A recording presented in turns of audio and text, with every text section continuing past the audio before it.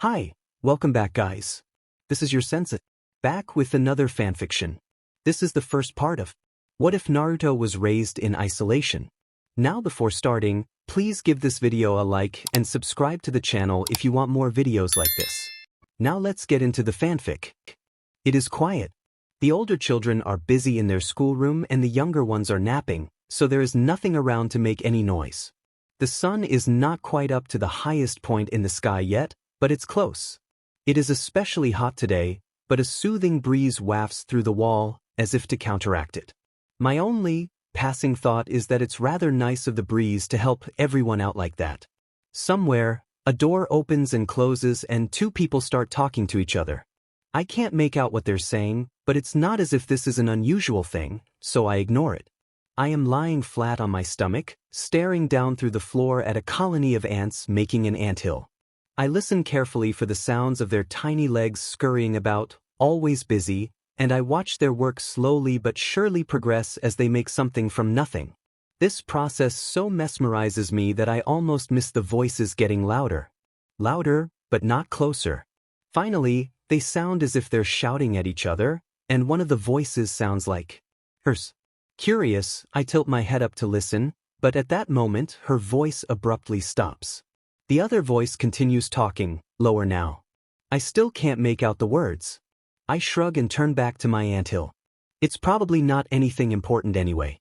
A door opens and closes again somewhere above, but my first hint that something is about to happen is the footsteps.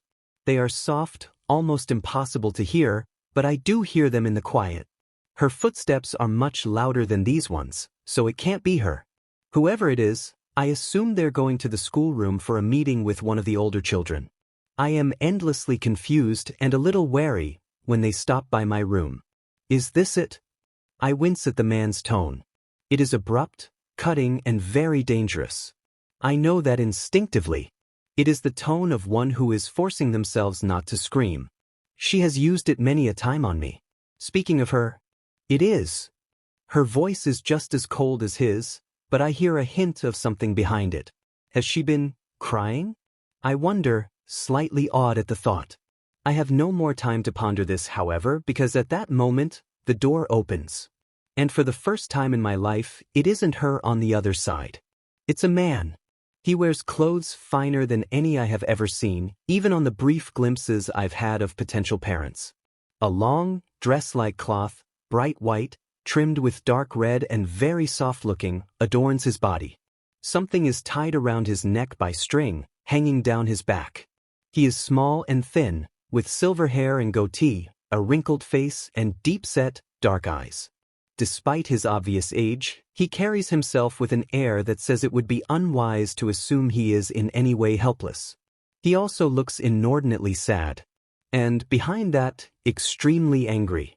None of this takes precedence to my most shocking observation. He is staring straight at me. No one, aside from her, has ever actually looked at me. Seen me. Like I exist. Like I am more than a ghost. It shouldn't be, but it's terrifying. I freeze in my place, lying there on the floor, helpless. My entire universe tilts off its axis. There is a moment of silence. Finally, he speaks. Cat. A long, bony finger pokes out of his sleeve at me. I flinch instinctively, but inside I am confused. What is a cat? Cat, I discover, is a person. She wears all black, except for her mask, which is white and has strange markings on it. She is tall and slim, and her long dark hair hangs down her back in a high ponytail. She has strange things attached to her legs, little boxes and pouches, and something long and metal pokes out from behind one shoulder at an odd angle, strapped around at her front. There are no holes in the mask for her eyes to see through, but somehow, she is looking at me anyway, her unseeing stare utterly intimidating. She walks forward. I am suddenly startled out of my stunned reverie, and I scramble frantically back, pushing myself against the wall, away from her. I do not know who these people are, but I don't like them. They burst right in without warning, and they act like they belong here in my world, like they always have, but they don't, and they haven't. She might become angry with me sometimes, but she protects me from the outside world. She let the monster live when others would have had it die. And I might get angry at her sometimes, but I don't want to leave her. I don't want to leave this place. It is all I know. I have always been curious about the outside world, but now, staring at these mysterious, frightening people, I wish I hadn't been. Because surely they heard my thoughts, and they became angry, and that is why they have come for me. Cat pauses. I hope that perhaps my fear is enough to appease them. Perhaps they see that I have repented my insolence, and I am really no threat, anyway. Perhaps they will leave, and let me hide away again. No such luck. Cat gathers herself up, as if to steel herself, and continues toward me. I shift sideways, trying to throw myself into the corner, away from her, knowing it is hopeless and yet unwilling to give up. I have only experienced the most distant kinds of pain, and yet that is enough. I have no desire to experience any more of it. And I know that if they catch me, they will punish me. Punish me for daring to wish that I was human. Punish me for being so ungrateful as to want more than my life, when I do not even deserve that. She is so fast, I don't even see her move. All I know is that one moment, Cat is at least halfway across the room from me, and the next, I am gathered up in her, very warm, arms. I freeze again, unused to the feeling of someone's arms around me, terrified of her incredible speed, and confused as to why my punishment has not yet begun. Not knowing what to do, I resort to my oldest defense mechanism. I lock all my feelings away behind the numbness, and I pretend I don't exist. I lie there, limp, as she wraps her dark cloak around me. Smells odd, but not in an unpleasant way, and it itches against my skin. I allow myself only the vaguest curiosity about what is going on as I listen again for the comforting sound of the ants under the floor. Still moving about, undisturbed by the changes of the world above them. The thought brings me an odd sense of calm, which abruptly shatters at the man's next words. "Take her outside and wait for me there," he says abruptly, waving his hand at Cat without taking his eyes off her, who still hasn't taken her eyes off him. I can't help the gasp that releases from my throat at these words. Outside? My gaze flashes to her, disbelieving that she would let them do such a thing. Take me so far away from the meager protection I have. She doesn't say a thing. She doesn't even look at me. She just stands there, and her eyes make her look like she's on fire again.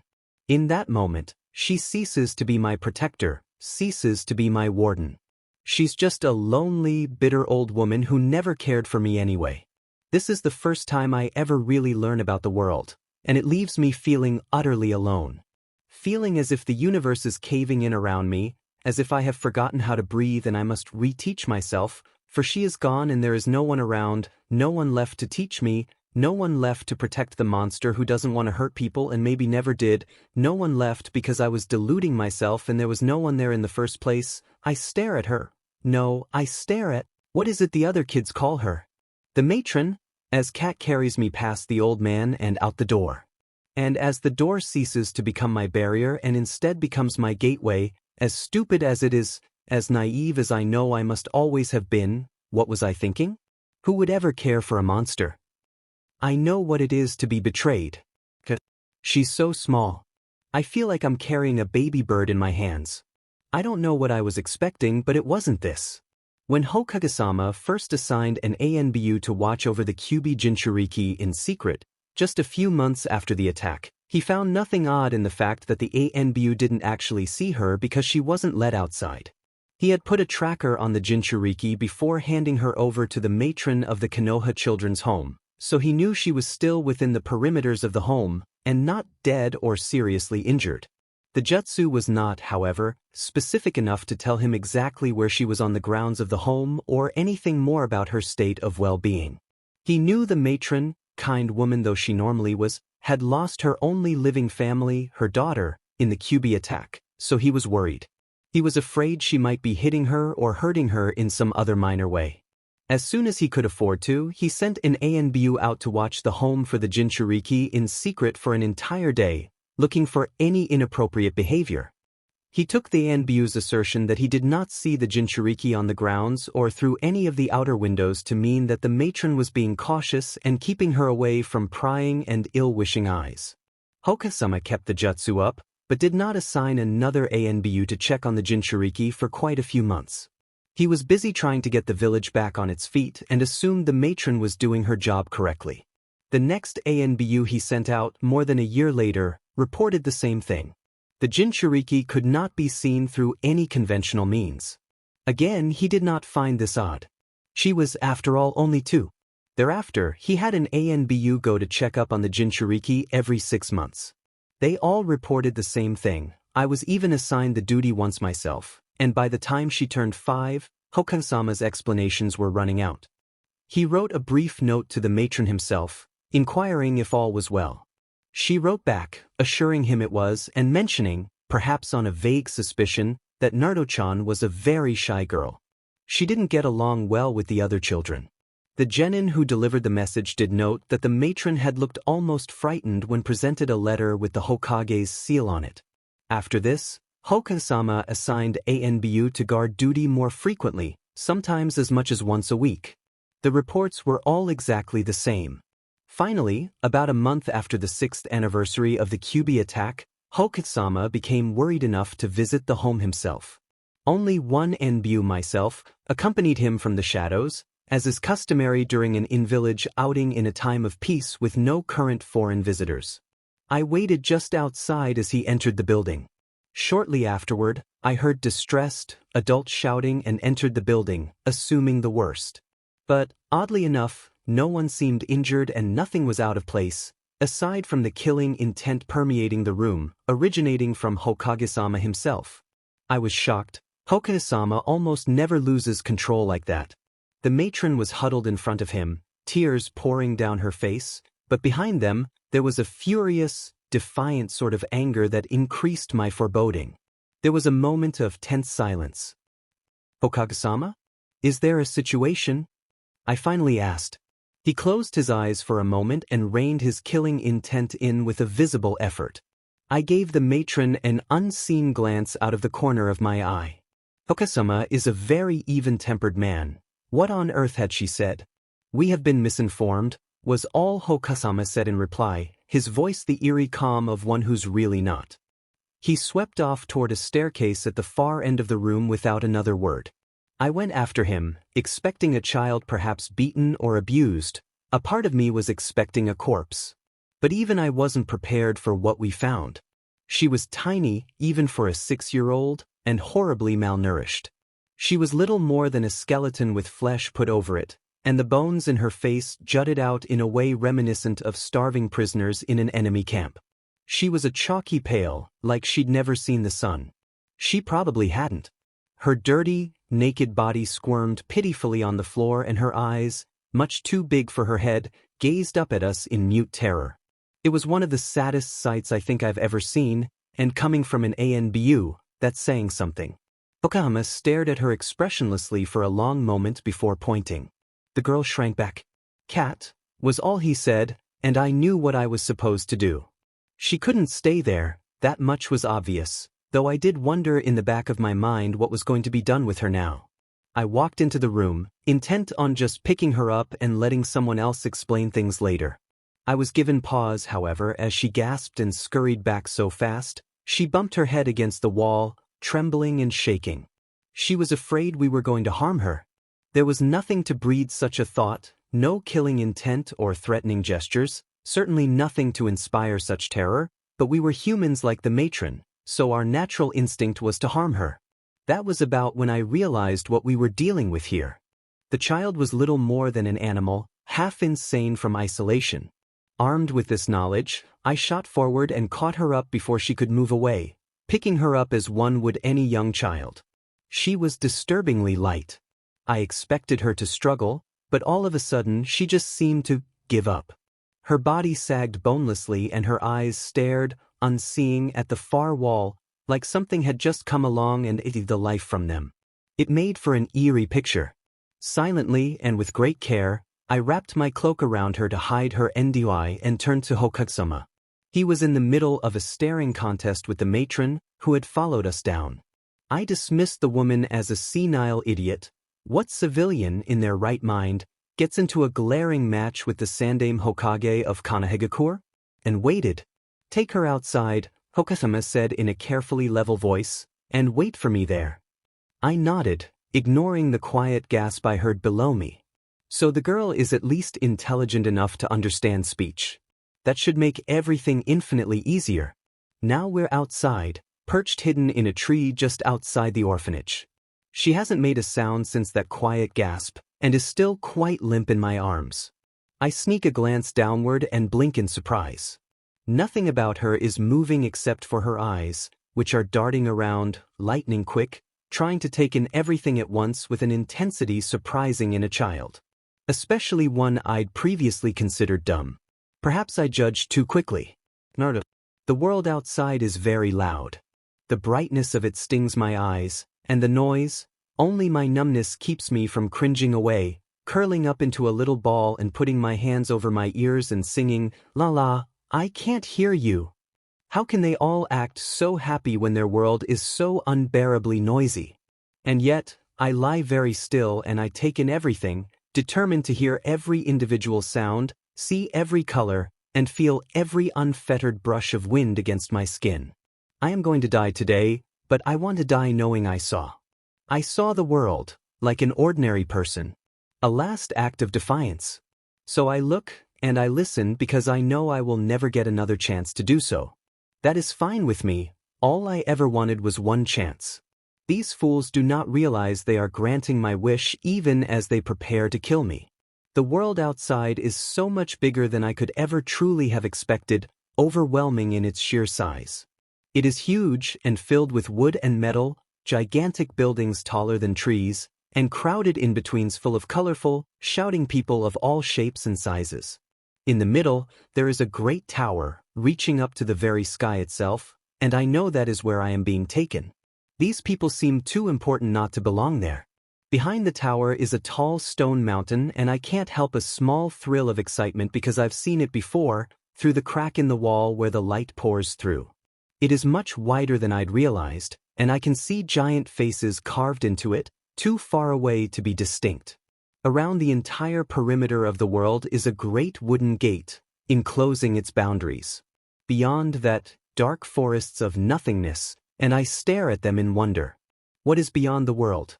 The orphanage building is much smaller than I expected.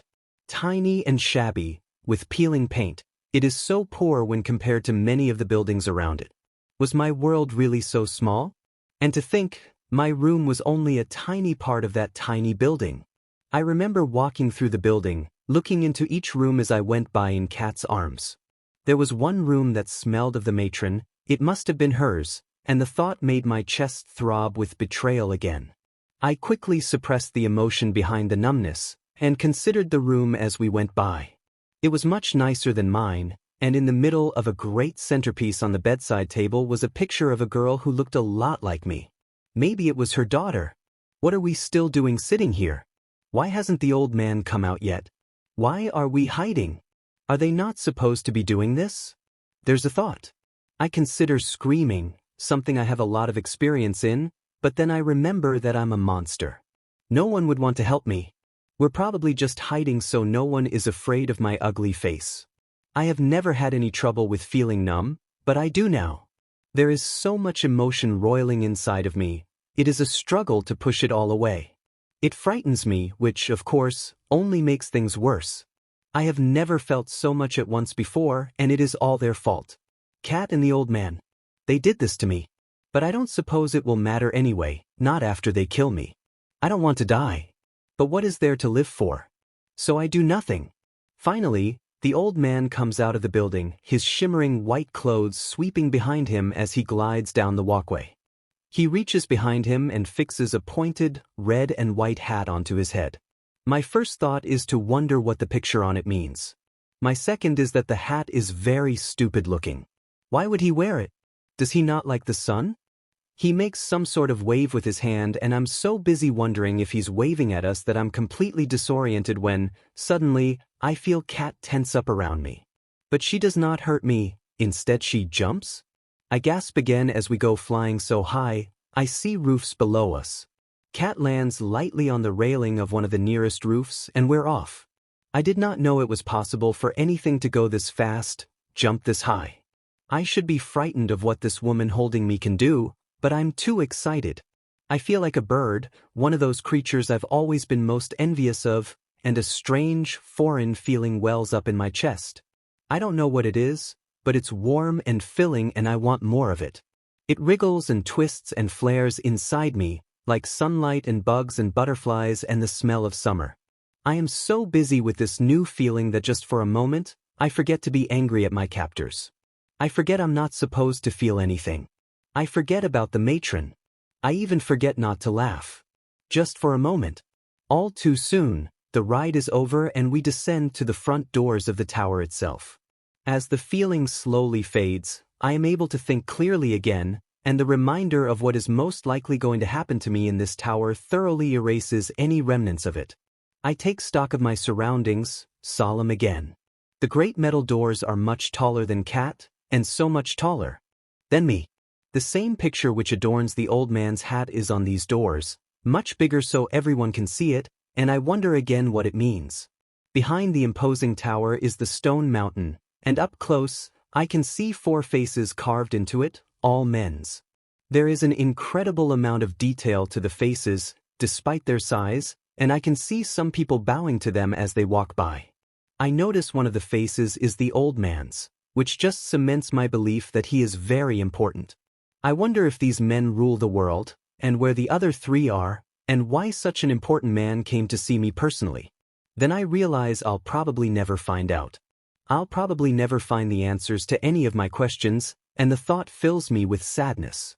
Abruptly, the enormity of what is happening hits me, and the numbness shatters like my faith in the matron. Everything is being taken away from me today, isn't it? What do I do? ANBU training doesn't exactly cover what you're supposed to do when your captive buries their face in your chest and starts crying. I rub her back awkwardly, wishing I had more motherly instincts. I've never been very good at this sort of thing. I studiously ignore the guard's stares as I walk into the building, careful not to shift my weight around too much because she's still clinging to me. God, this is going to be all over Konoha by this evening, isn't it? Then I feel bad for thinking that when she's obviously upset, then I berate myself for feeling bad. Finally, I tell myself to just shut the F up, and that, at least, seems to work. I climb staircase after staircase, all the way up to the top. Her crying has subsided into the occasional sniffle, and I still don't know what to say. I don't even know what her problem is. Finally, I make it up to the Hokage's office and wait outside the door for him to catch up. He decided to take the civilian route back, through the long, winding streets, as he often does. Hokasama enjoys being among his people. After about 10 minutes of awkward silence, he shows up, seeming to be in a somewhat more pleasant mood than he was earlier. Then again, that wouldn't take much. His gaze softens slightly as looks down to Uzumaki Naruto, and I consider her as well. She seems somewhat more aware than she was earlier, but she is still very silent and still. There are faint tear tracks on her cheeks, and she keeps her gaze to the floor, even though she must know we're watching her. Finally, Tahama bends down to look her in the eye, but she still won't look up. Gently, he reaches out 2 fingers and, ignoring her involuntary flinch, raises her chin up to meet his eyes. They stare at each other for a long moment and I have to ignore the sudden urge to look away, like I'm intruding on something private. Finally, Tokahama says softly, "Can you walk?" A moment's hesitation. Then wordlessly she nods. Hokasama straightens up, not taking his eyes off of Uzumaki Naruto's. "Put her down, cat." I know an order when I hear one. Gently, I set her on her feet, and she stands shakily, moving quickly away from me. She reaches a hand up to the cloak, but I interrupt her. "Keep it." This, finally, provokes a reaction. Her head whips up sharply and she stares at me, her brilliantly blue eyes penetrating. After a moment, she seems to realize I'm serious, and I just manage to catch the stunned look on her face before it blanks itself again. "Thank you," she says softly, her voice hoarse from disuse, but I still manage to catch the sincerity in it. Then, to my complete surprise, she bows. Awkwardly, clumsily, but she bows. All because of the simplest act of kindness. My first thought is that matron is a beach in addition to being a senile idiot, and I hope they fire her for this. My second is that Uzumaki Naruto is absolutely nothing like I expected her to be. As Hokahama tells me to take the rest of the day off, and I turn to leave, I know that I will be bombarded with questions by all and sundry tonight, and probably tomorrow morning. Questions I don't know if I'll be answering. That girl deserves some privacy. Naruto. I don't understand. There are many things I don't understand, but lately, there have been some rather important ones. Which is odd in itself, really, because important things don't happen to me. The most important one, though, is that I don't understand why they're being so nice. I don't understand why Cat rubbed my back when I cried. I don't understand why the old man is being so gentle, almost careful with me. I don't understand why Cat gave me her cloak. Most of all, I don't understand why I am at the tower and not dead. As I follow the old man into what seems to be the only room on the floor, this makes me irrationally angry. Are they playing with me? Do they find it amusing, playing with my emotions like this? Are they just acting? It seems likely, and it fills me with a terrifying kind of fury. I stop just inside the doorway, deciding that if I am going to die, I might as well die for something. Why? I hear him pause in front of me. Naruto-chan? His voice is oddly hesitant. What does he mean by Naruto-chan? Why? I say louder, done with this game. Why are you being so nice to me when I am just going to die? Why would you do that? I look up and give him the best glare I can muster, which isn't much, but I have to at least try. He has the oddest expression on his face, which quickly blanks itself under my scrutiny. There is a long pause. Why, he finally says, do you think you are going to die? I stare at him. Is this some sort of joke? I'm not. I finally manage to force out. He looks me right in the eye with the firmest gaze I think I have ever seen. No, he says simply. You are not. I don't think he will ever understand just how much those 3 words meant to me. Her face is a study in complete shock. She honestly believed we were going to kill her. I have no idea what to think of that. No, wait, yes I do. But somehow, I don't think burning fury is the correct emotion to be giving off right now. Rather counterproductive, really. Slowly, her knees give out from under her and she begins to slide to the floor. Quickly, I move a chair from its place beside the wall and slip it beneath her. I push it into the room. It snags on the rug and then it's through. I shut the door behind me and turn back to her. She is still in shock, but as the minutes pass, I watch her slowly start to get over that. She lifts her head and blinks, gazing around herself as though seeing the world for the very first time. Which I remind myself she is. The thought makes me feel old. I go around her chair to sit behind the polished mahogany desk that takes up the main part of the room.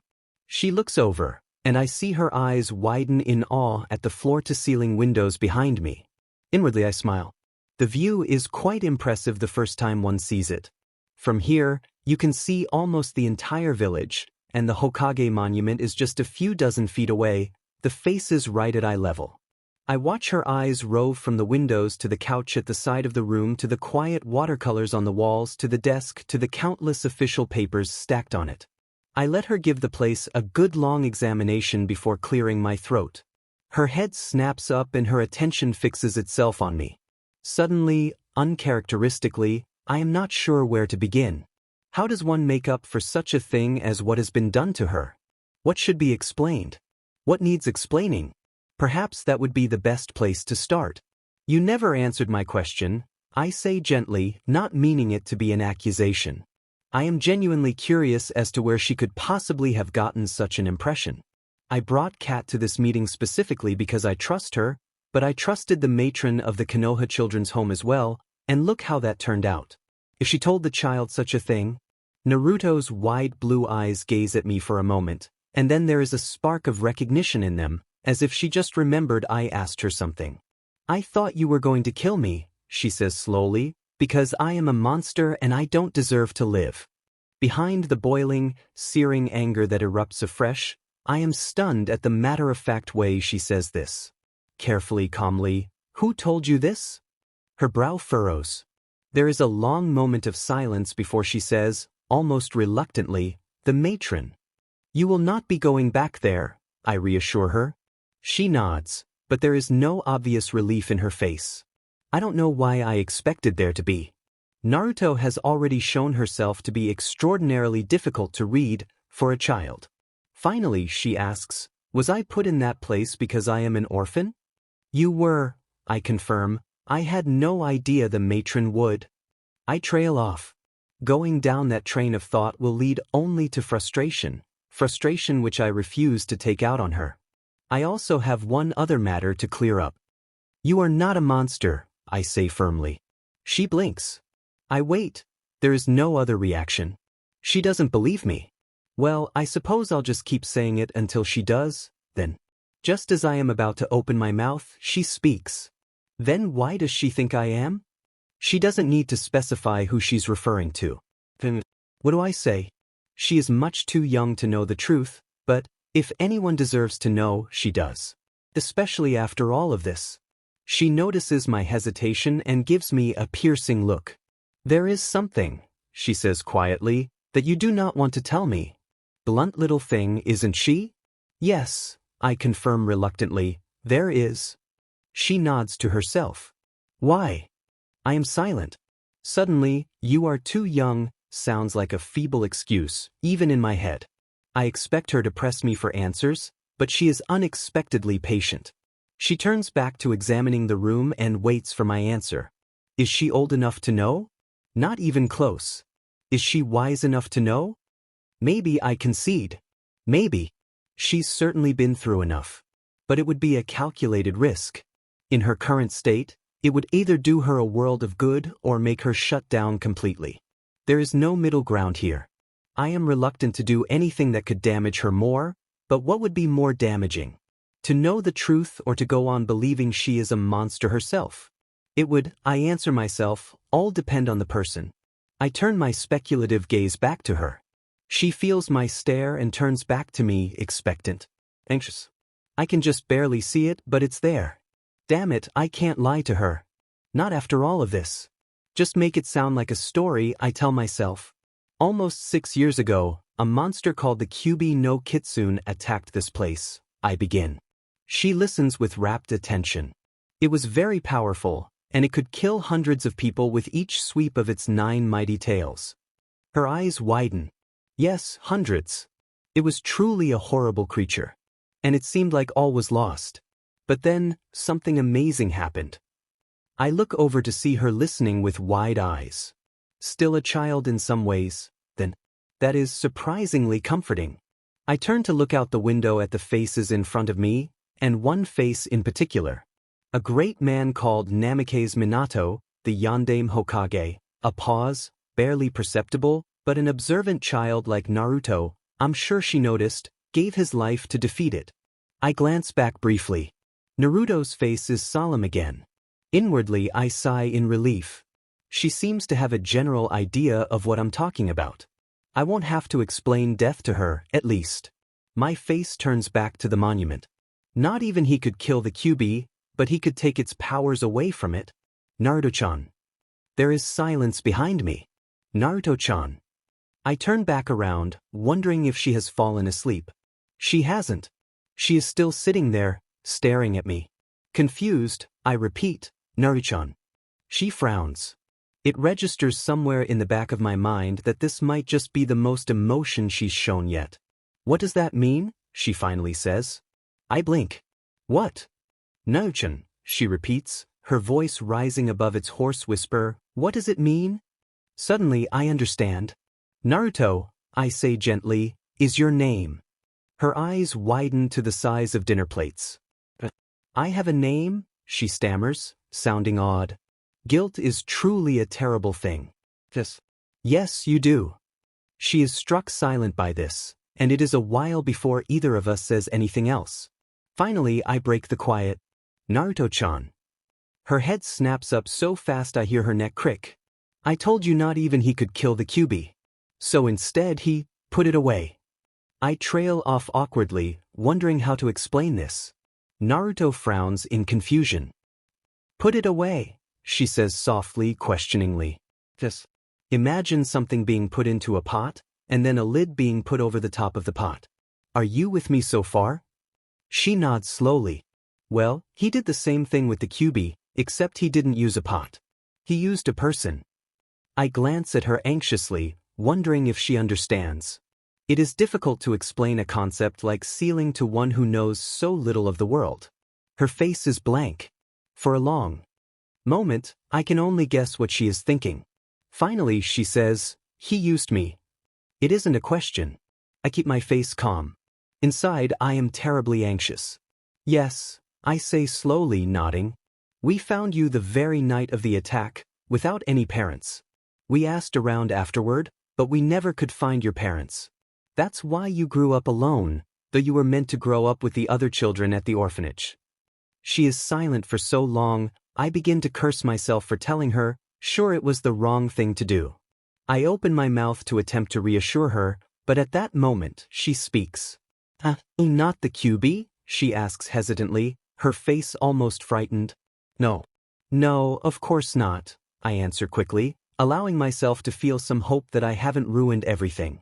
No matter what, a container is still only a container.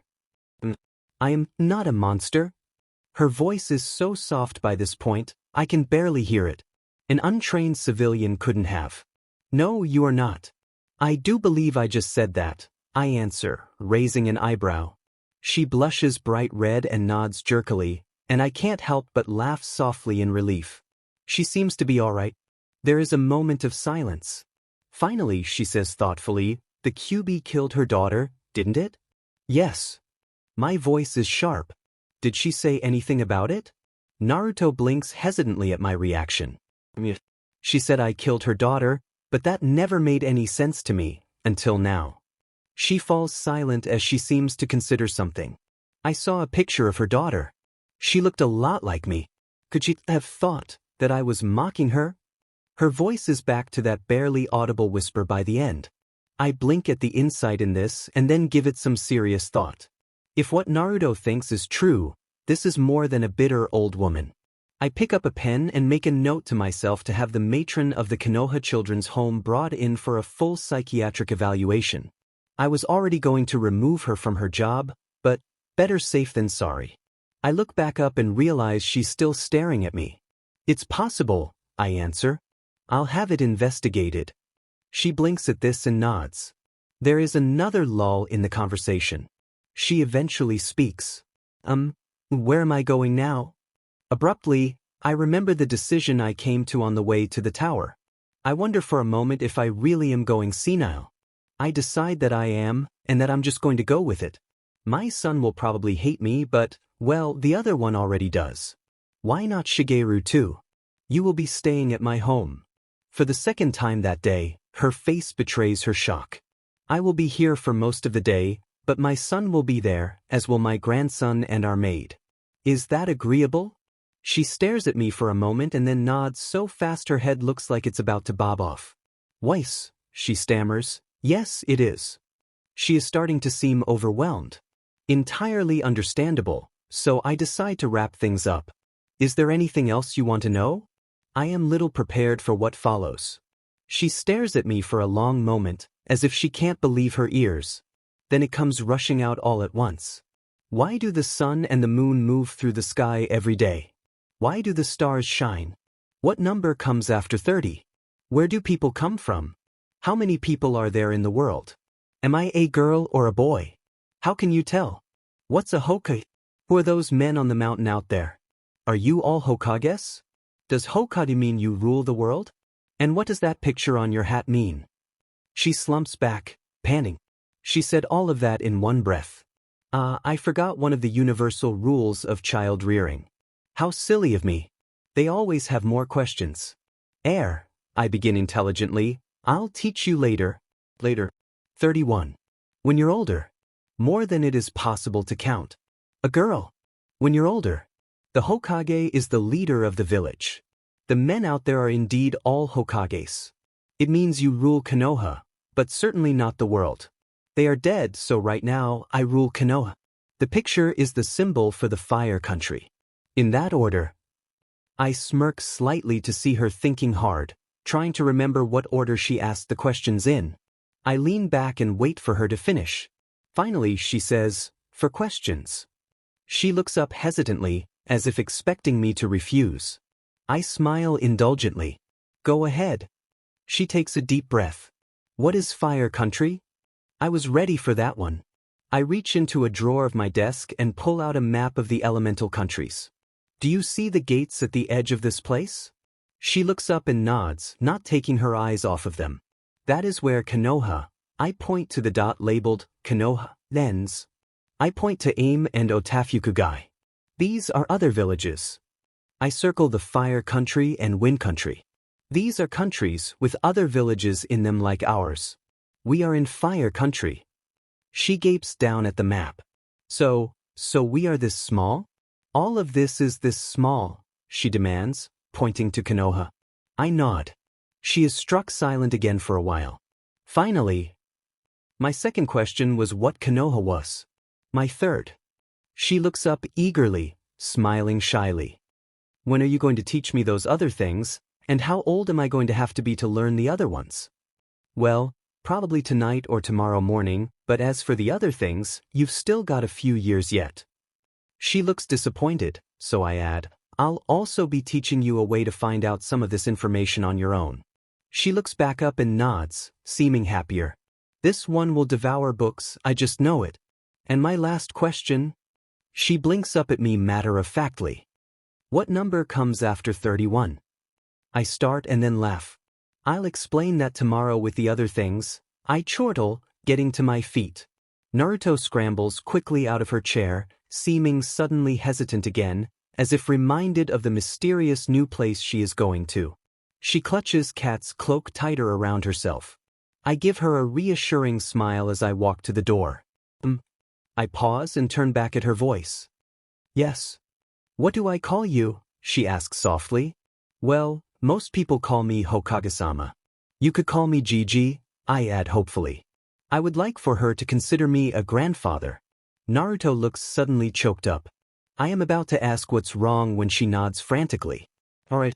Gigi, she says experimentally, as though testing out the word. I was wondering, if you never found my parents, how do you know I ever had any? I force myself not to freeze. Minato specifically asked that Naruto not be told of her parentage until she made Chunin, but by God, it's hard to lie about such a thing. Everyone has parents, Naruto-chan, at some point or another. If we did not, we would not exist. But how? When you're older. Oh. I have to laugh at the petulant pout on her face. Still a child in some ways. Naruto. I am flying over the rooftops again, this time in Gigi's arms. He asked me to call him Gigi. He asked me to call him family. I cannot understand why he would say this, but I wonder if it means he wants me. The very idea leaves me slightly hysterical. I also wonder if he runs the village because he is so powerful. He is certainly very fast, much faster than Kat. I feel like I have been asleep and am slowly starting to wake up. I am starting to realize that I am never ever going back to the orphanage or my room again. And I'm not a monster. The matron was wrong all along. I feel so much at this that I almost long for the days when I was nothing. Emotions, I discover, are terrifying things, and when I was watching all of those other people feel and live and breathe, I had no comprehension of how overwhelming that would be for me. For a moment, I almost wish I was in my room. I push those thoughts away. I am living my dream, my equivalent to being a star. There is no need for sadness, and focus on the wonderful, warm feeling that flying brings me. We are traveling much farther than I did with Kat, I soon realize. We leave what seems to be the main part of Konoha, the city part, and then we are passing by beautiful houses, nicer than any I have ever seen, with huge green estates and gardens all around them. Gigi leaves the rooftops and takes to empty, tree-lined roads. Soon, even the estates are behind us, and then we are running through wild forest, going a twisting, turning way Gigi seems to know by heart. The trails are no longer paved, and are sometimes no more than a thin scar of dirt between giant, ancient trunks. We go farther and farther toward the great gate surrounding the village. For one wild moment, I think we're leaving altogether. Then Gigi suddenly turns a corner, speeds around a copse of trees, and there it is. I know this is our destination even before Gigi says, "There it is, Naruto." Home. I cannot speak.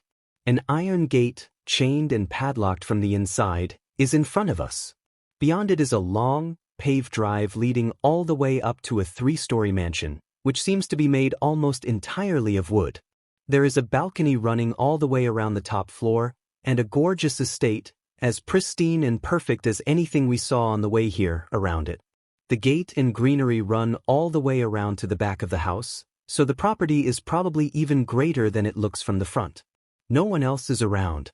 The only sounds are those of the forest. I cannot believe I am going to be living here. It is so perfect, it is intimidating. What if I do something wrong?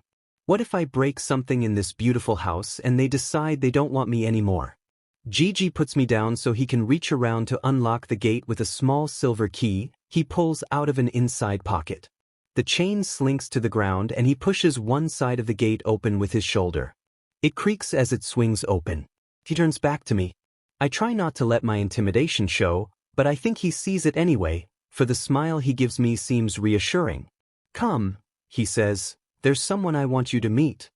I feel a tingle as I pass through the gate, but when I look around, there doesn't seem to be anything there. I give a mental shrug and decide I must have imagined it, continuing on behind Gigi's sweeping white clothes. The gravel is hot under my feet as we make our way into the shadow of the great house.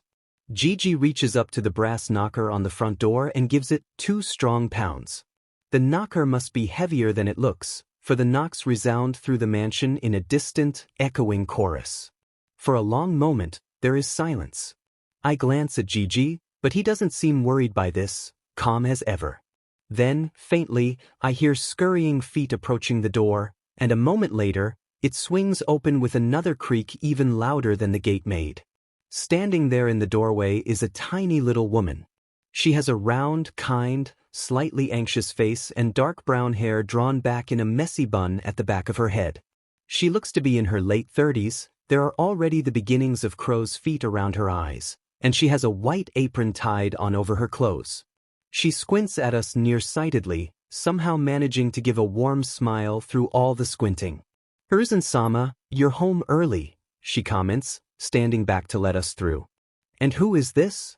She smiles directly at me, and my stomach does an odd sort of flip-flop. "This is Uzumaki Naruto Aya," Gigi says, pushing me gently through the doorway. I am so distracted by the idea that I have a surname too that it takes me a moment to realize how grand this place I am staying is. In contrast to the outside of the building, the entrance hall is mostly inlaid with cool, smooth stone. And it is big enough to fit an entire floor of the orphanage into it. There are a couple of beautiful vases and framed pictures here and there for decoration, most of them depicting what seem to be warriors.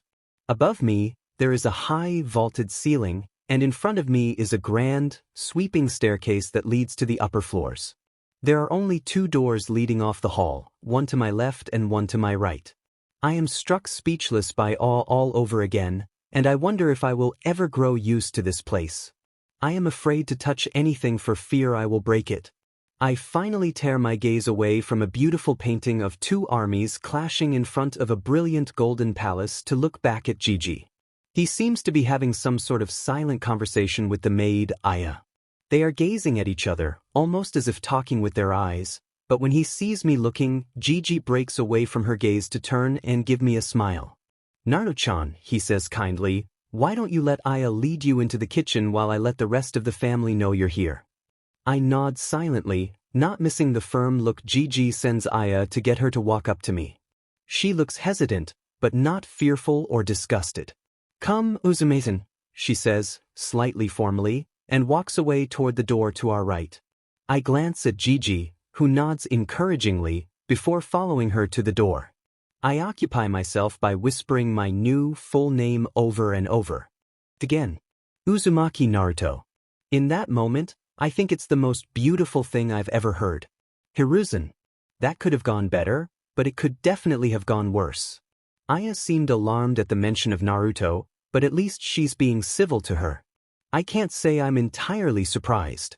The civilians of the village have always held much more fear toward Naruto than the shinobi have, because they don't understand sealing, and therefore don't understand her. It's a sad state of affairs, but there you have it.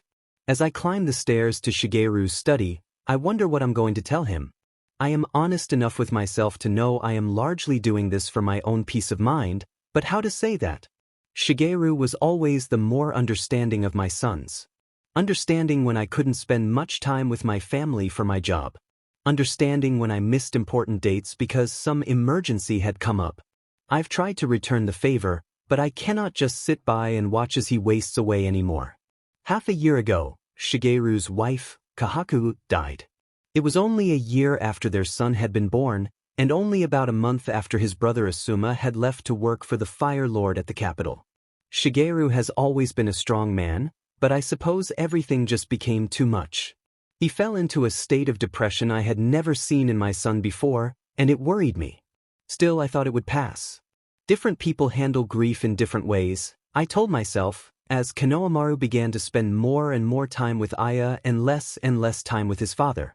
I had him taken off the active duty roster for a temporary term of leave when some of his peers began confiding in me that they were worried he was trying to work himself to death. They mentioned things like lack of sleep, exhaustion, and emotional withdrawal. I had hoped spending more time at home might help, but it only seemed to worsen things. Shigeru has drawn into himself, and nothing I am doing is helping. Naruto, too, hides within herself, though not entirely through any choice of her own. I can see it plain as day. She doesn't know how to trust completely. Perhaps it is naive of me, but I am hoping the two of them will be able to help each other. I knock at his study door, and he is in there, just as he always is these days. "Come in," his voice calls out, and I can tell he is surprised to see me so early in the day when I walk in. "To-san," he says questioningly. His voice is hoarse and there are dark circles under his eyes, but his face shows only a vague sort of confusion. "What are you doing here?" I decide there isn't any point in beating around the bush. Shigeru would probably see right through it anyway. "I have some business to discuss," I say simply, taking a seat in a chair across from him. Seeing him still staring at me, I add, "About work." Shigeru tenses.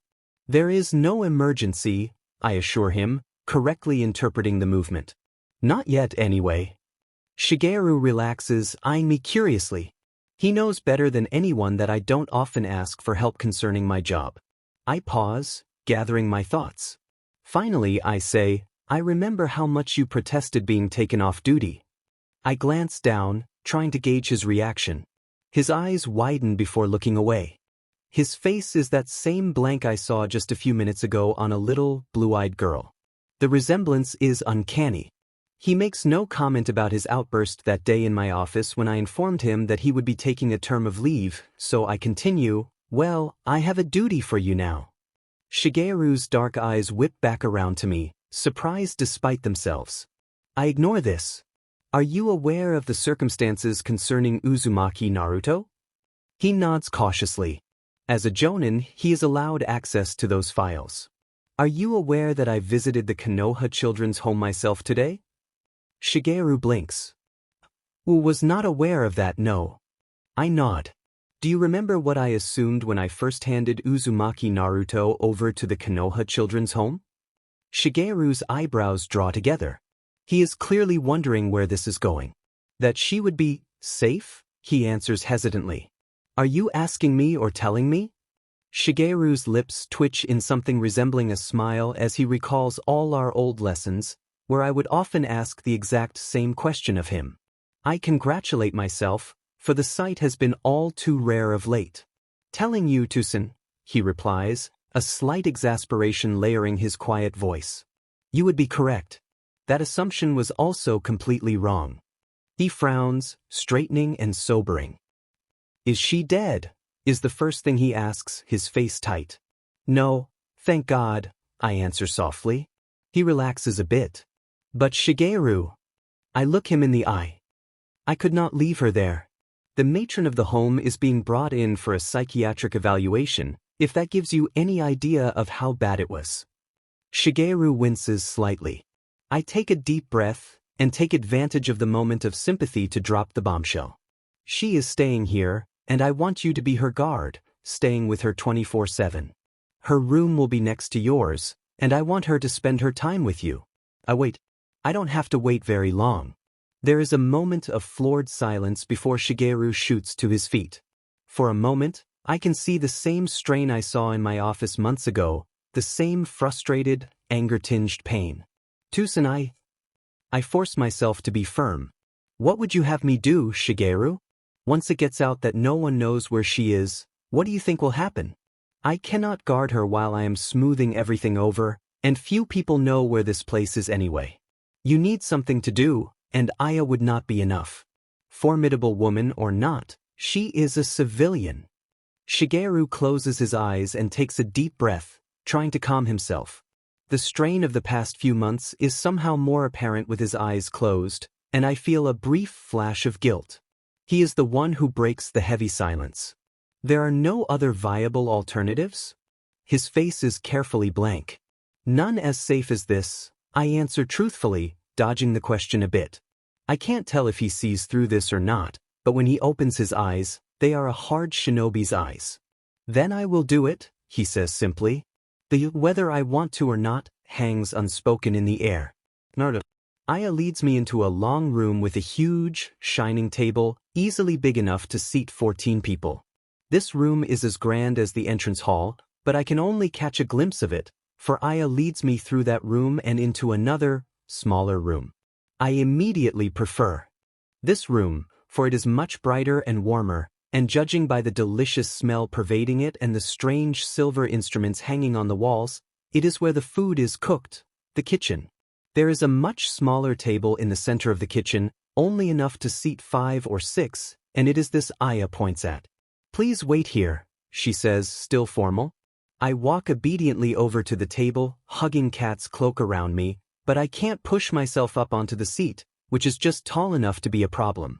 I continue trying anyway, trying to pull myself up, arms and legs shaking with the strain. The thought comes to me that I am weak, and it makes me frown. Why are all these other people so much stronger than me? Do I have to move around more?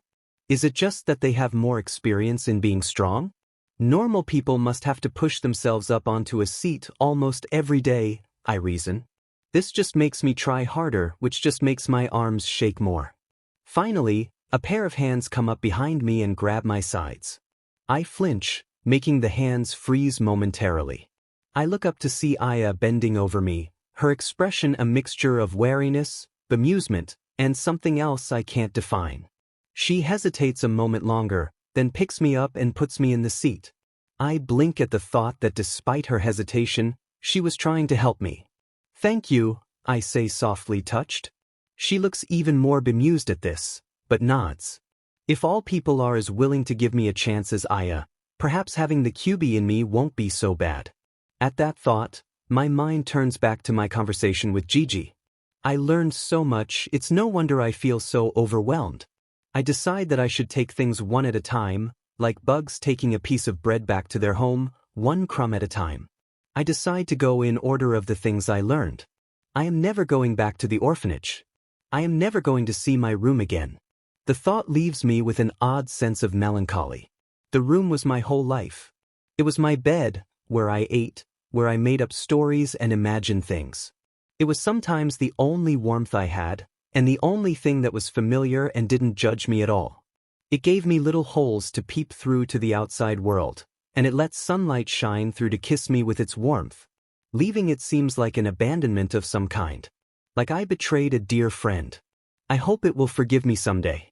Maybe, one day, I'll go back and visit it to try and apologize. I'm not a monster. I just carry one. And not a very nice one at that. I imagine a big stone man opening my belly and putting an angry-looking fox inside of it, then slamming the top of my belly shut like it's on a hinge. I wonder if I can talk to it. But if I could, wouldn't it have talked to me before now? Wouldn't it have told me what a horrible little person, girl, I was for locking it up so it couldn't eat people anymore? But wait. I remember, eyes widening, that my stomach has growled at me before. And then it wouldn't stop growling and hurting until I ate. Was that the QB demanding food? Is that why I am so thin? Because it's eating my food. Hey! I say indignantly, glaring down at my belly and poking it. Stop eating all my food. I feel a prickle on my neck and turn to find Aya staring at me. It's eating my food. I exclaim, angered into loudness, pointing at my belly. Aya just keeps on staring. I wonder why she does not seem more alarmed by this if she is afraid of the QB. What if it gets strong enough that one day it just bursts out of my stomach? Just then, Gigi comes into the kitchen, followed by a dark-haired man who looks a bit like him. He has his small size and his deep-set, dark eyes and his grace. But my thoughts do not remain on him for long. Gigi! I exclaim, the QB's eating my food. Gigi stares at me as well, but with a much more guarded expression than Aya. What? He finally says. Frustrated, I attempt to push my emotions away behind the numbness in order to explain. Sometimes my stomach growls and hurts, and it won't stop until I get food, I explain. Maybe I'm so thin because the QB's in there and it's eating all my food. I can't help the note of urgency at that last part. To my surprise, Gigi chokes out a surprised laugh. To my even greater surprise, the other man snorts and Aya's lips twitch. I frown. Do they think I am joking? Gigi notices my expression.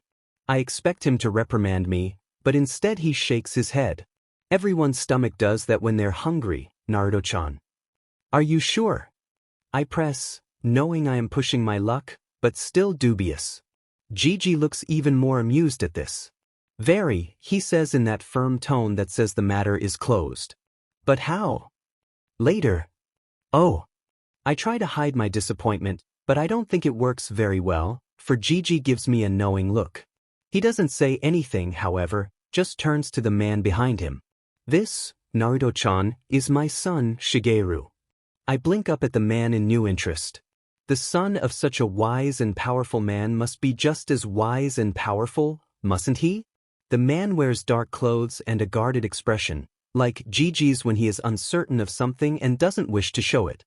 I decide Shigeru sees me as Aya does. He just hides it better. Does that make him wise like Gigi? I can't tell. Either way, I hope he gives me a chance too. He and Aya will be the ones taking care of you while I am at work, Gigi says, startling me out of my examination. I feel a sudden moment of panic at the thought of Gigi leaving me, when I am just beginning to trust him, to these two people who don't like me. What if I am locked in another place like the room again? What if this is all a trick? I turn wide eyes onto Gigi, who gazes back at me in agonizing silence. For a moment, I feel as if I am back in the room again, waiting to see how nice the matron feels today. Finally, he says, but I think I can spare the rest of the day off. My chest floods with relief, which is a lot like happiness, I discover, except you appreciate it more. Now, do you want to see your new room? My chest freezes again. I gaze up at him, smiling so kindly, and all I can think is that I was right. He was lying about all of it. It was all too good to be true. They are taking me to another room. I feel myself trembling as my eyes flash to all the exits, knowing I won't make it in time. But it's just not fair. Not fair to make me want life and then try to take it away from me. Naruto-chan. Shigeru is suddenly tense, like he's ready to catch me at any moment, and Gigi looks worried. Are you all right? I swallow and force myself to speak, trying so hard to push back the fear when there's just too much of it. Oh, you're going to... I stammer, trailing off. Gigi looks confused. Like the matron, I whisper. Gigi's eyes widen. No, he says so loud that I jump. No, nothing like that. God no. I was talking about a room to sleep in.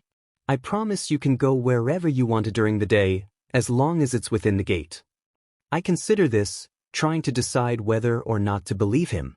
He looks sincere. But if the room is for the night, why not show it to me at night? Why right now? Just to see where it is. I ask cautiously. Of course, Gigi says, nodding. You don't even have to go inside. I look over at Shigeru, who looks a little more relaxed now, but is still very quiet and closed off. Then I look toward Aya, who still has that same mixed expression on her face, like she can't decide whether or not I'm going to eat her. Okay. I hop off the chair, decide I like hopping, and follow Gigi toward the kitchen door. I am relieved to see that Shigeru doesn't seem to be following us, and Aya stays where she is as well. Before I leave the room, I decide to make a statement. I turn back to the two of them. By the way, I say matter-of-factly, I don't eat people. I turn around and walk out the kitchen door, not quite able to understand why Gigi is laughing to himself. Hiruzen. She's never climbed a set of stairs before. I take her hand and watch with something between amusement and sadness as she struggles up the steps, getting the feel for them, the look of determination on her face so reminiscent of her parents that it takes my breath away. I offer to help, but she wants to figure it out on her own, and doesn't that bring back memories too? She sounds just like her father when she says it. The thought that she has inherited his spirit fills me with a hope I can't even begin to describe. Shigeru's and Aya's reactions to her were fun to watch too. Just after the kitchen door swung shut behind her, I caught Shigeru start and then give a soft, genuine laugh, with a look on his face as surprised as I felt. And I don't think I've ever seen Aya stare that much. I'm starting to feel that maybe this will be best for more than just Naruto. One can always hope, anyway. Naruto makes it to the top of the stairs and actually smiles a brief, triumphant smile before looking up at me expectantly. I lead her down corridors and past rooms. She peers curiously around her as we reach another flight of stairs. 5 long, careful minutes later, we are up the stairs, turn down a corridor, head past Shigeru's room, and stop in front of her room. Here we are, Naruto-chan, I say unnecessarily and, seeing her hesitate, I reach out and push the door open so she can see inside. It is nothing special as far as rooms go. Moderately sized with 4 white walls, a window on the far wall, and a large, fluffy bed set against the wall adjacent to it. Next to the bed is a chest of drawers with a small looking glass above it, and opposite the bed is a wardrobe. Other than that, the wood floor is completely bare. The only reason I chose this room is because its walls are thinner than the lower floors, allowing Shigeru to hear if anything happens from his own room. Naruto gazes into it like she's never seen anything quite so incredible. Then her wide blue eyes tear away from it to gaze up at me, as if to be certain it's hers. I nod silently, and her entire face lights up. She runs into the room, takes a great leap I'm sure she'd not have been able to do consciously onto the bed, and buries her face in the down pillows. I watch in amusement as, after a moment's pause, she lifts her head up and blinks, as if just realizing what she'd done. Then she shrugs, and turns to examine the bed with an almost scrutinizing gaze. After a moment, she gets to her feet, hesitates, and then gives a cautious little hop. The bed bounces. Apparently encouraged by this reaction, she jumps higher. The bed bounces harder. Just under a minute later, she's jumping around wildly on the bed like there's no tomorrow, beaming and giggling to herself. The sight makes me smile, and I wait patiently for her to finish, not daring to leave in case she falls off. Looking back, I realize later that it might have been the first time I thought of Naruto as a granddaughter. The mirror is incredible. I have never seen a mirror before, but I think they're amazing. I have to stand on my tiptoes to see over the drawers to my own reflection, but I can finally see what I look like. I am not so different from anyone else, I discover. Maybe I'm not hideous. I have a nose and eyes and a mouth like everyone else. My face is very small and thin and angular. It is heart-shaped, with high cheekbones and a pointed chin. My mouth and nose are tiny, and so are my ears. On my cheeks are long scars, strange-looking but not ugly. My eyebrows arch and my eyes are big and blue. My golden hair frames my face in a curtain. I still like my hair the best. Finally, I tear my gaze away from me, Uzumaki Naruto, to follow Gigi back out of my room and into the hallway. He shows me Shigeru's room next door, and where the bathroom is down the hall. I am surprised when he tells me the toilet is like the chamber pot, and the tub is for washing. Everything is so white and shiny. These people PSS in nicer places than I usually eat. Then Gigi walks me to a pair of beautiful glass doors that lead out to the balcony. He smiles when I gasp in awe at the view laid out below me. The backyard is huge, as big and beautiful as any estate we passed on the way here. Trees are everywhere, but they are not as wild as the forest outside the gate. Instead, most of them shade over beautiful gardens or, in one case, a great body of water in the middle of the estate. I wouldn't realize it until much later, but it actually wasn't that great at all. It was a mere fish pond. Off to the side of the grounds, near one side of the gate, is a little cottage. Gigi points it out to me and says, "That is the home of our gardener, Saint. He does all of this by himself." "All of it?" I ask incredulously. Gigi nods. "Yes, everything. I've tried to hire him help, but he insists on doing everything himself." I decide I'd like to meet this Sankin. He must be magic. Gigi leads me back inside and down the stairs to the second floor, which is the only one I haven't seen yet. We go down the hall to a door about halfway along and he opens it. Aya is in there and so is a little boy who cannot be older than 3. All around him are marvelous, brightly colored toys. "Naruto," Gigi says kindly, bending down to look at me. "This is Shigeru's son, Kanomaru. Would you like to play with him while I talk to Aya outside for a minute?" I glance at the happy, babbling little boy and nod eagerly.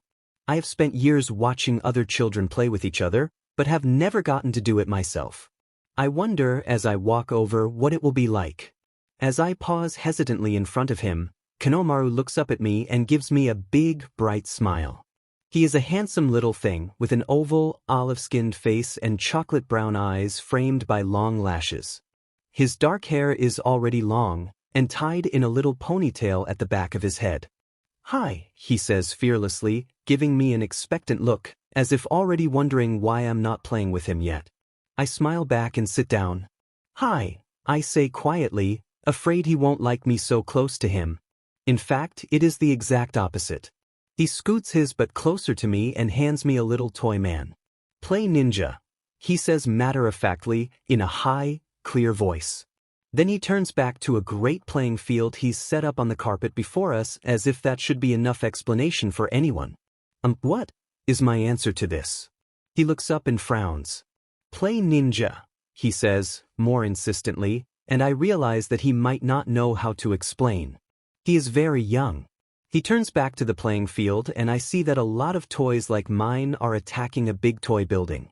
I play along with them, and that seems to be the right thing to do, because Kanomaru smiles and tucks into his playing much more fervently, babbling incoherently at me all the while. I am startled at how effortlessly he has drawn me into his world. I discover 2 things that afternoon. First, that ninja are soldiers or fighters. Second, for all his youth, Kanomaru is very good at sound effects. It takes me a long time, after we've killed the dangerous beasts within the building and saved the doll inside, while Kanomaru is celebrating and I'm laughing right along with him, me laughing, to realize something. Abruptly, I think that Kanomaru is the only person in this house I already trust completely. As I look at his wide, innocent, carefree eyes and his tiny hands, I think I know why. The thought makes me feel warm. Aya comes back in shortly after this realization, her face still full of puzzled confusion.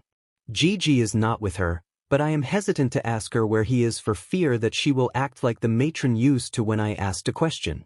I am mindful of the fact that Aya has shown she is willing to give me a chance. I will not ruin it for anything. Aya kneels before me. I tense up before I can help myself, but if she notices, she says nothing. "Naruto-san," she uses my first name this time. "Would you like to take a bath?" I am confused, as I just had a bath a couple of days ago. It is not nearly time for another one yet. My suspicion at this wars with my desire to please her, but eventually I nod.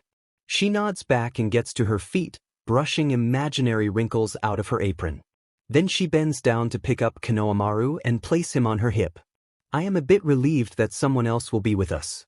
Finally, she turns to me. "Follow me," she orders quietly, and I follow her obediently out the door. I expect her to go back up the stairs to the bathroom I already saw, but instead she turns down the corridor to another door and opens it to reveal an entirely different bathroom. It is just as nice as the other one, and my renewed all wars with skepticism. Why on earth would anyone need a bathroom on every floor? Still, it is a beautiful room, and as Aya sets Kanomaru on the toilet seat to help him get undressed, I wonder that I am going to be bathing in it. Perhaps people as important as them are always this clean? Aya sets Kanomaru in the tub and, after a brief hesitation, beckons to me to join in. I slip off the long, heavy cloak and put it outside the door. When I turn back, Aya is still staring at me. Feeling suddenly vulnerable, I climb awkwardly into the tub. This sitting to bathe thing is new and strange to me, but Kanemaru seems used to it. He turns around to grab little toys perched on a shelf near the tub, heedless of the hard white stone under his bottom and the water filling up around him. There is something odd between his legs that seems to be a part of his body, I eventually notice. I look down at my own body, wondering if I'm supposed to have one too. But Gigi did say Kanemaru was a he. Is that how you tell? Just as I am starting to become uncomfortable with the water rising around me, Aya reaches over to pull on a shiny silver knob above the tub and the water stops pouring out of the spout. She washes Kanemaru first, interrupting his playing in the water to make him stand up so she can scrub him down. This, at least, I am familiar with, so when she gets to me, I stand up and wait. She is much gentler than the matron ever was, and the soothing touch nearly unhinges me. By the time she is done, I am trembling all over and Kanemaru's energetic shouts while he plays are more grating than cute. Aya gives me a knowing look and after toweling me off, tells me I can rest now if I want to. I nod in relief and show myself out of the room, wrapping the cloak back around myself on the way out. I practically have to crawl to get back up the stairs, but at last I am at my room. I push the door open with trembling hands, deliberately not closing it behind me. Living in this room would not be so bad, but knowing I am able to go out whenever I want to is even better. Closing the door would just make me feel trapped. I climb up onto the bed, collapsing into the amazing softness of the pillows. There, with Kat's cloak around me and the waning afternoon sunlight shining through the window, I finally allow myself to relax. My last thought before I fall asleep is how odd it is that just a few hours ago, I was waking up in my room, secure in my certainty that nothing out of the ordinary would happen today. Bright light hits my eyelids the next morning. I groan and blink at the yellow covering my view whichever way I look. After a few moments, my eyes get used to the unusual brightness and I sit up, confused. This isn't my room. Why would I be in another room? Then the memories come rushing back and I remember. This is my room now, except I don't have to stay in it all the time. I am living in a gorgeous house with 3 stories and a Gigi and a cute little boy named Kanemaru. I am not a monster, and now I'll get the chance to prove it. Feeling that warm happiness that is still so new to me, I clamber to the wood floor, pulling the cloak closer around me where it fell off the night before. I go through the door, which is still open, and feel a thrill of delight that I can walk out of my own free will and no one is yelling at me. Everything seems much less frightening and much more wonderful in the morning. The stairs seem exciting instead of treacherous, and the entrance hall seems delightful instead of intimidating. The sunlight seems cheerful instead of alien as it flows through the beautiful windows. The kitchen seems even more welcoming than it did the day before. I stay there because that was where I was told to stay when I first arrived yesterday. I want to go out and explore the grounds, but I don't want to get in trouble on my first real day here. Maybe later, I think to myself hopefully. After a few minutes, during which my stomach reminds me that it has not eaten since yesterday morning, Gigi comes out into the kitchen. I smile at him, feeling like a bird soaring into the skies. He looks surprised but smiles right back. His dark eyes are much warmer when he smiles, and I like the funny crinkles it makes around them. "Well, you're up early," he says, and I blink in surprise.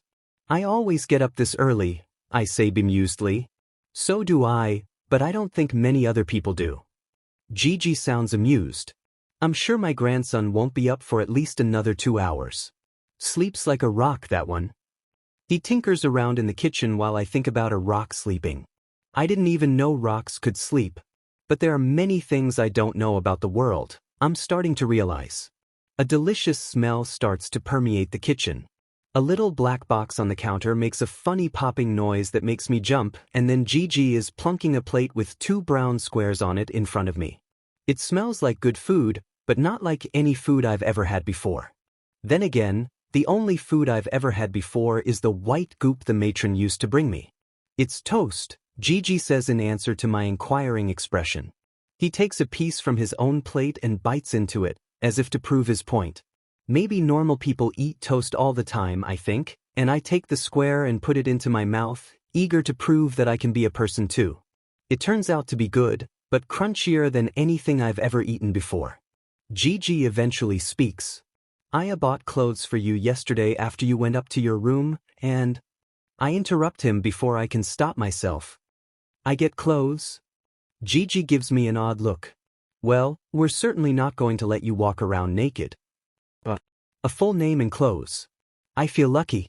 Anyway, she'll have them for you when she comes down, which should be in just a few minutes. Meanwhile, I have to go. Suddenly, my sunny mood darkens. I feel faint stirrings of fear.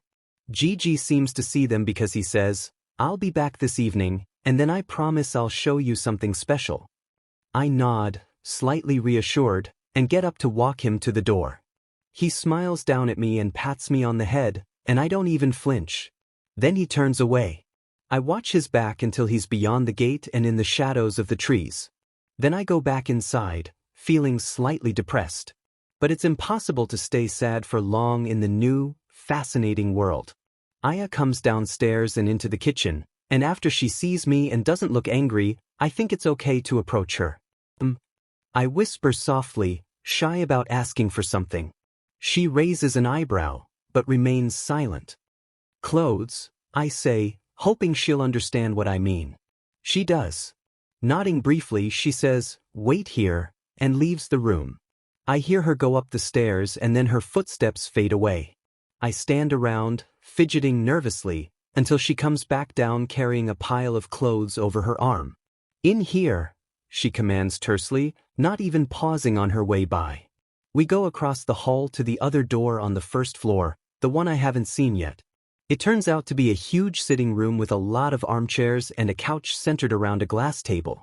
Behind the couch, on the far wall, is a stone fireplace, and on the east wall is a large window with the dark curtains still drawn over it. I have to wonder if this room is always this stifling, or if it's just because the curtains are still drawn. Aya turns to me. Take off your cloak. I just guessed at your size, so we'll have to see if these fit.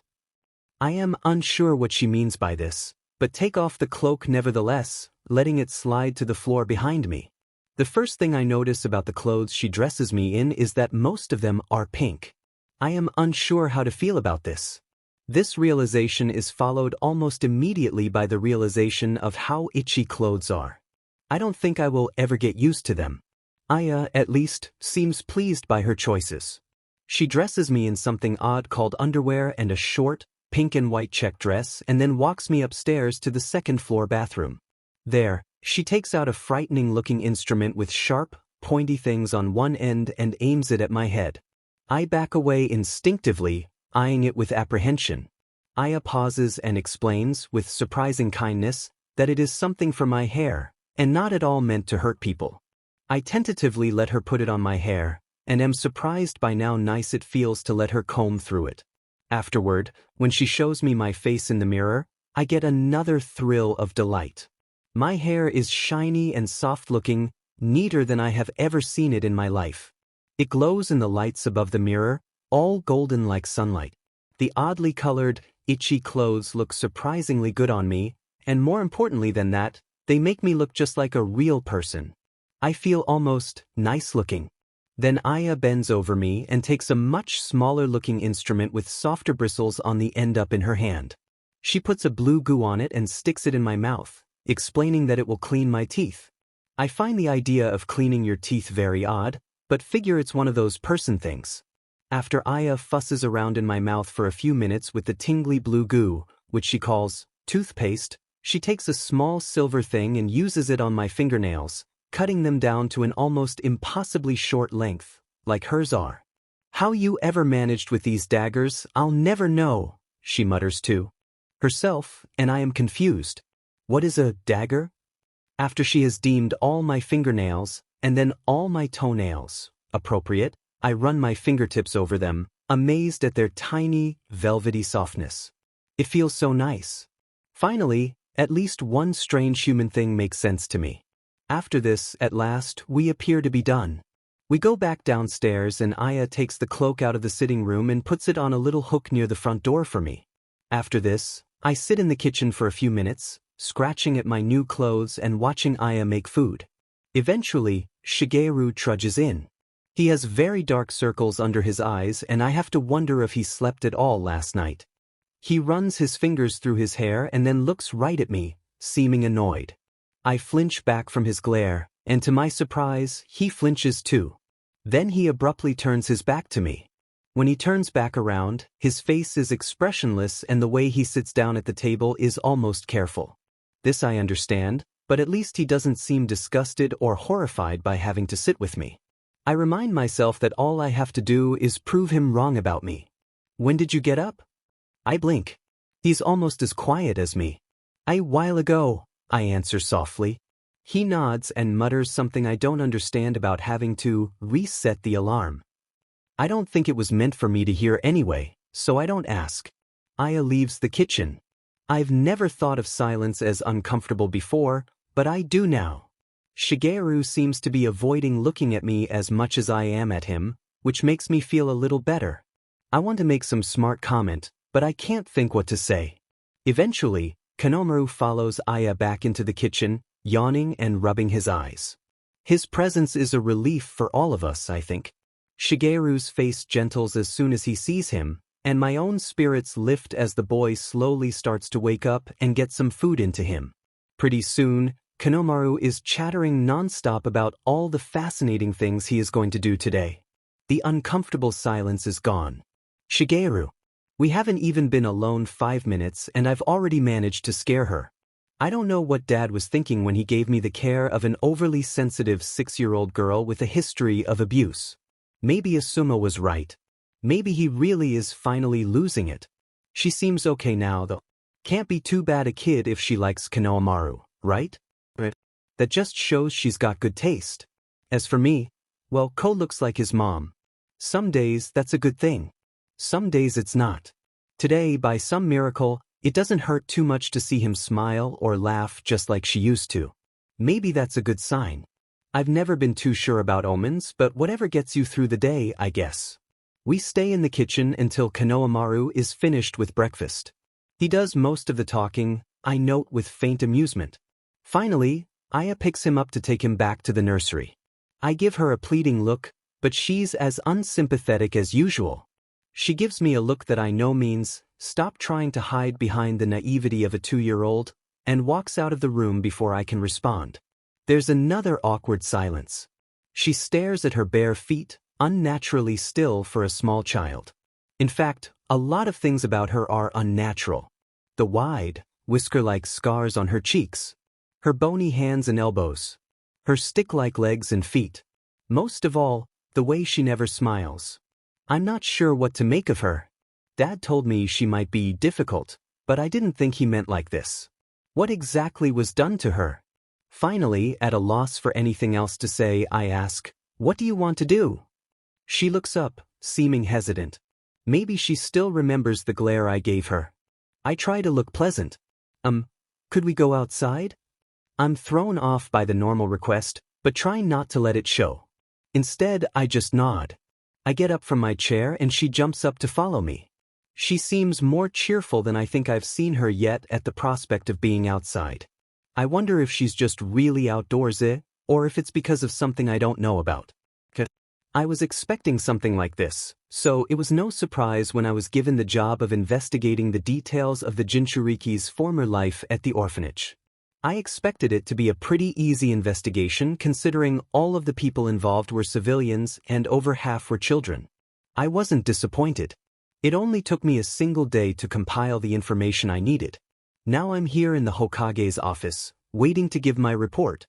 He finishes reading the form in front of him before looking up at me.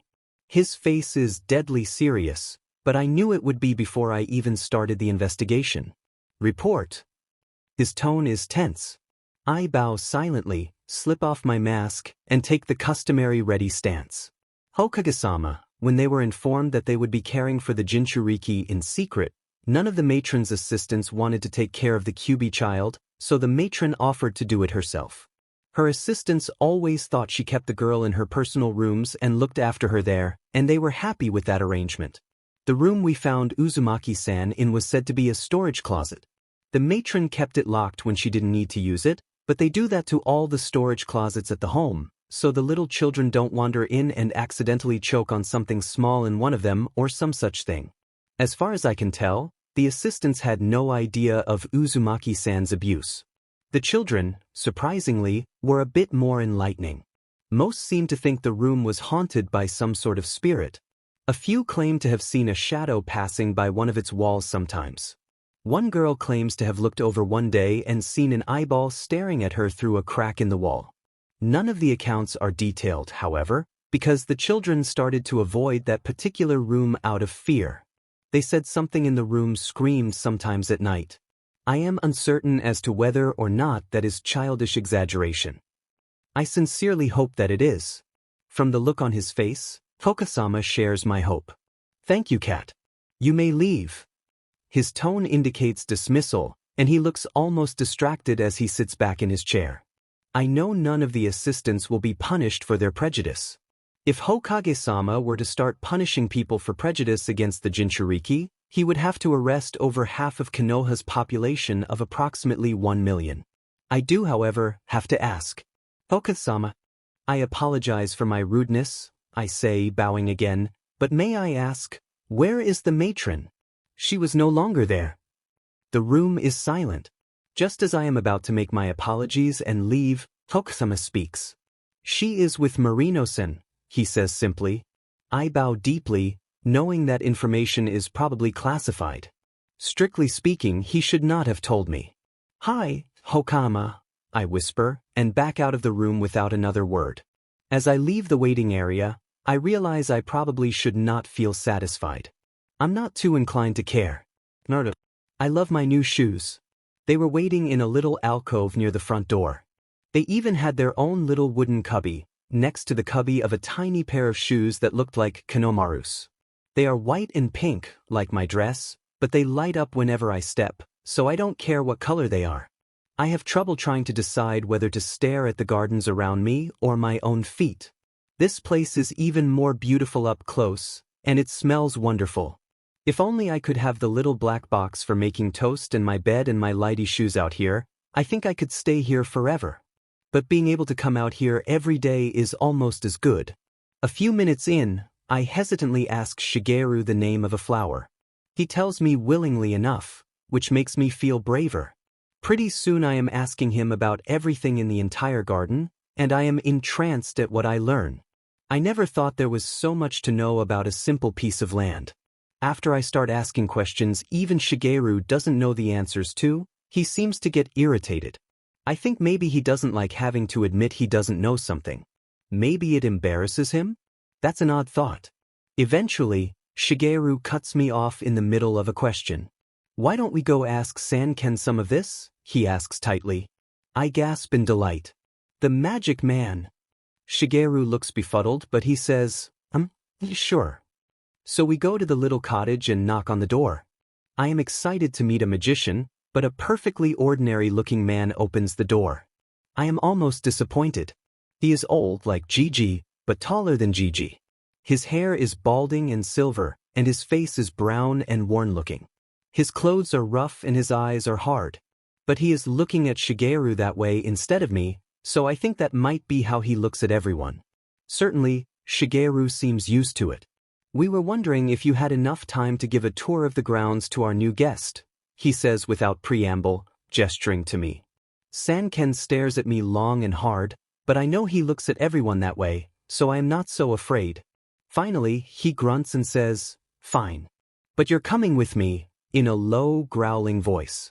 We set off again, and Sanken is much more interesting to question than Shigeru.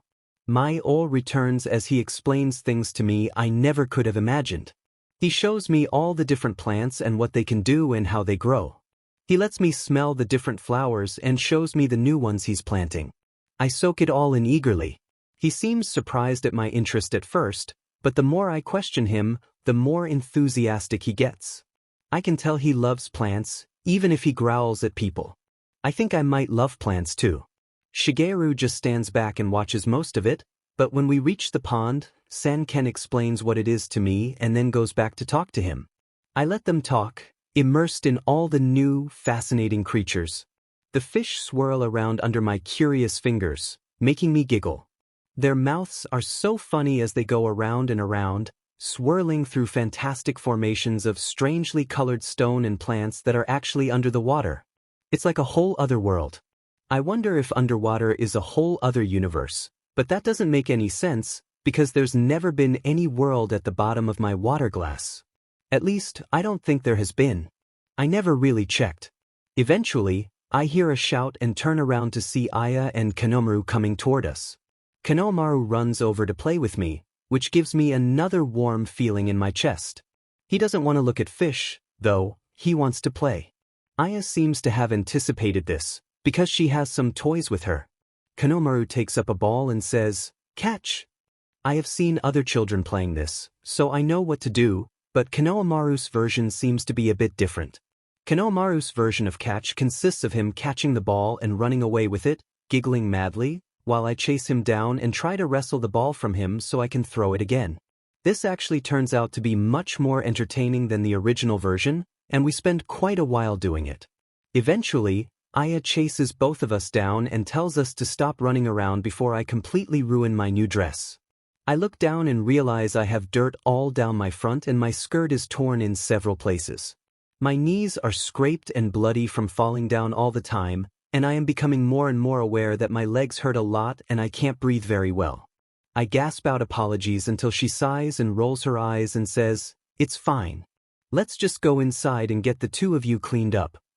We leave, Shigeru trailing silently behind. I wave goodbye to Sang, sad to have to leave the beautiful garden, but happy as well. I didn't miss the way Aya said she was going to take care of both of us. Despite my sadness, I smile. When Gigi gets home, I am playing in Kanemaru's nursery again. Shigeru is sitting nearby, reading a book, occasionally glancing over at us. I have no idea where Aya is. He smiles when we look up and greet him, but he looks a bit weary. I see Shigeru raise an eyebrow at him, and Gigi shake his head in return. Whatever this means, it must not be anything too terrible, because Shigeru goes back to reading his book. Kanemaru is tugging at my arm, trying to get me to play again, but Gigi kneels down to look him in the eye. "Kanemaru-kun," he says, "I need to borrow Naruto for a while, okay?" He moves to help me up. Kanemaru does not seem to think this is okay at all, and begins tugging at my hand harder. "No. Stay," he says stubbornly, shaking his head. Listen to your grandfather," Shigeru says sharply, glancing up from his book. Kanemaru shakes his head, frowning at his father's sharp tone. "No. Shigeru's voice is warning. I put my hand on Ko's where it has my arm. "I'll be back," I reassure him, touched by the fact that he doesn't want me to go. "I promise." I can't tell if he understands completely, but he pouts and lets go of my arm reluctantly. I give him a small smile as I stand up with Gigi. "Dad." Gigi looks over to Shigeru. "You can go," he assures him. "I'll take her." Shigeru looks relieved as he stands up and leaves. Perhaps he is relieved to be away from me? Ko's pout increases as his father walks out the door. As we leave the room, Aya appears, though no one called her. Maybe she's magic too. Maybe when you become Hokage, you get magic servants. "Gigi, why does someone have to be with me all the time?" I ask as we walk away from the nursery. He pauses and looks down at me. "That's true, right? Why?" To my surprise, he answers. "Well, you remember how I told you why some people don't like you?" I nod. "QB no Kitsune." "Exactly. We're here to protect you from the people who don't like you." I consider this. "Is that why I was put here?" Gigi nods. "That's part of it. So, I can't ever leave?" I ask hesitantly, hopefully. Gigi smiles. "You don't have to leave." I feel that warmth that is so much like happiness again. As we continue down the corridor, I straighten my dress. I have been doing that a lot in the past hour. I felt bad that Aya had to give me a new dress so she could wash my old one already, even though she didn't seem angry about it. So I am being very careful with this dress, even though it's kind of annoying. I have decided that I don't like skirts, but I am not going to tell Aya that. We arrive at a large pair of double doors. Gigi pulls them open and I gasp at what is behind them. Stretched out in front of me are seemingly hundreds of the tallest cabinets I have ever seen in my life, covered with doors of glass. All of them are filled to the brim with books. In the middle of this room is a great oak table with cushy armchairs gathered around it and a beautiful lamp with colorful flower patterns in its glass on top of it. At the far end of the room is a stone fireplace, just like the one in the sitting room. Gigi smiles. "This is the library," he says proudly. "We keep all the books in the house in here. I can feel that this is another magic place, like the garden. It has this aura that is full of warm mysteries. I could spend hours in here, just exploring." Gigi leads me over to the table. "Do you remember when I told you that I was going to teach you a way to find information yourself?" I nod eagerly. "Well, this is where we're going to do it. I am going to teach you to read." He smiles at my odd expression. Learning to read turns out to be very interesting, but very difficult too. There are so many different sounds and symbols and rules to remember, I feel overwhelmed at first. Gigi is very patient, and he says it only seems overwhelming because I've just started. He tells me I have to be patient. I agree, even though I don't particularly want to be patient. I want to be able to read and find the answers to all of my questions. But Gigi says I must be patient, so I must. Eventually, a tall wooden instrument on the far wall makes a funny chiming noise, and Gigi says it is time for dinner. Of course, I ask him what the instrument is, and he spends so long explaining the concept of a clock to me that we end up being late for dinner. Shigeru is not at the table when we come down. Apparently, he is often in his study during meals. Shigeru seems to me like he doesn't like being around other people very much. This confuses me, as I love being around people now that I get the chance to, but perhaps he is so used to being around people that he has forgotten how nice it is. As I watch Ko play with his food more than eat it, I try to get Ko to play less and eat more, and Gigi watch the two in dry amusement. I think that is very sad. Scene break. The next few days become a routine. I get up and watch Gigi go off to do important things, then Shigeru comes down, then Aya, then Ko. We have breakfast and then Shigeru watches me as I play with Ko, or explore the garden or the library. The garden is my favorite place to be during the day. I watch bugs like I used to at the orphanage, or I help San-Ken with the gardening. He tells me once that I'm probably the only person in the world that seems to enjoy pulling weeds. I am confused at this, but I am starting to learn that the people around me don't always see the world the way I do. I try to explain this to Gigi. He tells me that's called being unique. Unique is a funny word, and if I was it, I think I would have known it before now. Still, Gigi seems to think it's a good thing, so I let him keep thinking that. Gigi still teaches me to read in the evenings. It's a bit boring, but only because we're still on the letters and I can't actually read anything yet. Still, I get to spend time with Gigi and I always like that. As soon as Aya is watching over me or Gigi comes home from work, Shigeru leaves. I have watched him carefully, but he doesn't seem especially afraid of me. I think I was right in that he just doesn't like people. But even that doesn't quite seem to fit. He gets uncomfortable when I try to talk to him, like he doesn't quite know what to say. And sometimes when he looks at Ko, he opens his mouth to say something, but then a flash of pain will cross his face and he'll close it again. I'm not sure if he realizes how excited Ko sometimes gets when he's around, and how disappointed he is when he leaves. He'll sit in the corner and pout until I lure him back out with toys. I start to lose track of the days in the mansion. It is like living a wonderful dream, and I don't ever want to leave, but I am not used to so many people being around all the time. Especially people who are so nice to me. It gets overwhelming sometimes, and in those moments, I think I understand how Shigeru feels.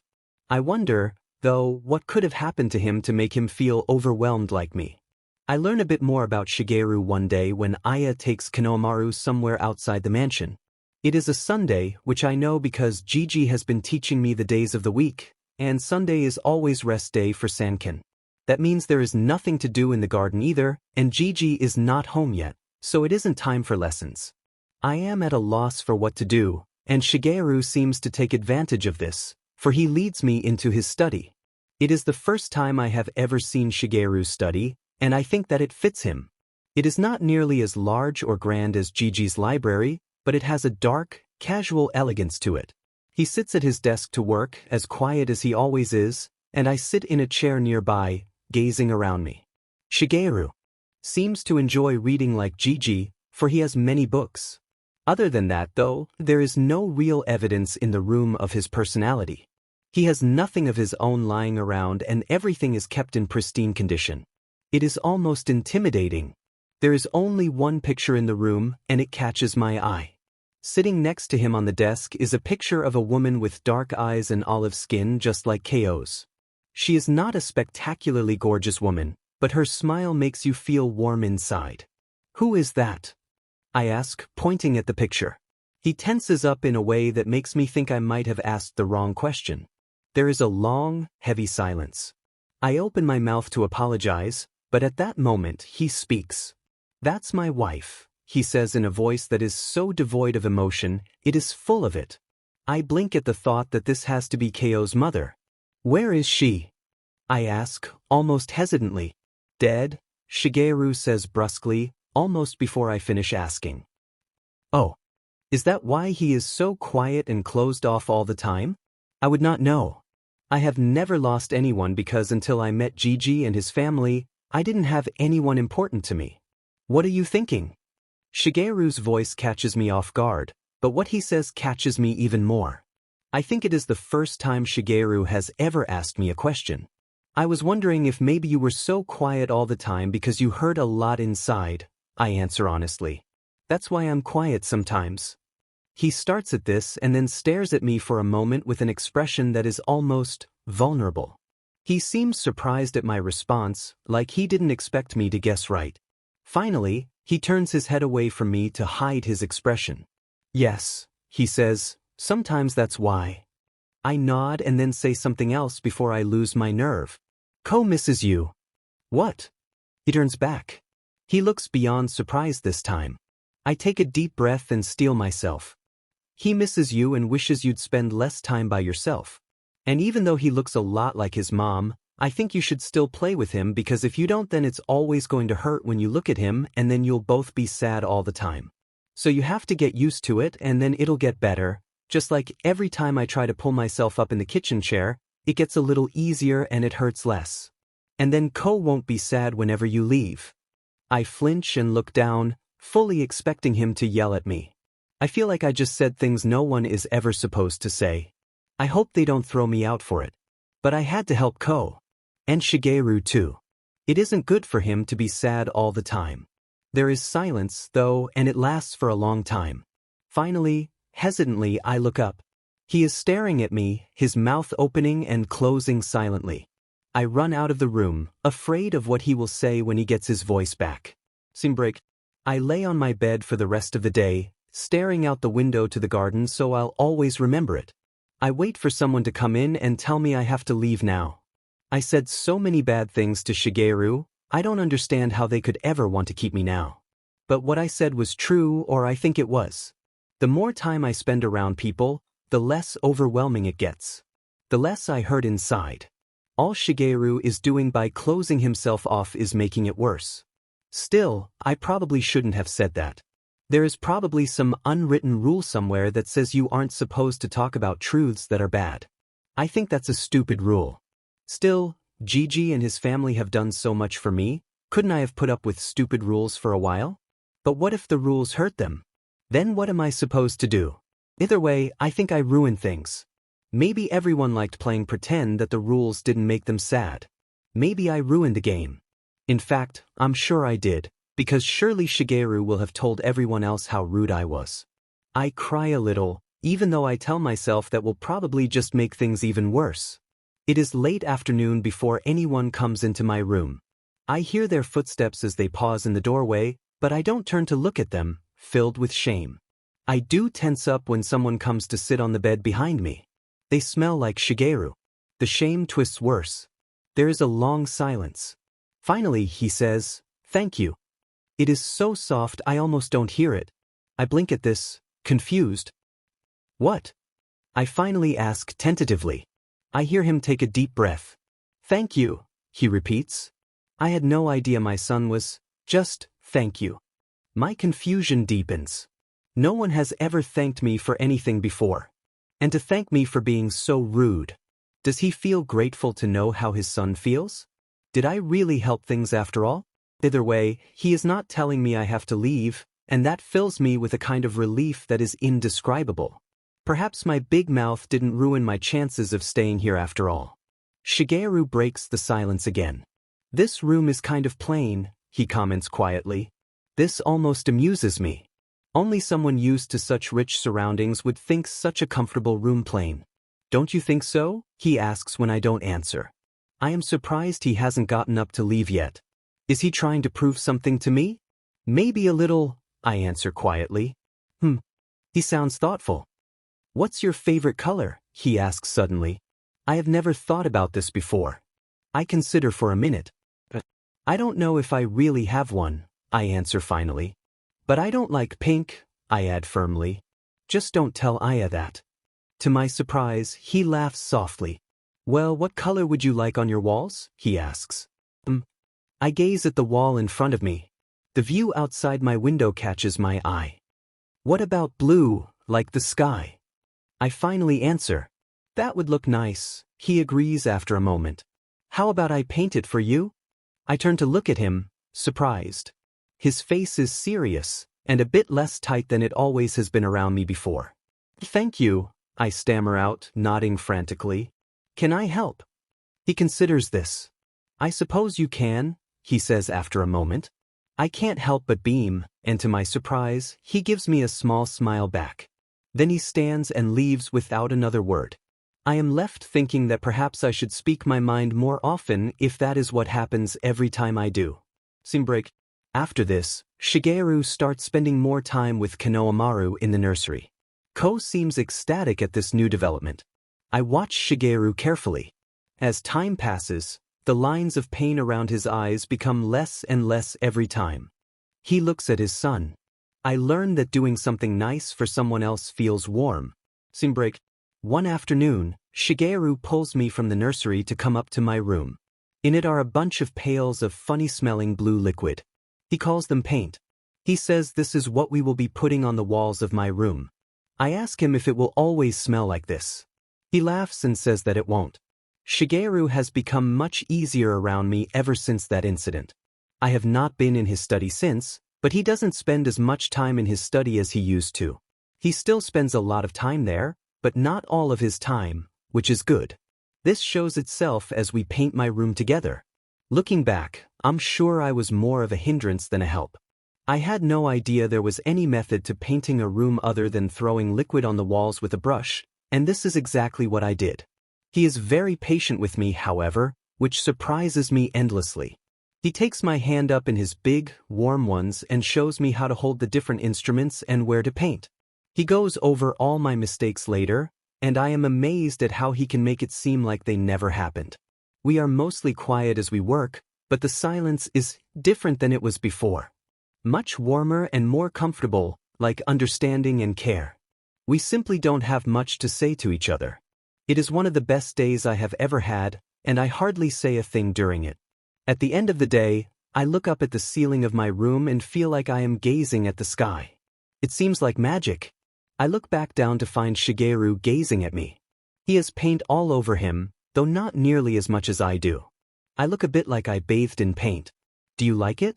The question surprises me. I would have liked it if it was an ugly color, just because someone did it for me. Yes, I answer, smiling. Thank you. He gives me that small smile again. It reminds me a little of Gigi's. That reminds me of something else. Yes? He says, raising his eyebrows. Does this mean I get to call you uncle, now? I duck my head, blushing a furious red. I am quite sure he'll say no, but I have to ask. He has been so nice to me lately. I wondered. And Gigi keeps telling me you're always supposed to ask questions when you're confused about something. Well, yes, I suppose if you want. My head shoots up so fast my neck almost cricks. Shigeru looks somewhere between awkward and pleased at my expression. Sure, he says when I just keep staring at him. Why not? I think my face is going to break from all the smiling I've been doing lately. Scene break. I have not thought much about shinobi. I know now that they are fighters, and that Shigeru-ji is one, and that Gigi leads them. But I have not considered them beyond this. Then one day, I am practicing reading in the library with Gigi.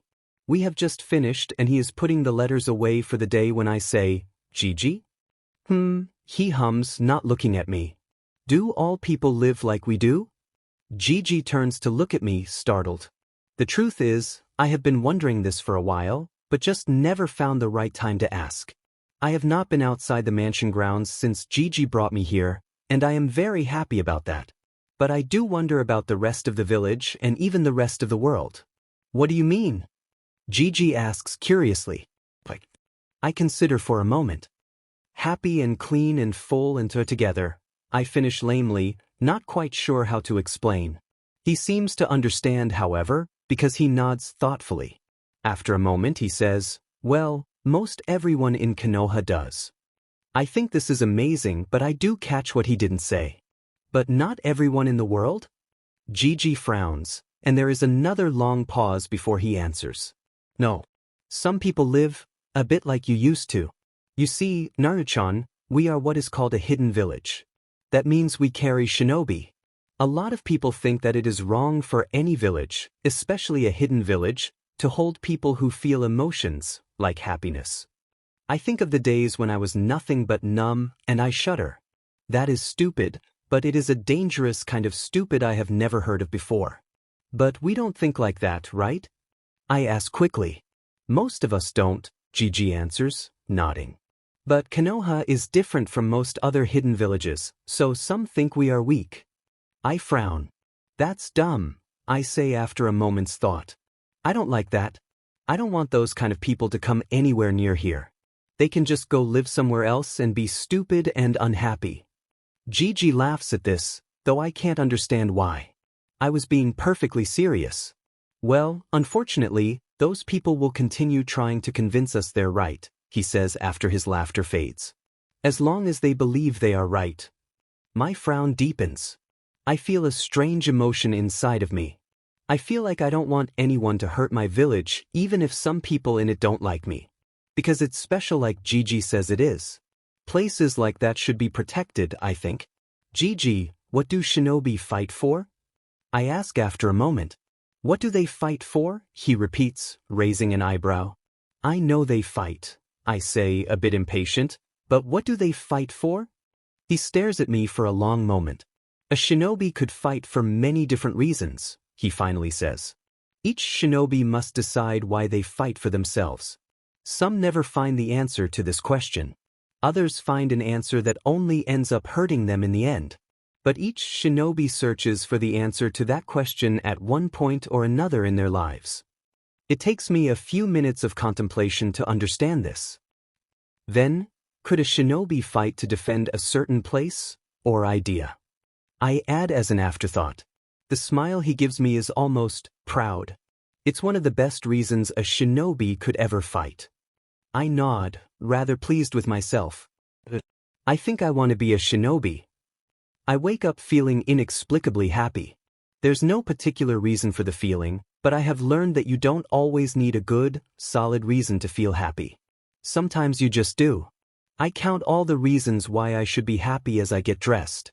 There are many, many reasons. It's a beautiful day, and I'll probably spend all morning out in the garden, tending to the plants and reveling in the knowledge that something needs me to grow. I finally got up the courage to ask Aya if she could buy me some shorts and pants a few months ago, and she promised she would. I have not had to wear a skirt since. Shigeruji promised me he would start helping me with my aim and throwing skills soon, since it says in all the books I read with Gigi that kunai and shuriken are vital to any ninja's repertoire, a silly word. Children are not allowed to enter the Shinobi Academy, which is way out there in the middle of Konoha, a daunting prospect, until they are 8 in times of peace, but having Shigeruji help me with my first weapons is almost as good. Especially since Shigeruji is not around as often as he used to be. Gigi tells me that the people of Konoha have finally started to calm down from the fright they got when they realized I was missing. I wonder if they all started looking under their beds for sharp teeth and scary growling, but I don't have the heart to ask Gigi. Gigi told them I was in a secure, unspecified location, and after people didn't start disappearing randomly or getting mutilated, Konoha had to assume their leader was keeping them safe. After it was clear things were starting to calm down, Shigeruji stopped guarding me all the time and went back on active duty. It turns out the only reason he was around all the time in the first place is because he was on a term of leave. Now he's back as an active shinobi. He sometimes disappears for days on end to go on missions, or he goes out to work for the day like Gigi, patrolling the village. I tell myself firmly that because he's happier, that's one more thing to be happy for. Even though I miss him sometimes. Finally, and most importantly, I am happy because I have the right to live. Just as I have promised myself I always will be. I put on a pair of jeans and a long-sleeved shirt, in orange, a bright, beautiful color I've taken a liking to, and brush my hair until it gleams. Then I go down the stairs to the kitchen. Gigi is already there, which isn't a surprise. But so is the rest of the family, and that definitely is a surprise. Even Ko is there, looking sleepy in his father's lap, and I didn't even know his father was back from his latest mission yet. Did he rush just to be back here this morning? Sanken is sitting next to Gigi. Aya is standing near the stove full of already cooking food. Is something wrong? I blurt out. Gigi raises his eyebrows. Why would you think that? He sounds genuinely confused. Everyone's up, I answer, just as confused. Of course we are, Aya says dismissively, bustling around the cupboards. You know what day it is, right? Is there something special about today? Not that I can remember. I shake my head, frowning a little. Today is your 7th birthday, Shigeruji says gently. He turns to Ko on his lap and shakes him a little. Right, Ko? Birthday, Ko yawns, rubbing his eyes. So sit down and let us give you your presents already, Senken adds, growly in spite of everything. Aya gives him a look from the stove, and he makes a kind of warding off gesture with his hands. Aya and Sanken don't get along too well. You get presents? I ask dumbly. What do presents have to do with birthdays? Everyone gets gifts from the people important to them on their birthdays, Naruto-chan. That's the way it's supposed to work, Gigi explains. He seems sad again, like he's explaining something I should already know. He hasn't sounded like that in a while. Oh, okay, I agree, eager to cheer him up. Besides, who am I to turn down presents they've picked out just for me? I sit down at the table with my family, but Aya says I have to wait until after breakfast so that she can watch too. I don't understand what could be so interesting about watching someone open a box, but maybe she wants to know if I like what she bought me or not. Apparently, some people don't like gifts even though someone was kind enough to buy one just for them. I won't ever be someone like that, but for some reason, my family seems to keep thinking I will. It's almost insulting. Breakfast is huge, and full of lots of yummy food. That's how most of the food Aya cooks is. I think that's why I'm not so skinny anymore. Finally, though, breakfast is over and the plates are cleared from the table. Shigeruji puts down Ko, who has been miraculously revived by pancakes drowned in sugary syrup, and walks out of the room for a moment. When he comes back, he's carrying a whole bunch of boxes wrapped in beautiful, shiny paper. He puts them down on the table in front of me, and my eyes widen. They're all for me? I ask incredulously. Shigeruji's lips twitch a little as he nods. I think that's amazing. I sit there for a moment, entranced, before carefully picking up a box. The beautiful paper has been taped over the box in layers, but I don't just want to tear it off. That would ruin it. So I carefully peel the paper off at the corners, making sure not to tear any of it, and pull the big sheet away from the box. Inside is a brand new, gleaming set of kunai and shuriken. My face lights up in excitement as I look up to Shigeruji. He smiles. Hey, I promised, didn't I? Aya clears her throat and gives him a pointed look. Right, he says hurriedly, and the first thing I'm going to teach you is how to hold them so you don't hurt yourself. He practically scurries around the table toward me and spends a few minutes teaching me where and how to grip each of them, and to hold them away from myself. Finally Ko, who has been bouncing impatiently in his chair, shouts, Mine next. Mine next. We both turn to look at him, and Shigeruji lets out a soft laugh. Of course, he says, and slides out a big paper card that I hadn't noticed before from the pile. Drawn on it in crayon is a messy, childish picture of Ko and me playing ninja together. At the top, in big, scrawling letters, are the words, "Happy Birthday, Nachan." Tears fill my eyes as the warmth in my chest blazes. "It's beautiful," I say, beaming over at Ko. He grins, looking rather proud of himself. All of my other presents are just as perfect. Aya has sewn me a beautiful, colorful patchwork quilt to throw over my bed. Sanken has made me a wooden trellis to set up around the frame of my window, promising me he'll teach me how to grow ivy and certain kinds of climbing flowers on it later. Gigi gives me a book on the 3 main shinobi skills: taijutsu, ninjutsu, and genjutsu. He also says they have bought me a bookshelf to put in my room and start my own collection of books. At the end of it all, I think I have the best family in the whole world. They even spend the rest of their morning helping me set everything up in my room. The quilt is put on the bed. Sanken puts up the trellis around my window, and Shigeruji puts the bookcase together just a little ways away from my wardrobe, saying all those words. Aya always slaps him over the back of the head for all the while. The book goes on the first shelf once it's finished.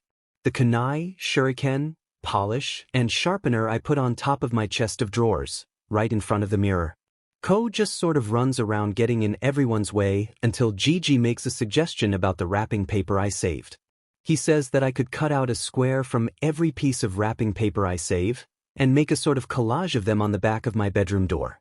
I like this idea, and Ko and I end up doing this together. We tape each large square on the inside of the door, leaving room for others for later years. I like the idea that there will be later years. The rest of the paper I fold and put inside the first drawer in my chest of drawers. I tuck Ko's card in carefully at the top. As I shut the drawer, the words flash in front of my vision. "Happy birthday, Nachan." Later in the week, I am spending my nightly reading time with Gigi. Sometimes he teaches me other things, like math or history or something about shinobi, but a lot of the time we just read together. Instead of taking out a book tonight, however, once he gets to the library, he picks me up and sets me on his lap. "Naruto-chan," he begins, "how would you like to meet some other little girls your own age?" My eyes widen at this. "I thought I was supposed to stay here and be safe," I say with a bit of panic. "I'm not leaving, am I?" "You'll still be here most of the time," he reassures me. "But there are some etiquette lessons going on in the village, arranged for little girls from 6 to 8. "Etiquette lessons?" I echo, wrinkling my nose a little. "What are those?" He smiles. "Etiquette, as I've told you, means manners.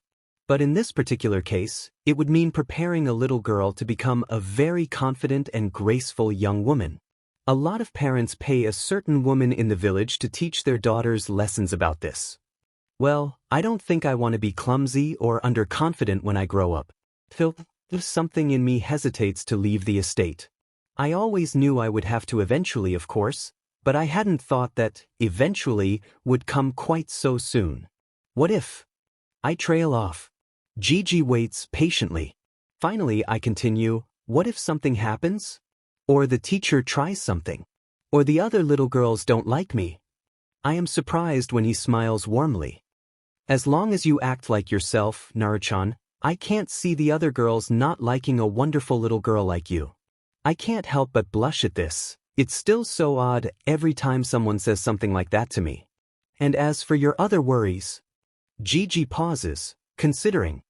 I'll tell you what. Do you remember Kat? The tall, dark-haired, masked woman. I still have her cloak. I beam and nod. What if she sits in on the first few lessons with you? Not participating, but watching from a distance to make sure everything goes all right. She would even escort you to and from there. Would that be okay? I nod at this. Kat is rather intimidating, but she definitely looks out for me. So she can be intimidating to everyone else instead. If you do this, it would also mean something else, Nachan, Gigi adds. I look back up at him curiously. It would mean that I would have to announce to the village that you're living with me, since you're starting to go out among the people. Granted, this place is much better protected than it appears to be, so we shouldn't have any problems, but I want you to be aware that everyone will know you as the Hokage's granddaughter, as well as the QB container. Somehow, that actually doesn't worry me so much. The idea of Gigi telling everyone I'm his granddaughter makes me feel warm inside. I'd like that, I say, smiling up at him. His answering smile is brilliant. So would I. The following days are filled with preparation.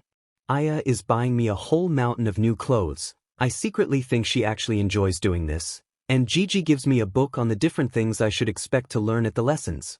He is busy at the office more and more, preparing the way for me, I think. So I usually play with Ko or fix up my trellis with Sanken or spend time with Shigeruji when he isn't on duty. Most of all, I read the book Gigi gave me. I learn a little bit about different things like flower arrangement, tea ceremony, dancing, singing, and wearing kimono. Some of it sounds interesting but not like anything I could ever do. Whenever I think about this, I actually feel clumsier, as if my body is reminding me that I am going to fail. I eventually admit this to Shigeruji. He looks at me speculatively for a moment. "Come with me," he finally says, and leads me down to the kitchen. We walk through the kitchen and to the back, where there is a small wooden door that I always thought led to a pantry or cupboard. Shigeruji opens it, however, and steps back, gesturing me inside with a small, almost mysterious smile. Curiously, I step through the doorway and see a set of stairs leading downward. I start down the stairs, hearing Shigeruji close the door behind me and climb down after me. The moment he closes the door, the stairwell is thrown into darkness and I have to grope around for the handrail before I feel it's safe to go the rest of the way down. When we finally get to the bottom, I feel Shigeruji reach over my head and then there's a click. Suddenly, bright fluorescent lighting blazes over our heads. I blink the spots out of my eyes for a moment before looking up, and I can actually feel myself gaping. In front of me is an entire floor of connected training rooms, one after the other, holding all the kinds of shinobi training equipment I've ever imagined and quite a few I haven't. Each room seems to be set up for a specific training purpose, and there are a few rooms I don't understand the purpose of at all. At the far end of the floor, I think I can even see a big pool of water. "This is where you'll do most of the shinobi training you do at home," Shigeruji announces unnecessarily. I am speechless for a moment, another thing that hasn't happened in the Sarutobi mansion in a while. Shigeruji doesn't let me stand there for long, however, pushing me gently through the different doorways to one of the rooms. Most of the floor in this room seems to be made of matting, the only equipment being training dummies set up at the far end. Shigeruji kneels down to look me in the eye and smiles. "Did you know that taijutsu is a lot like dance?" I nod. I read about that. So a good way to practice your reflexes and coordination for things like dancing would be to practice taijutsu, would it not? I guess so, I reply, feeling a flare of hope inside me. Sure enough. Would you like me to start teaching you taijutsu? If you can do this, certainly dance shouldn't be too much harder. Right? My nodding becomes frantic. And kunai and shuriken training too, right? That just to make sure. He looks almost amused. Of course. As it turns out, we don't actually start out with any specific style. Instead, Shigeruji wants to build up my strength and endurance. Taijutsu training starts out with a lot of push-ups, sit-ups, crunches, and running. Shigeruji teaches me how to do things like somersaults and cartwheels. He teaches me balancing exercises. He even starts teaching me how to swim. The work is very hard, but I love it. I love the feeling I get when I push myself, when I know I'm getting stronger. Kunai and shuriken training is a bit simpler. In the beginning, it's mostly just a matter of holding the weapons right and forming good aim. After you learn what you're supposed to do, it's all a matter of individual practice. I start training a lot on my own, even after Shigeruji leaves on another week-long mission. Quite apart from wanting to get better, I find that the more I push myself, the less I worry about my upcoming lessons and the more confident I feel that won't mess up in front of the other girls. Ko does a lot of the training with me, which comes as a bit of a surprise. Ko is just turning 4, so the exercises are sometimes much harder for him than they are for me. Still, he sticks with it, his little face screwed up in concentration as he huffs and puffs along behind me. When he gets too far behind, he'll sometimes call out, "Nachan," and I'll stop for a second to wait for him. Most of the time, though, I don't have to. I'm just as unused to this type of exercise as he is. Whenever Ko joins my training, Aya comes down to the training rooms with us to supervise. She purses her lips a lot when she has to watch us train, sighing and tutaying every so often. It's kind of uncomfortable. I don't like the feeling that Aya disapproves of something I enjoy doing. I overheard her talking to Shigeruji once, the day after that first afternoon in the training rooms. I was coming in from a morning with Sanken, covered in fertilizer and with grass stains on my knees, preparing to ask Shigeruji if we could go down to the training rooms again, when I heard voices in the sitting room. I wouldn't have stopped to listen if I hadn't heard my name. I crept closer to the door just in time to hear Aya say, "Just a child. They don't need their heads filled with all of that die-hard shinobi nonsense yet." Shigeruji's voice was hard and steely in a way I'd never heard before as he responded, "That die-hard shinobi nonsense keeps the people of this village alive. Yes, and I respect that, but that doesn't mean you should be teaching it to such young children. In a year, Naruto will be old enough to start training at the academy." His voice softened slightly. "And you know Konohamaru will try to do whatever Naruto does. She's his big sister. He looks up to her and he looks up to us. He just wants to fit in with the rest of his family. And I can't persuade him to the contrary. Stubborn your son. I can't imagine where he got it from," she added sarcastically. "Well, Hiruzen-sama approves, so I suppose you'll get your way anyway. But I think you're pushing them too much." "Better to be pushed too much than too little," Shigeruji said in that same steely voice, and Aya didn't have any response. Finally, the first day of my lessons comes. It doesn't start out too well. Despite all my preparation, my stomach is nauseous from nerves. Aya doesn't help. When she walks into the kitchen to make breakfast and sees me dressed in a shirt and a pair of jeans, she takes one look at me and says, "Oh, that won't do at all." Then she rushes me back upstairs and puts me in a very itchy pink dress with too many frills. She says this is what ladies wear. I tell her if this is what ladies wear, I don't ever want to be a lady and I don't need to go to the lessons after all. It makes sense to me. I actually feel some hope at this thought, but Aya shakes her head at me and says, "Everything's already been prepared for you, Narsen. I don't think you have a choice." By the time breakfast is over, my nervousness has increased to the point where I can hardly speak. Gigi left even earlier than I could get up this morning, but when I walk out the front door, he is waiting there with Kat. She looks just the same as she ever did, right down to her mask and the sword at her back. Gigi raises an eyebrow at my clothing, and I sigh. Gigi doesn't sound surprised. He kneels down to look me in the eye, like he usually does when he's about to tell me something important. "Everything is ready, Naruto-chan. Today's lesson is being held nearby at a local flower field." "Flower arrangement?" I mutter. He smiles a little at my tone and nods. "Probably," he says gently. "But this means you won't actually have to travel through the village on your first day. Kat will still be there watching if anything goes wrong. But try to make friends and not just cling to her, all right?" I calm a little at his soothing tone and at his words. Taking a deep breath, I nod. I can do this. How hard can putting flowers in color-coded bunches be, anyway? His smile widens at my determined expression. "Good. Now, I'm going to head out to the office. The two of you should get going."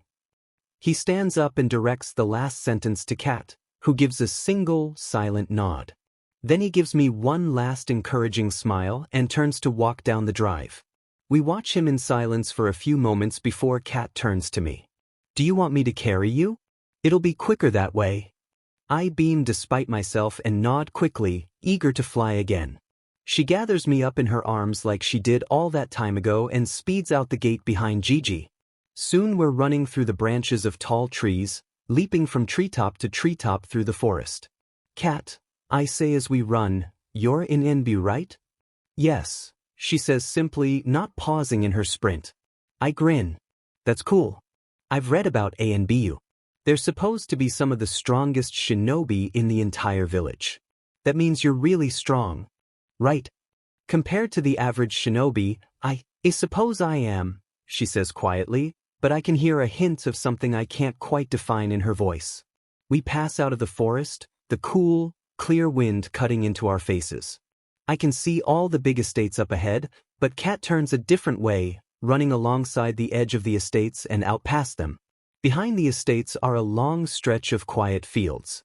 Looking over to the left, way out in the distance, I can see the city part of Konoha running the length of the estates and the fields. Looking over to the right, I can see the long stretch of forest we came from and the Great Wall beyond it. In front of me are the fields, and way out in the distance I can see a particularly colorful one with a group of people sitting next to it. My stomach lurches despite myself. Cat speeds along between the fields until, faster than I would have thought possible, the group of people has loomed close enough that I can see there are a bunch of little girls around my age, with a woman standing in front of them. The woman looks up to see Cat slowing down to walk closer.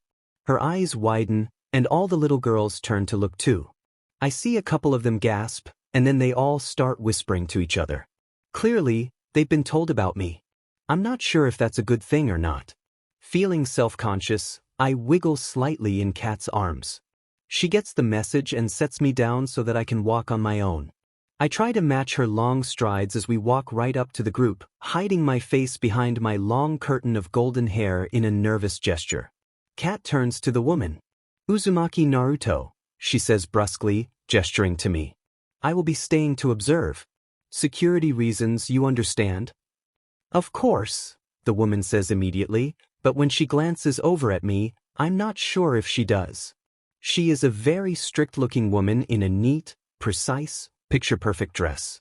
Not a hair is out of place in the bun on her head, and square glasses hide her brown eyes. She is not frowning, but there is something tight about her face, like she doesn't want me here. Her eyes are cold. Not as cold as the matron's, but still rather chilly. I am glad Cat will be here. Cat retreats some distance away to watch, and the woman turns back to the class. "Well, as you all can see, we have a new student today. Please treat her with respect." "Yes, Tahara-sensei," the class recites mechanically. I wonder if they practice so that they can all say it in unison. Takara-sensei turns to me. Her smile doesn't reach her eyes. "Have a seat, Uzumaki-san," she says, a bit stiffly. I nod silently and turn to the rest of the girls. Over 20 pairs of curious eyes stare right back at me, and it is very intimidating. Finally, I decide there is nothing else for it and go to sit next to two girls in the back, one with strawberry blonde hair so deep it's almost pink, the other a platinum blonde. The woman, Takara-sensei, explains that we are indeed practicing flower arrangement today. Just before she dismisses us, she asks the two girls sitting next to me to explain to me what to do. They seem all too eager to do this. I already knew about the decree forbidding the adults of the village to talk about my status as a Jinchuriki. It was one of the first pieces of village history that Gigi ever taught me, so I knew that no one my age would know I held a demon, but I still hadn't expected the other girls to be so eager to speak with me. Is it because I live with the Hokage? The girl with the red ribbon threaded though her short, strawberry blonde hair introduces herself as Haruno Sakura. The girl with the pretty hair clip in her platinum blonde hair introduces herself as Yamanaka Ino. As the class scatters and they show me to the field where we'll be picking the flowers, they bombard me with questions about life in the Hokage's household. It's a little bit overwhelming, but I am delighted to be talking with them so easily. "I love your dress. Do you have tons of dresses like that?" "I have some, but I don't like them very much. They're kind of itchy and annoying." "Oh, I think it's amazing." "Yeah, I would kill to have a dress like that." "Kill?" I ask dubiously. "Well, maybe just maim and leave for dead," Ino says matter-of-factly. I'm not sure whether or not to take her seriously. "I heard Hokage sometimes plays host to the fire daimyo himself," Sakura says with shy eagerness, glancing at me for confirmation. Ino nods along, her expression intensely curious. I nod too, remembering the first time a visitor ever came to the mansion.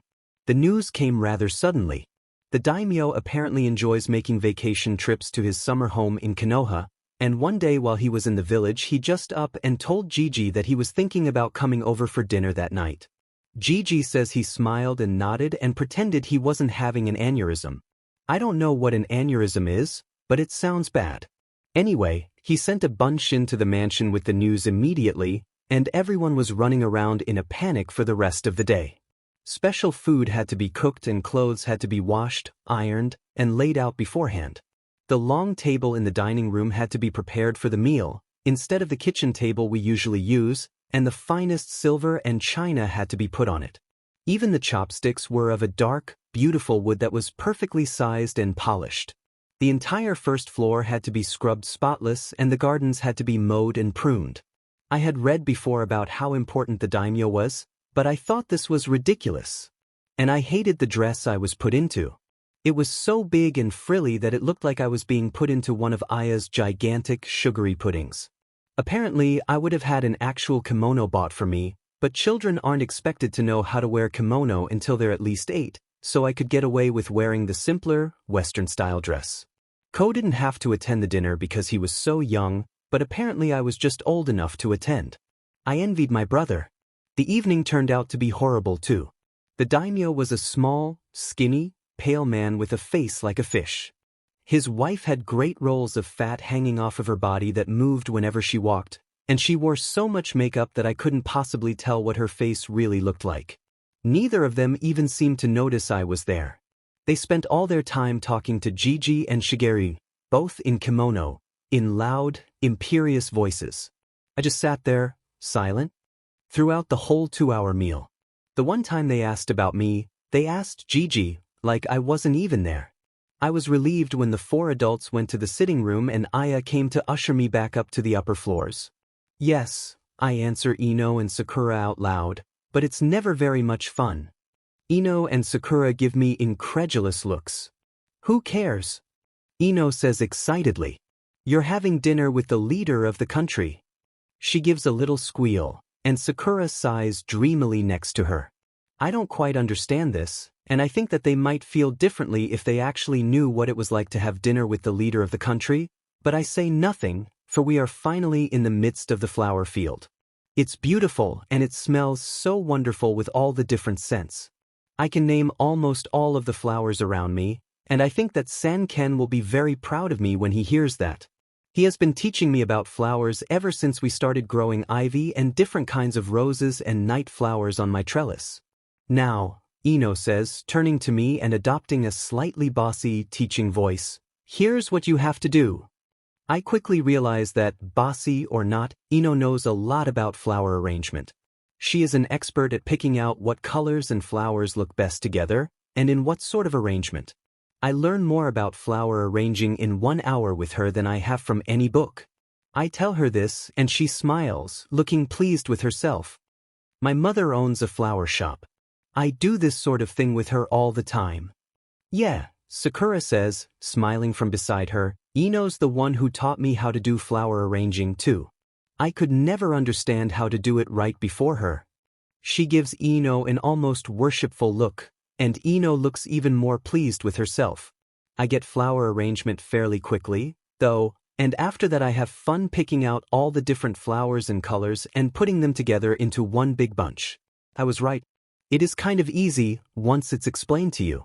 Wow, Sakura says when I'm all done, staring at the bouquet in my hands, it's very, bright. I look down at my bouquet. I did choose mostly bright colors, like I favor. Is that bad? I ask, slightly worried. Not really, Ino says dismissively, glancing at my bouquet. It just means you'd be better for decorating at brighter occasions. Oh. So I won't be flower arranging for any funerals? But that would be kind of depressing. Who'd want to decorate for an occasion like that? I'm not sure Takara-sensei agrees with my choice of colors either, though. When we go back to the dirt road and I hand her my bunch to be put in the pile she's making of them, she stares at it for a long moment before giving me an awful, tight little smile and taking it from me almost carefully, like she doesn't really want to.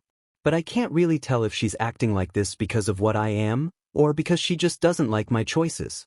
At least Sakura and Ino don't seem to notice her behavior.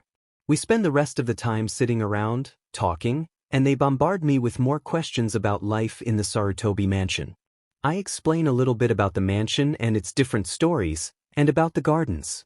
They seem awed and dreamy-eyed at the images of luxury. Is Gigi really that rich? Finally, though, they have to let up on their questions because Takara-sensei has called them over to help one of the other girls with something. They run off to see what sensei wants, and I sit there for a few moments, taking the free time to soak in the view around me. This really is a pretty place. I think I'd like to come back here. I bet there are even some flowers here that Senken doesn't have in his garden yet. I catch sight of Kat, standing exactly where she was at the beginning of the lesson. In my excitement of making 2 new friends, I'd almost forgotten she was there. I smile at her and wave. After a moment, she raises her hand quietly back.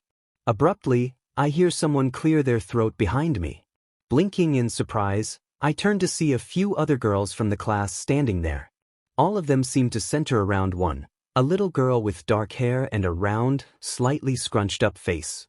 "So," she says, smiling sweetly, "you're the Hokage's granddaughter, right?" That's exactly how Sakura and Ino started their questioning. I brace myself and nod. "I'm Ami," she offers, not even bothering to introduce any of the girls around her. "My daddy is one of the most important people in the city." Her confidence in this makes me raise my eyebrows. "Really?" I ask curiously. "What is he?" "He's a really rich merchant. He owns about half the stores in the entire village," Ami boasts proudly. I privately disagree. I think ninjas are the most important people in the village. "That's nice," I say, smiling slightly. She blinks and scrunches up her face for a moment at my answer. Before I can ask her if something is wrong, the smile is back. "So," she continues casually, "I saw that you were talking with Haruno Sakura and Yamanaka Ino." Ami pauses here, as if waiting for a response. After a moment, I nod uncertainly, not sure what she's expecting me to say. Her smile widens. "You just got here, so I wouldn't expect you to know this," she explains, managing to sound much more condescending than Gigi or Shigeruji or Aya or even Sanken do when they're explaining something to me. "No one cool ever hangs around with Haruno Sakura." She rolls her eyes slightly. The girls around her titter, the first thing they've done other than just stand there. I frown, honestly confused. "What do you mean?"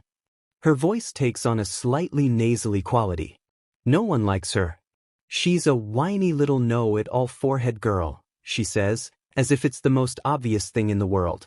"And Ino just lets her follow her around like a lost puppy because she's trying to be like me, but isn't cool enough to know how to do it right." The girls around her apparently think this is funny. They giggle. Shrilly. I think I understand, but I hope I don't. "You don't like Sakura because she knows a lot and she's got a wide forehead," I say slowly, to make sure I have this right. "And you don't like Ino because she's friends with her?" Ami's face scrunches up again. "Careful," she says, sounding a little sour. "You sounded almost like forehead girl for a minute there." I decide I don't like this girl. She's mean and stupid. "I like Sakura and Ino," I say hotly, standing up abruptly. "Go away." Ami sputters. The other girl's eyes widen. "You're choosing them over me?" she asks angrily, disbelievingly. "They're my friends," I shoot back before I can think about what I'm saying. "And you're mean. And for your information, I think being a merchant is one of the least important jobs in the whole village. Ninjas are way better." Ami makes a funny squealing noise and starts toward me, clenching her fists. I'm too angry to even be scared and wait for her to try to hit me. But suddenly, Kat is standing between us. She doesn't even have to say anything. The moment the other girls see her, they shriek and start running away. Ami stumbles back from her, squealing louder, and then she turns tail and follows the rest of the girls. It's actually pretty funny. Then Kat turns to me and my smile fades. I shrink back. I can't believe I couldn't even go one day without getting into a fight with someone. But it wasn't entirely my fault. Ami was being really mean. Still, I don't think a lady would have yelled back at her. Kat doesn't reprimand me, however. She just points behind me quietly. I turn, and my eyes widen to see Sakura and Ino hiding nearby, staring at me from behind a tree. There is a moment of silence as my heart flies into my throat in fear. I called them my friends. I didn't mean to, it just sort of came out. What if they don't like that I think of them that way? Then Ino steps out from behind the tree. She grins and there's something warmer about her face. "I think," she says, "I just might like you." Sakura trots up behind her and gives me a small, sincere smile. "Thanks," she whispers, like I just did something great for her. Now my heart is in my throat for a different reason. Scene break. After the lesson, Kat drops me off back in front of the mansion. She gives me a silent salute and is about to turn and leave when I stop her. Kat. She stops and turns her mask back toward me. Why did you defend me from a little girl like Ami? I wonder. Would she really have hurt me that badly? Kat regards me in silence for a long moment. My orders were to protect you from all harm, no matter how small, she finally says. Even if she had just slapped you, that still would have meant you'd come home with a red mark on your face and I would have gotten a dressing down from Hokage-sama. Besides, she adds, I didn't like her. I can't help but grin at this as Kat leaps away. I'm glad I'm not the only one who thinks Ami is annoying. As I enter the mansion itself, I reflect dizzily on how much has happened in a few hours.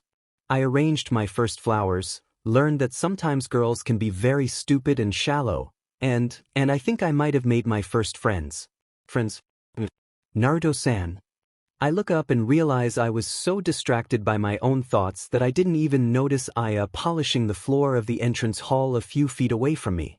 How was your lesson? She asks curiously, sitting up from her kneeling position to wipe sweat from her brow. We did flower arrangement, and I made the brightest bouquet out of the entire class, I answer proudly.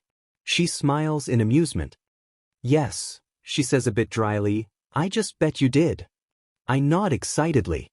Yeah, and I made friends with these two really nice girls. Their names are Sakura and Ino.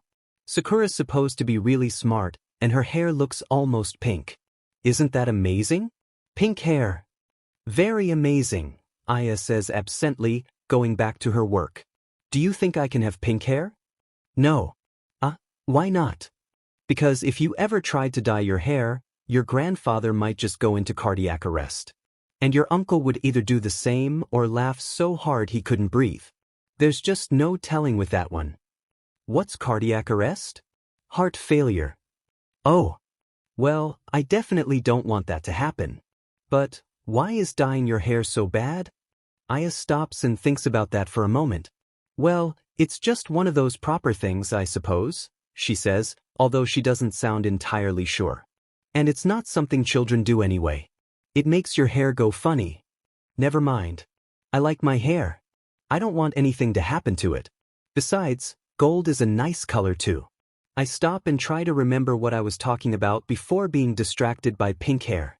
Oh yeah, and there was this other girl named Ino, and she's kind of bossy, but kind of nice too once you get to know her. Her mom owns a flower shop. Really? Aya says idly, not looking up. Which one? I frown. I'm not sure, I realize. But her last name was something that starts with a Y. Yamanaka? Aya says in a startled voice, finally looking up. I nod. That's it. You know them? Aya nods slowly, slightly wide-eyed. The Yamanaka are a major ninja family. The head of the family's wife owns Yamanaka flowers. Really? So Ino's the daughter of the head of a ninja family. I ask, interested. Aya nods. Yes, that must be her. So, the Yamanaka heiress and a girl with pinkish hair. You have picked some interesting friends, Naruto-san. Good, I say, wrinkling my nose a little. Who would want boring friends? That doesn't sound like much fun. Aya laughs. True, she admits. Then she looks at my dress and sighs. Not again. I look down. There's dirt caked all over it from running all over the field. Oops. Sorry, I say in a small voice, hanging my head. It's all right. She sounds exasperated. Put it in the laundry basket. I'll wash it later. I nod and hurry up the stairs past her, eager to get my dress off. In my room, as I change into a pair of shorts and an orange tank top, and put my hair up in a ponytail like Aya taught me to do, I finally relax. Today wasn't so bad. Ami was mean, but judging from what Ino and Sakura told me about her later, Ami is mean to everybody who doesn't follow her around like those girls do. Sometimes she's even mean to them. I go down to the second floor, where Aya's room is, and drop the dress in the laundry basket outside her door. Suddenly, there is a patter of little feet behind me. Nei-chan. Keio's voice sounds hopeful. I turn to him, smiling. Hey, I'm back. He beams at me, and then without warning he bursts into tears. Ko? I ask, alarmed, but before I can get anything else out, he runs at me and hugs me so hard I almost fall over. Trained hard today, he sobs into my shirt. Trained hard just like you. I rub his back, not sure what's wrong with that. That's great, Ko, I say softly, trying not to startle him. He sobs quietly for a few moments. Nei-chan, he finally mumbles, not looking up. Yeah. Not leaving, right? I look down, stunned. He was worried I was leaving? And not coming back? Of course not, I say quickly, kneeling down to look him in the eye. He sniffles a little, tears running down his cheeks. I just have to go away during the day sometimes to do girly things. Really? He sniffles again. I nod, smiling. Really, really? He reaches up tiny fists to rub at his eyes. Oh, he mumbles. I can't help it. I laugh a little. Ko blushes, looking embarrassed. Guess what? I say after a moment. He looks up. What? Sometimes I get scared like that too, I confide. His brown eyes widen. No, he says insistently, shaking his head. Yeah. I shoot back, nodding. Because I care about all of you too. So I get scared sometimes that it will all go away. I have never shared this with anyone before, although I think Gigi might already know anyway. Gigi knows everything. Still, I've never actually told him. It seems right, though, to share it with my little brother, Kanomar. Really? He whispers. I nod again. Really, really? He finally seems to believe me, because he gives me a great big smile and hugs me again. Don't worry though, I say, feeling the love that Ko always manages to bring out in me. I'm not going anywhere. Ko breaks away from the hug, finally not crying. Now come on, I say standing up. You can show me what you did today. Ko frowns up at me, looking confused. I still have to do my daily training too, remember? I remind him, smiling. I have to master those running and balancing exercises before Shigeru-ji gets back from his mission. And since you're farther ahead than me, you can help me with them. He starts and then beams proudly at this, grabbing my hand and pulling me down to the training rooms, babbling away to me like nothing ever happened. Dimon, but this girl's fast. Physical strength is not her forte, but I don't think that's going to be a problem if no one can even keep up with her. It's rare to see a kid with this kind of natural talent for speed and reflexes. Usually you only see it in clan kids with generations of ninjas behind them. Ko's different. He's a little heavier and steadier, like most in our family. He has good balance and he hits hard enough to make it count. Or rather, he will once he grows into his body. He'll probably be taught the Sarutobi style that Tusan created. The potential's all there. Naruto, on the other hand, flies all over the room like her own mini hurricane. She'd probably be better for a more precision-based style, for darting quickly in and out of an opponent's guard, slipping through their defenses and hitting a weak point and dancing away again. Those kind of styles aim to slowly wear an opponent down instead of take them all out in one furious assault, though, so she's going to have to build up some pretty good endurance too. But we're still not to that point yet. Right now they're starting to learn the basics of blocking and punching and kicking, just some basic taijutsu stuff. I probably won't start even Naruto on any official style until after she starts at the academy. Still, it's good to look ahead. I have some notes on a couple of different things I'd like to try them out on archived in my study. I've discussed them with Tusan a few times, and he agrees with me based on what he's seen of them. He's probably just going to let me make the call, what with how busy he usually is. I've also started them on meditating before each session. That's been interesting. First I had to explain to Naruto that meditation does not constitute shutting away all your emotions, as she seems to be disturbingly good at doing. It means becoming in tune with your emotions and calming them down. As it turns out, neither of their emotions are very cooperative. Naruto, stop fidgeting. Ko, stop opening your eyes to peek at me when you think I can't see you. I'm not going anywhere. Naruto, stop giggling. Ko, stop poking her. Tusan says they'll get it in the end.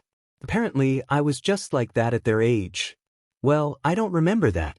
Sometimes I think my dad's just pointlessly optimistic. Weapons practice has been going a bit better. Their aim's been getting pretty good lately.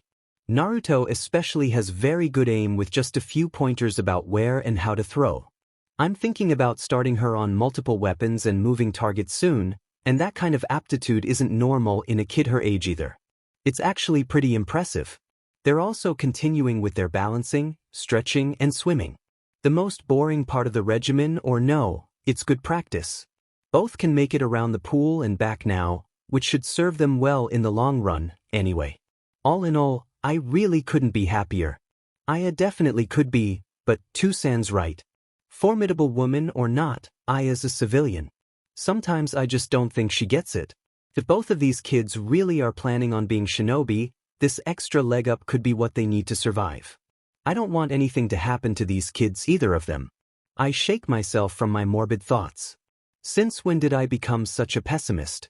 I turn back to where Ko and Naruto are practicing a sequence of side kicks and palm heels on the training dummies.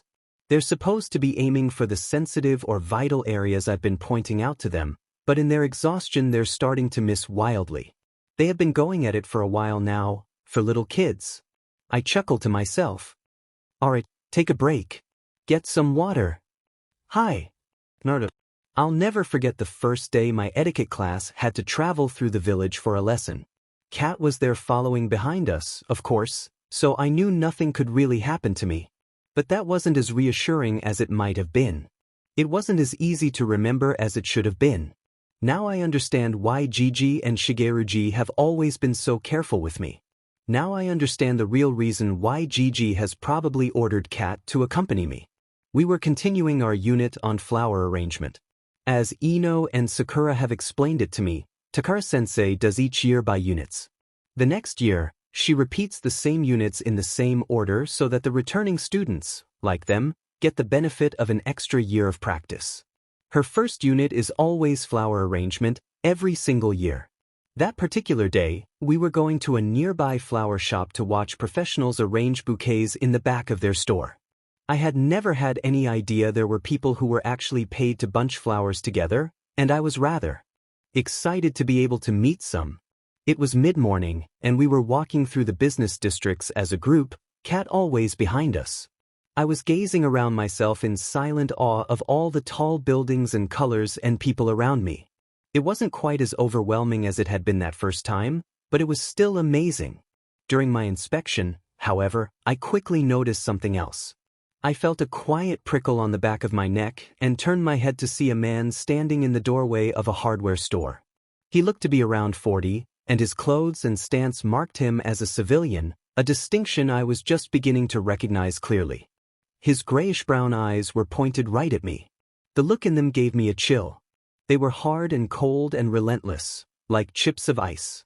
The silent accusation in them was clear. "Monster," the eyes said. "Monster." I turned my head away and walked a bit closer to Ino and Sakura, who were strolling along a few feet ahead of me, talking to each other, obviously bored with their surroundings. But as much as I tried to pay attention to their chatter, I couldn't help but notice it. The cold stares as I walked by. The whispers as I passed. The way people carefully edged away from our group as we went by them. No one said anything. No one spoke a word out loud. In fact, the street was almost silent except for our group. But the lack of noise spoke for itself. In the busy center of Konoha, such silence couldn't be natural. The weight of it was suffocating. It was strange. I'd never thought of silence as painful before.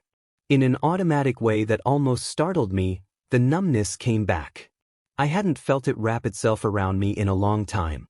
But I hadn't really needed to protect my emotions like this for a long time.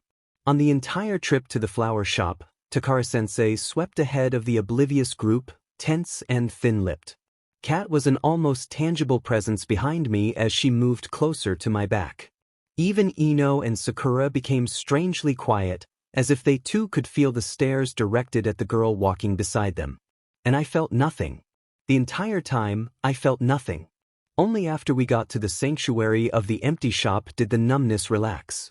I could feel again, like I'd been holding my breath underwater for so long that it was a relief to break the surface and gulp up the sweet air. I was glad the numbness didn't seem so permanent anymore. I enjoyed feeling too much. The trials of the day weren't over yet, however. The minute we were able to break free of Takara-sensei and the demonstrators, who never looked me in the eye, I couldn't tell if this was deliberate or not. Ino grabbed me by the arm and dragged me over to a quiet alcove of the shop's back room. Sakura was right on her heels. "What's going on?" she hissed at me. Behind her, Sakura's face was pale. "What was that in the street?" I tried to feign innocence, suspecting it would be useless. "What was what in the street?" "Don't give me that. You know what I mean." Ino was at her bossiest. I had begun to realize over the past couple of days of being her friend that this most likely meant she was at her most self-conscious or worried. "The adults won't stop giving you this." She floundered for a good word. "Look," she finished lamely. "My parents seemed worried when I told them I was hanging out with you," Sakura added, looking at me with something like shame. "I told them you were nice, but I'm not sure if they believed me." For a long moment I stared at them, frantically worried and not sure what to say. Was I about to lose my first two real friends? "You know I was adopted," I finally replied, my throat dry. "The Hokage adopted me. Before that, I was an orphan." But I couldn't tell them. I couldn't. I think my parents might have done something, but I don't know. No one likes to talk about it. I did always wonder about my parents, before I knew. It was the closest I could come to the truth. Are we still friends?" I asked tentatively. Ino stared at me for a long moment, but Sakura was the first to reply. "Yeah," she said, smiling at me in her quiet way. "Yeah, we are." Ino finally relaxed and sighed. "Of course," she muttered as if to herself. "Of course we are." I almost let out a sigh of relief of my own. "Safe for now. If you could call this safe." Kat brought me back home over the rooftops, avoiding any more crowds. I thanked her for this in a tired voice. She seemed to glance down at me for a long moment, but didn't reply. I was very quiet for the rest of the day. I couldn't seem to get the stares of the villagers and Sakura and Ino's pale faces out of my mind.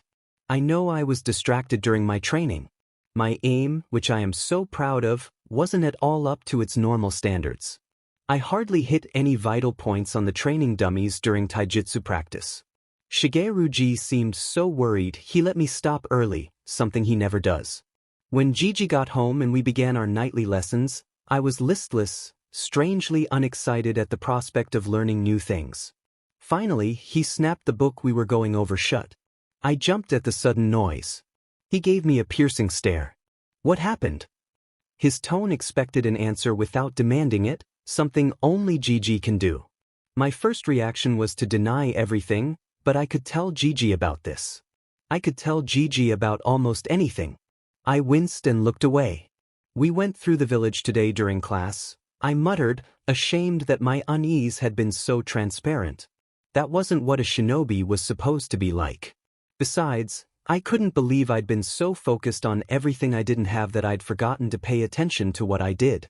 I expected Gigi to reprimand me, but he didn't. "Ah," he said instead, and then he sat back to light his pipe, which he always carries around in a pocket and often smokes during the evenings. "Naruto," he finally said, and I looked up at the lack of suffix. That means he's about to say something important. The only way those people will ever see you as more than what you hold is if you prove yourself to be more than what you hold. It is a heavy, unfair burden that has been placed upon your young shoulders, but it is yours and you must bear it.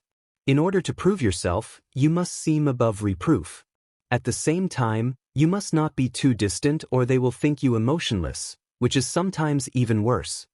He smiled at my slightly overwhelmed expression. "I believe that as I look at you now, all you have to do is be yourself and you will win them over eventually. However," here his smile faded slightly, "you must act as if you have nothing to be ashamed of, which you don't, by the way. Just hold your head up high and keep being the better person and protect you village with all your might. I have faith that one day things will change for you, and greatly for the better." He gave me a thoughtful look. The point of this rather long-winded explanation is to ignore the hostility. In time, I believe it will fade until one day, they will see you not as a monster, but as something great. You must hope and be a good person so that you can show others how to be such. That, I think, is why you have been given this burden in life. That, I think, is what the Yondaime Hokage believed he was truly creating. A person of strength and hope. As I stood up and bowed deeply before my grandfather, overcome to the point where I could not speak, I thought to myself that I would never forget this advice. I was right. Other than this brief rut in the road, etiquette classes go surprisingly smoothly. Gigi was right. If I just hold my head up high and lock my emotions away behind the numbness, it is easy not to notice the looks I get walking through the streets. I worry sometimes that I seem too distant, which Gigi has warned me against, but comfort myself that it is only when people look at me in that way that I act like this. That hardly counts. At least I am not retaliating in any way, right? Aya eventually gives up on making me dress in huge, frilly dresses for my lessons when she's getting me ready for class one morning and realizes I'm wearing a set of normal clothes under the dress. I was planning on taking the dress off as soon as I had left the house. I am sheepish at this discovery, and she spends the rest of the day sighing and tooting like she does during my shinobi training, but I get to start wearing my shorts and jeans, shirts and tank tops to lessons afterward. Sakura, whose skirts are never as fancy as mine, looks like a cross between relieved and disappointed at this. Ino, who wears a lot of pants and tank tops herself, and whose parents could probably buy her at least a couple of dresses like mine if they really wanted to, looks torn between disappointment and amused approval. Stuck up, proper Takara-sensei gives my dirty, grass-stained pants frustrated glances whenever they are presented to her line of sight. In the class itself, I never lose my penchant for the brightest flowers, but that is mostly because I don't want to. All through the unit, Takara-sensei never stops giving my eye-catching bouquets those odd looks, but she never tells me I'm doing anything wrong. I think she just can't find anything to criticize. The unit following that is tea ceremony, however, which I can safely say I am glad I will never have to repeat. What is the point of tea ceremony? I mean, it looks nice and very impressive the first time you see it, but it's so boring. You're either sitting there and watching someone pour tea, or you're sitting perfectly still as you move your arm in millimeters just so that you can pour someone tea. It's worse than meditation. The only time I ever want to put that much effort into moving just so is if I'm learning taijutsu. Unfortunately, I think my lack of enthusiasm may be contributing to my lack of aptitude in the subject. I can pour someone tea. I can even tilt my arm at exactly the right angle as I pour, like Takara-sensei has taught us. Beyond that, I'm hopeless. Takara-sensei constantly snaps at me that I'm moving too fast or too imprecisely. I am very impatient, she tells me down her nose, a poor quality in a graceful and elegant woman. She usually singles me out in class as an example of what not to do, even though Sakura next to me is almost as bad at being slow and careful and graceful as I am. Whenever she singles me out, Ami and her friends start snickering loudly. Every time this happens, I lock my emotions away and hold my head high, as Gigi told me to. Privately though, I find it rather humiliating. My only consolation is Ino and Sakura's wincing sympathy. The soil is soft and fresh and the plants are rough under my hands. The still air is permeated with a chill that is only starting to come to Konoha in December. The sky above is a soft, overcast gray. A bird cry sounds faintly from overhead. The peaceful quiet of home permeates the air. I am not working on my bedroom trellis this time, but on the outside gardens with Sankan. I don't do this as often as I used to, but we were both free for a few hours this weekend and I felt the need to go out. He is quiet beside me as he works on a separate part of the plot, kneeling over his precious plants as he tries his best to protect them, even from nothing more than a brief, mild fire country winter. Sanken is a quiet man. He seems most at peace around his gardens, which never say a word. I think part of the reason he is snappy sometimes is because he feels uncomfortable with conversation. This is why I never say much in my quality time with Sanken, except when we're talking about botany or he's explaining something to me. We have a quiet understanding. We don't need to really talk to each other. To my surprise, however, today he starts a conversation. "You still getting crap from that silly etiquette lady of yours?" he asks gruffly. I blink at him in surprise. How did he know about? Aya or Ko or Shigeruji must have told him about it. Probably Ko. He's very indignant and outspoken about the way I've said Takara-sensei is, even though he doesn't really understand the whole situation. Sort of, I admit after a moment. I hasten to add, but nothing I can't handle. Sanken gives a discernible grunt. The classes always sounded like a stupid idea to me anyway, he mutters. Like you need any help being pretty or graceful. I blush faintly at the casual comment. And as for being a girl, you already are one. Aya's idea, of course. He shakes his head and rolls his eyes. Crazy woman. How she ever conned the boss into thinking it was a good idea, I'll never know. Well, I'm not so sure about that, I reply slowly. The classes are a lot of fun outside of that. I like making friends. There's a moment of silence.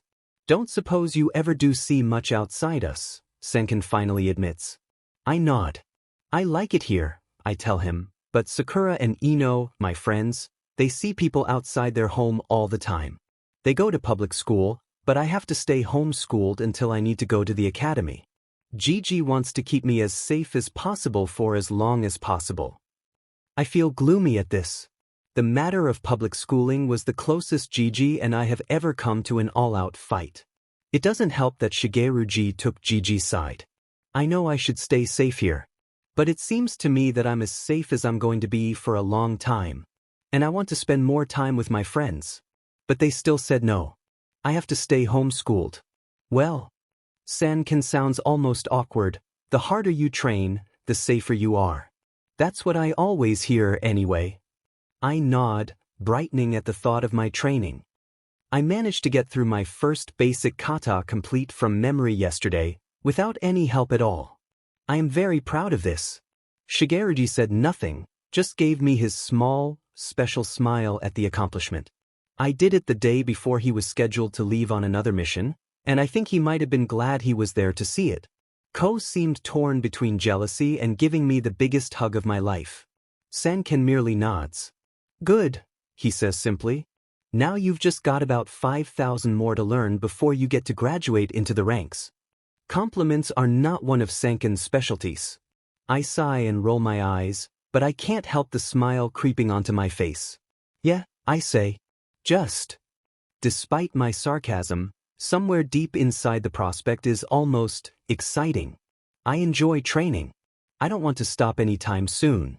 We are quiet again for a time as we turn back to our plants. Anything else new? Sanken finally asks. I am curious at this unusual bout of talkativeness, but I'm not sure Sanken would answer my questions even if I asked them. He tends to get like that with personal things, even around those he cares about. Gigi bought me some new books last week, I inform him. They're mystery novels. I've already read the first one, and I really liked it. It was about. And I just start talking. I don't really talk about anything in particular, just things about my day. I ramble on, and the more I talk, the more attention I hadn't noticed before seems to drain from Sanken's shoulders. Ino is introducing her friends to music. She was absolutely horrified when she learned that Sakura and I didn't know any popular bands. Then she narrowed her eyes and accused us of reading too much. I countered that it wasn't possible to read too much, and Sakura giggled and agreed with me. Ino threw up her hands and said dramatically that we were hopeless, but she was valiantly going to try to save us anyway. So now she brings her small, portable CD player and different CDs her older cousins have bought her to all of our lessons and demands that we listen to each one. Sakura's compliance to this is always somewhat exasperated and reluctant, but I find I love the music Ino listens to. She says it's mostly pop and alternative rock, and I pretend I have any idea what that means. I am listening to one of her newer CDs today. She has warned me that it's her cousin's and she's just borrowing it, so I have to be extra careful with it or they'll never let her touch anything of theirs again. I find this rather extreme, and I ask Ino if everyone in her family is that possessive. No, she says, rolling her eyes and scowling. My cousins are just stupid. So I am careful to put the CD player in my pocket where it can't slip and hit the ground. Sakura said she wasn't really interested in the music, so I have the headphones all to myself. I'm walking along behind the group to our next lesson, tea ceremony. Ignoring the people around me, enjoying the breeze on my face. The music blasts in my ears, drowning out everything else, its rhythm floating around in my head. I glance around idly, not really expecting to see anything except my friends and perhaps more glares. And I stop short, stunned into stillness. The orphanage. Right there to my left, standing just as shabby as it always was, is the orphanage from my childhood. I recognize it, remembering staring at it from Kat's arms so long ago. For a moment, in front of my vision is the room, the matron standing above me again. The music screams in my ears.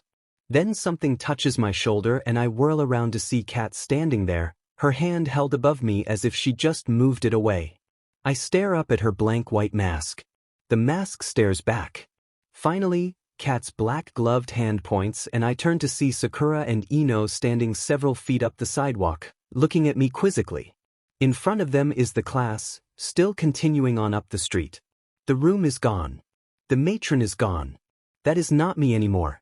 I realize that I am a very different person now. A happier one. I have gained the right to live.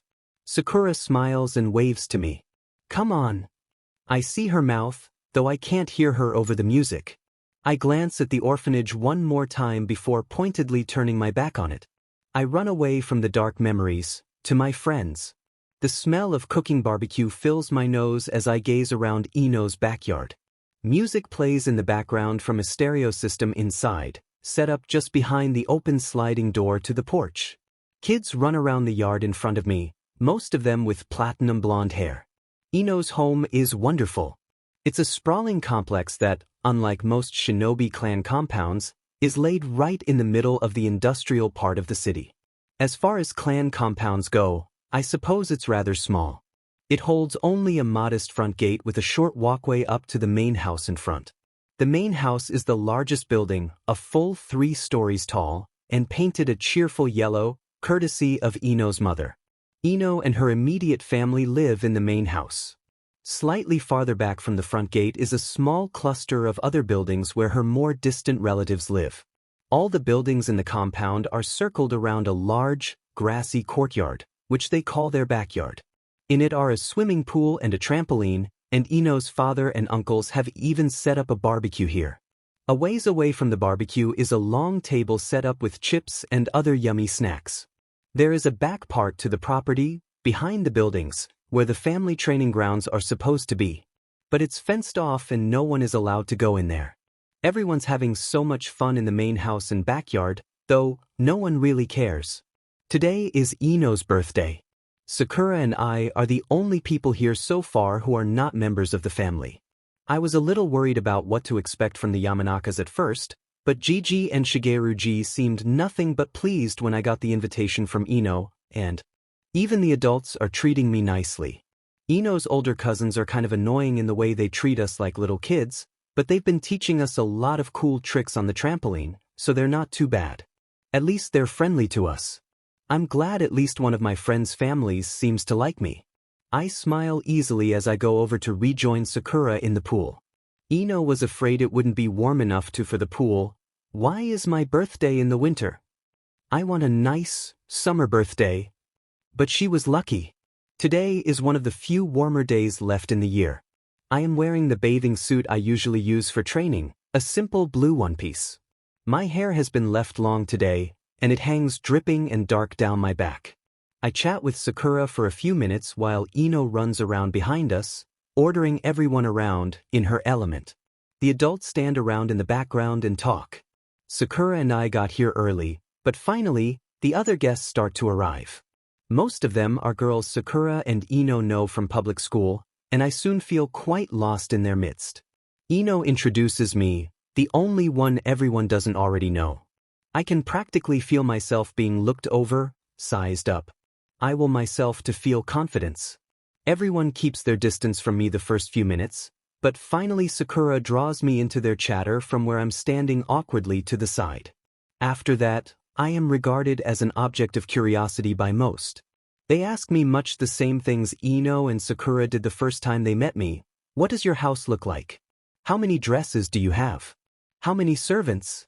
What's it like having dinner with nobles? Much giggling is involved in general throughout the entire group. Eventually, the talk turns to local gossip at their school, something I know nothing about. Maybe that's why it seems so boring. Did you see that one weird girl, Kana, today? Ugh, she's always so sloppy. It's like she got dressed in the dark. She is weird, huh? She, never says anything. I know. Hey, did you see Saka and Nobu holding hands today? Holding hands? Really? Do you think they're going out? I only have the vaguest idea of what going out is. And I don't really get why Saka and Nobu would want to be doing it, to be honest. I am sitting around trying to fit in, pretending to be interested, and alternating between the trampoline, which is amazing, I love it, the pool and the snack table for quite a while. Finally, a loud, enthusiastic shout draws the group's attention. Shikaka, Chuza, late as ever I see. It is Ino's father's voice, but he doesn't sound upset. He sounds jolly as he walks over to talk to two men, one small and one huge, who are each holding the hand of a boy about our age. Who is that?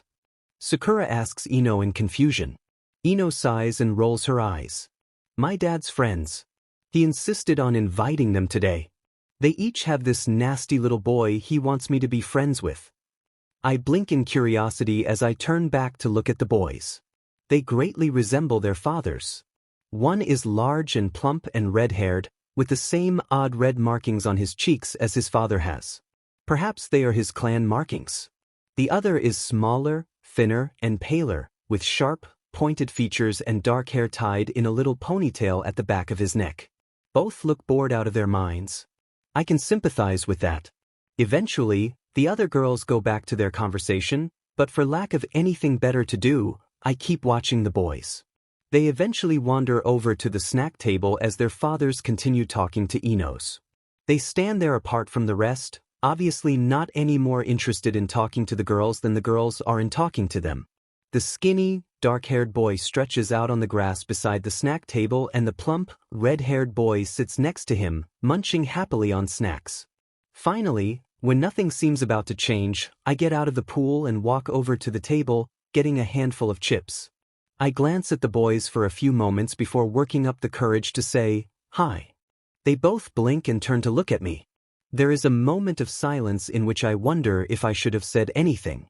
Finally, the red-haired boy gulps down a mouthful of food and says, just as quietly, hi. The dark-haired boy is still staring at me. You're talking to us, he says, like he can't believe it. The boys. Yes. Yeah. Should I not be talking to them for some reason? Kind of bored. I feel the need to explain. The boy stares at me for a moment, and then his eyes widen. Whoa, he says, sounding almost awed. A girl who's not a bimbo. I didn't even know people like you existed. I frown in confusion. What's a bimbo? The red-haired boy asks, and I am relieved. I thought that might be one of those things I should already know. The boy shrugs lazily, closing his eyes and tilting his head back up to the sun, his moment of curiosity over. It's what my mom calls stupid girls, he replies casually. Hey! I say indignantly. Sakura and Ino aren't stupid. They turn back to stare at me again. Then the red-haired boy gets a thoughtful look on his face and says, you know, she's right. Ino's pranks on us are too mean for her to be stupid.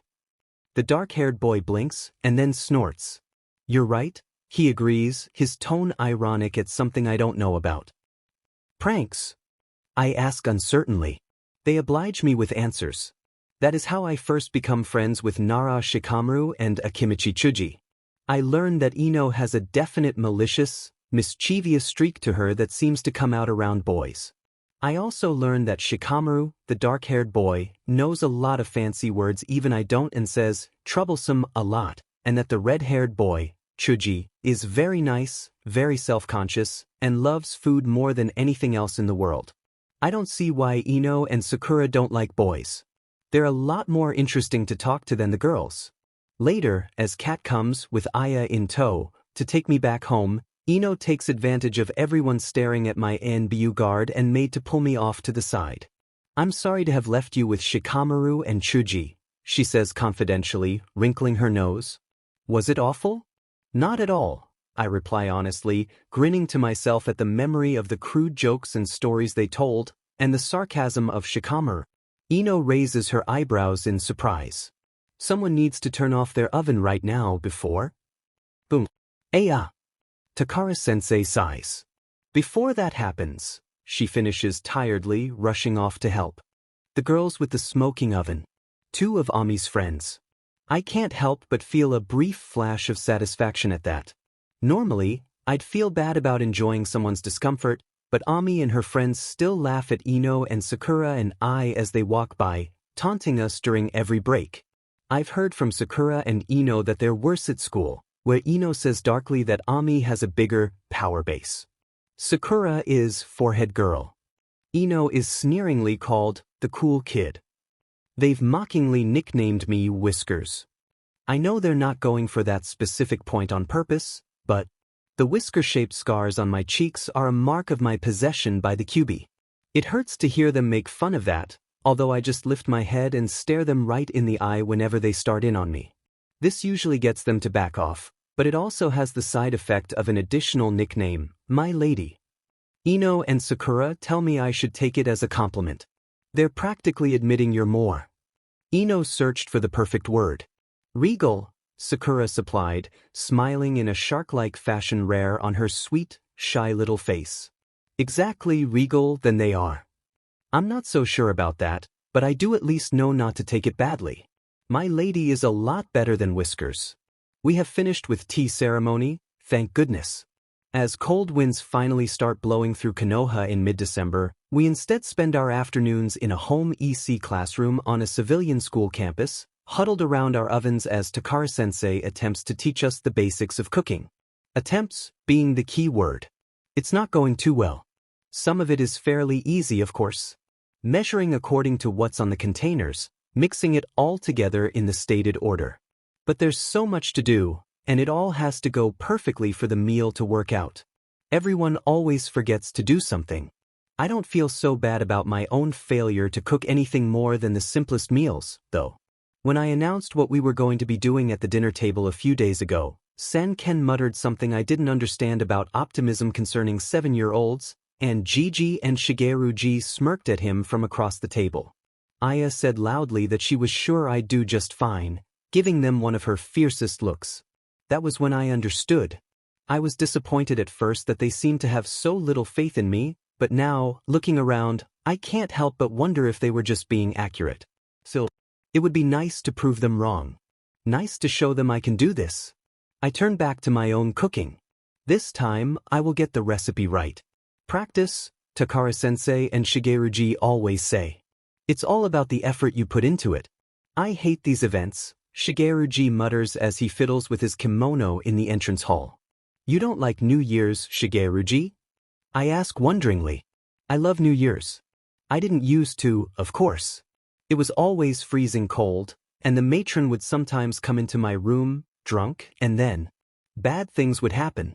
But now that I'm away from her and I can actually experience it, I really like New Year's. The celebrations and the time with my family, it's all very precious to me. Nah, that's not it, he says, shaking his head. It's these business functions your grandfather and I have to go to on big holidays like this, full of fussy nobles and dignitaries and government people and council members who are just trying to seem posh and really couldn't tell their heads from their buttes. I giggle at his language.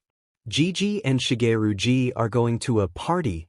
Gigi used finger quotes at the word, so I wonder if it's really going to be a party at the local council chambers to celebrate New Year's Eve tonight, and most every important person in Konoha is going to be there. Ino and Shikamaru and Chuji's fathers will be, as ruling clan heads.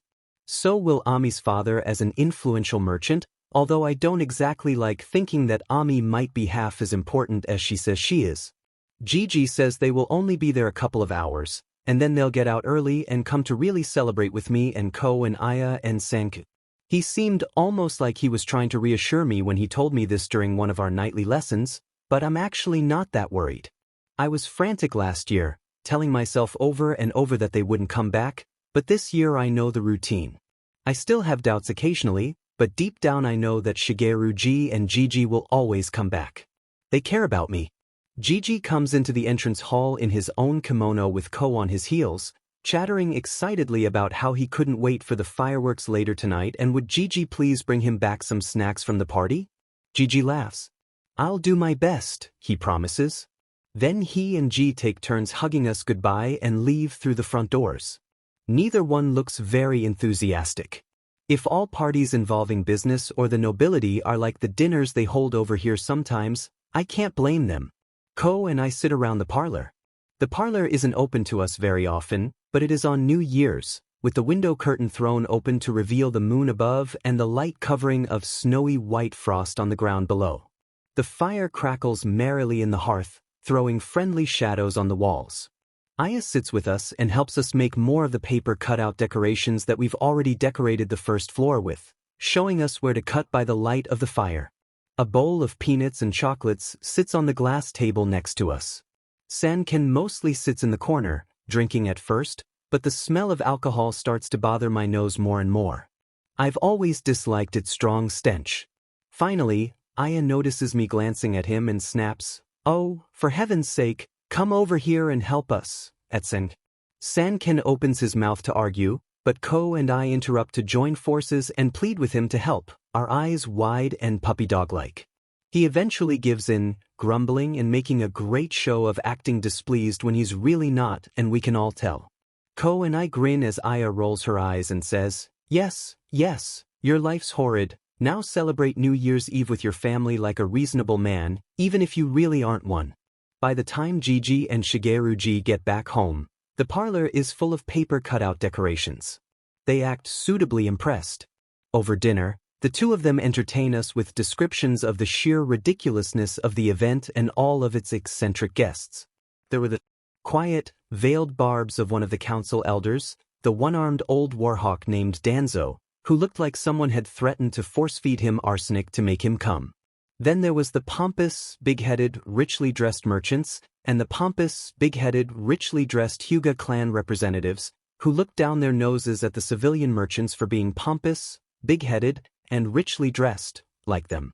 Perhaps the funniest are stories of the female head of the wild Inazuka clan, Sum, who proceeded to get drunk, insult people at random, and flirt shamelessly with every man in the room.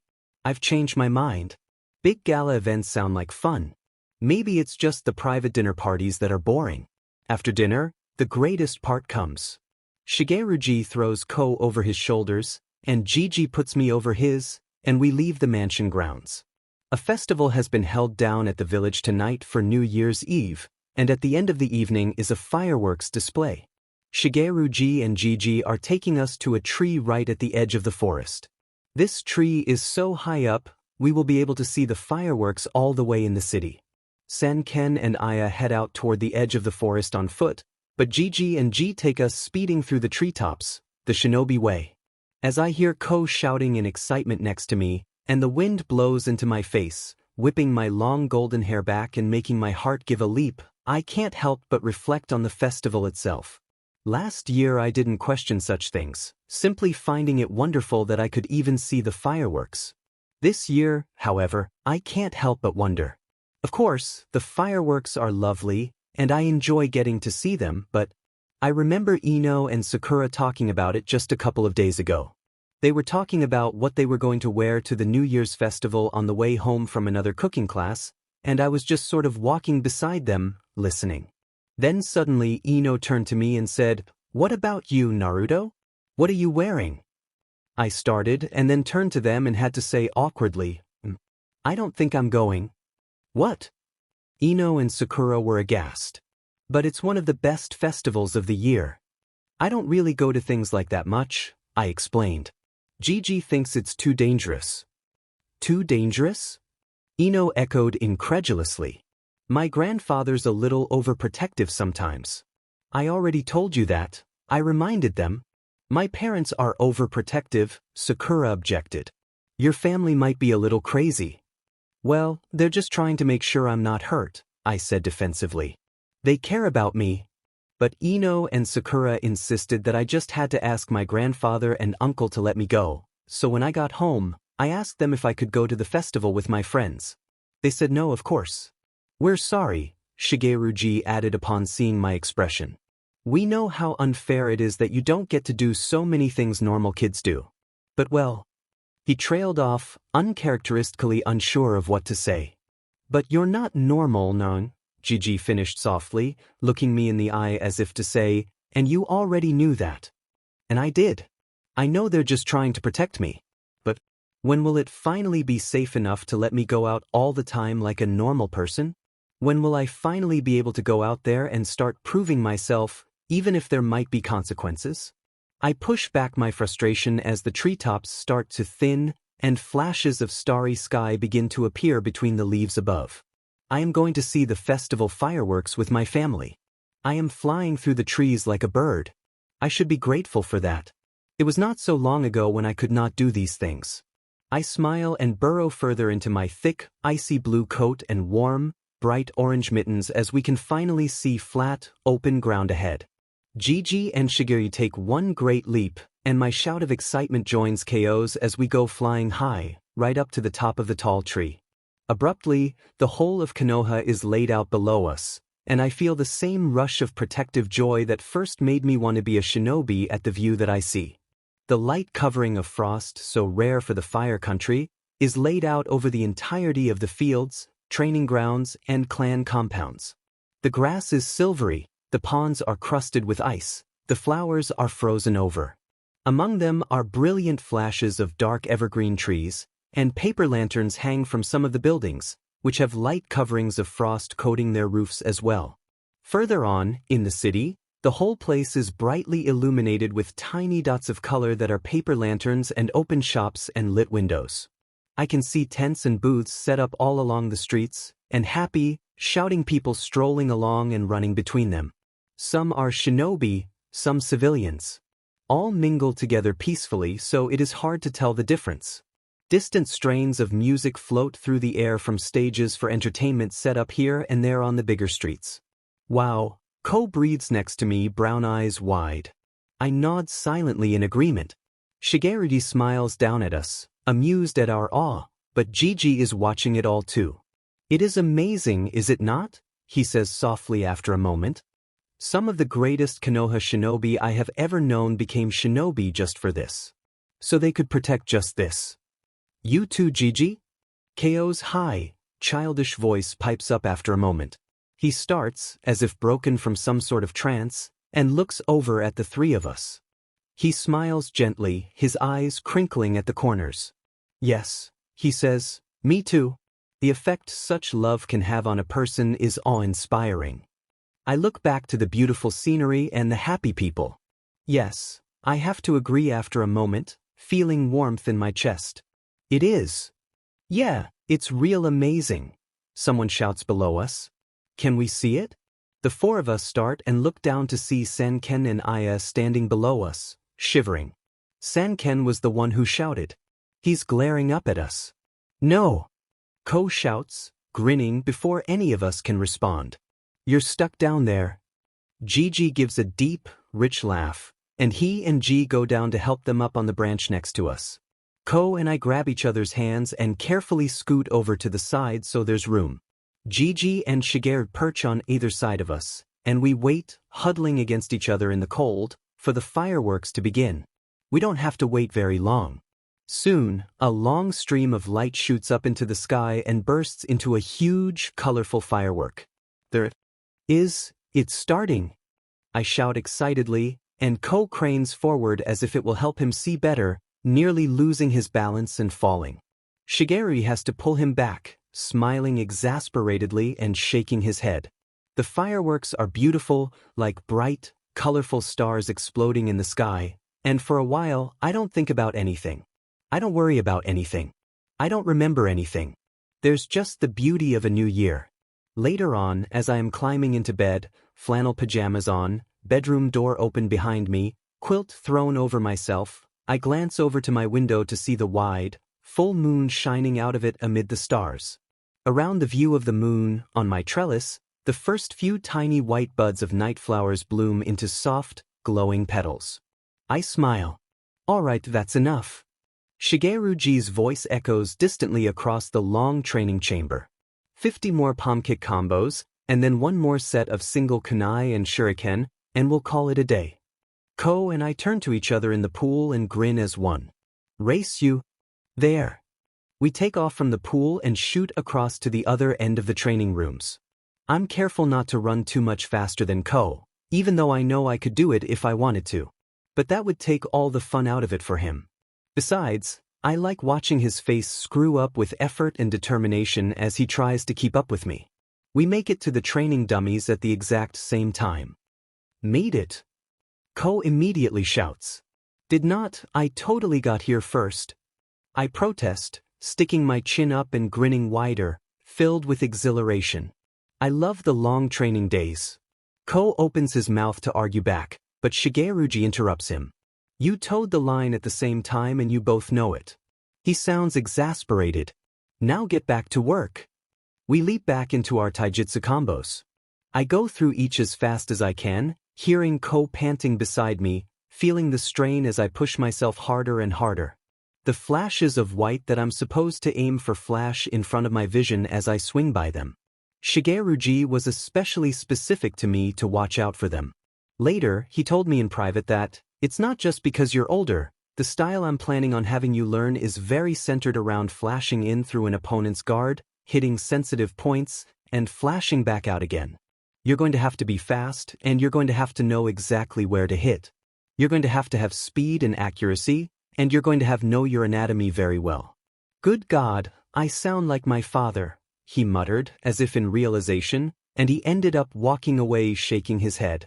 I was left breathless, though, caught on a certain thing he'd said. The style I'm planning on having you learn. My style. My own taijutsu style. I have practiced very hard at those specific things ever since. Gigi's even given me a couple of books on anatomy. They're extraordinarily boring but relatively easy to learn. They're just diagrams mostly, and Gigi says I seem to remember pictures easier than simply words. I finish the sets of 50 quickly enough, and do a few more for good measure before continuing on to the targets, which the kunai and shuriken are waiting next to in a neat pile. I palm a couple, run back to just a little farther than I was able to throw accurately last time, and aim. Shigeruji has told me I don't have to throw from all possible angles every time, and I don't have to increase my length every time either. At least for now, I don't have to be that extreme. But what good is training if you're not improving yourself? So I am flying all around the target, testing myself in different ways, trying to find something I'm not very good at yet so I can work on it. I enjoy long-distance weaponry. I have asked Shigeruji about it, and he has promised to pick me up some sunban the next time he goes into town. You're not quite ready for the level of intense accuracy, he said, and then he smiled proudly. But you're getting there. It's always good to think ahead, right? Think ahead. Look ahead. And then there's the satisfying snap. Right on target. Takara-sensei is yelling at someone again. I think the stress of teaching this is starting to get to her. Her picture-perfect appearance is coming a bit undone. Despite how she still usually acts toward me, I can't help but feel a twinge of sympathy for her. I ignore it, however, and turn back to my little cooking area. We're not working in pairs anymore. I'm not sure why Sensei mandated this. Having more stations going at once just adds to her frustration. Now that I am working individually, I have noticed a definite improvement in my cooking. Even one of Ami's friends grudgingly pronounced something I made edible yesterday, and I consider that my greatest accomplishment. I was right. I can do this once I set my mind to it. I turn up the music on the little CD player I'm borrowing from Ino again and get back to work. There is, I reflect, a certain satisfaction in making something that is wholly your own from scratch. It is similar to the feeling I get when I garden. I feel like I'm really starting to get the hang of this whole being a real person thing. I sit on the matting, cross-legged, eyes closed. In front of my eyes is nothing but blackness. I can hear Ko breathing evenly next to me. I can hear Shigeruji pacing up and down in front of us. I tell myself not to concentrate on those things and to instead find the calm center within me. I focus internally. I can feel the matting growing hard under my bottom. My nose twitches. My leg itches. So, focus. Concentrate. Meditating is made harder by the fact that my first reaction in calming myself down is to push all of my emotions away and feel nothing. To become in tune with your own self, with its flow. That's hard for me, particularly because my body's flow seems to always be telling me to move around more. It's just so frustrating. So, focus. Concentrate. I frown, trying to push all those thoughts away, but the harder I try, the more unruly they seem to get. So, focus. Concentrate. Concentrate. Concentrate. Concentrate. Concentrate. Alright, that's enough. I sigh as my eyes pop open and the outer world comes back into focus. I'll get it. Eventually. Ko, begin your laps around the chamber, Shigeruji says evenly. I have something I need to talk about with Naruto. Ko frowns at this, but starts around the chamber without another word, glancing back between the two of us. Shigeruji walks up to me as I get to my feet. Curious. He reaches into his pocket and hands me a package. The glint of steel catches my eyes, and I realize what it is. I look back up to him, beaming, and he smiles. Hey, I promised, didn't I? He says, echoing the first time he got me kunai and shuriken. He hands me the package. I tuck it safely into my pocket. Thanks, I say softly touched. He says eloquently, shrugging. You're a good kid, Naruto-chan, and you work your butt off. You deserve it. I positively glow at the compliment. Now, he continues, turning more serious and kneeling down to look me in the eye. I'm still very small for my age. According to Gigi, because of the matron, I always will be. Today, I'd like to try something a little different with you. I've suspected something for a while, and so has your grandfather. We'd like it if you tested out our theory. Okay, I say slowly, slightly confused. Close your eyes, he instructs. I close my eyes obediently. Slowly, a scent wafts up to my nose. What does this smell like? Shigeruji's voice asks. I hesitate. Naruto, he asks again. It'll sound weird, I hedge. That's okay. His voice is calm, even. It smells like Ko, I confess. And clothing. Ko's clothing. I can't tell exactly what it is. Okay, he repeats, still calm and even, and he holds up something else and asks me to tell him what it is. I do this over and over, not sure what he's trying to prove. Finally, there's a pause so long that I peek through my eyelids at him. He's staring off into space, dark eyes lost in thought. Finally, he mutters to himself, I knew it. Knew what? I ask, and Shigeruji seems to snap out of his trance. He looks down at me. Instead of answering, he says, What's Aya doing in the kitchen right now? I strain my ears to hear, listening carefully for a few moments. Eventually, from a certain part of the kitchen comes a clang. She's putting a pot on the stove. I tell him matter-of-factly. We must be having soup for dinner tonight. He stares at me for a long moment, and then asks slightly incredulously, You really don't realize it, do you? Realize what? I reply, tilting my head in confusion. That normal people can't smell and hear nearly that well, Naruto-chan, he says, almost urgently. Some animals have senses like that, but humans don't. Oh. I am surprised. I honestly had never considered such a thing before. Is it because of QB? Probably, Shigeruji confirms, nodding. We believe that you have a watered-down version of a fox's senses. You can't smell or hear quite as well as them, but still better than the average human. Normal people, for instance, wouldn't be able to tell that this, he holds up the sock for emphasis, belongs to Ko purely by smell. Especially not after it had been washed. He gives me a moment to digest this, then continues, You also have unusually high healing abilities. Your cuts heal in a matter of hours, right? I nod. I had at least noticed this. And KOs sometimes take days to fully heal, I finish. Exactly. And Ko gets calluses on his hands, and your skin just stops being affected by holding the kunai after a certain PRD of time. Supernatural regenerative capabilities is the technical term for this. And the more you get hurt, the faster the healing will start to take effect. That's the theory at least. He smiles slightly. Only the Yondaime would be able to tell us fully the extent of your abilities and the benefits of the seal, and he's not exactly around to give us a step-by-step rundown. I nod silently. So, I say after a moment, what does all this mean for me? Shigeruji looks over at me. It means what we already knew, he replies simply. That you are going to be a very powerful shinobi one day. I blink up at him, startled by the certainty in the statement. I certainly don't feel very powerful right now. Someday, he says distantly as if reading my mind. There is a moment of solemn quiet. Why are all these people around me so sure I will grow up to be amazing? I'm not at all sure of it myself. Finally, Shigeruji looks back down at me. I'm going to be away on another mission by tomorrow, he says out of the blue. It'll most likely be a long one. So, while I'm gone, I want you to work on your aim to the point where you might be able to start working a bit with Senbon, and I want you to try to train your senses to become sharper, more able to pick up on the things around you. Got that? I nod, used to his abruptness in announcing his missions by now. Hi. I bark, determined to really do well while he's gone. He smiles. Good, he says quietly. Very good. I'm helping Aya cook dinner. I have been asking to do this lately, so much have I found myself enjoying cooking.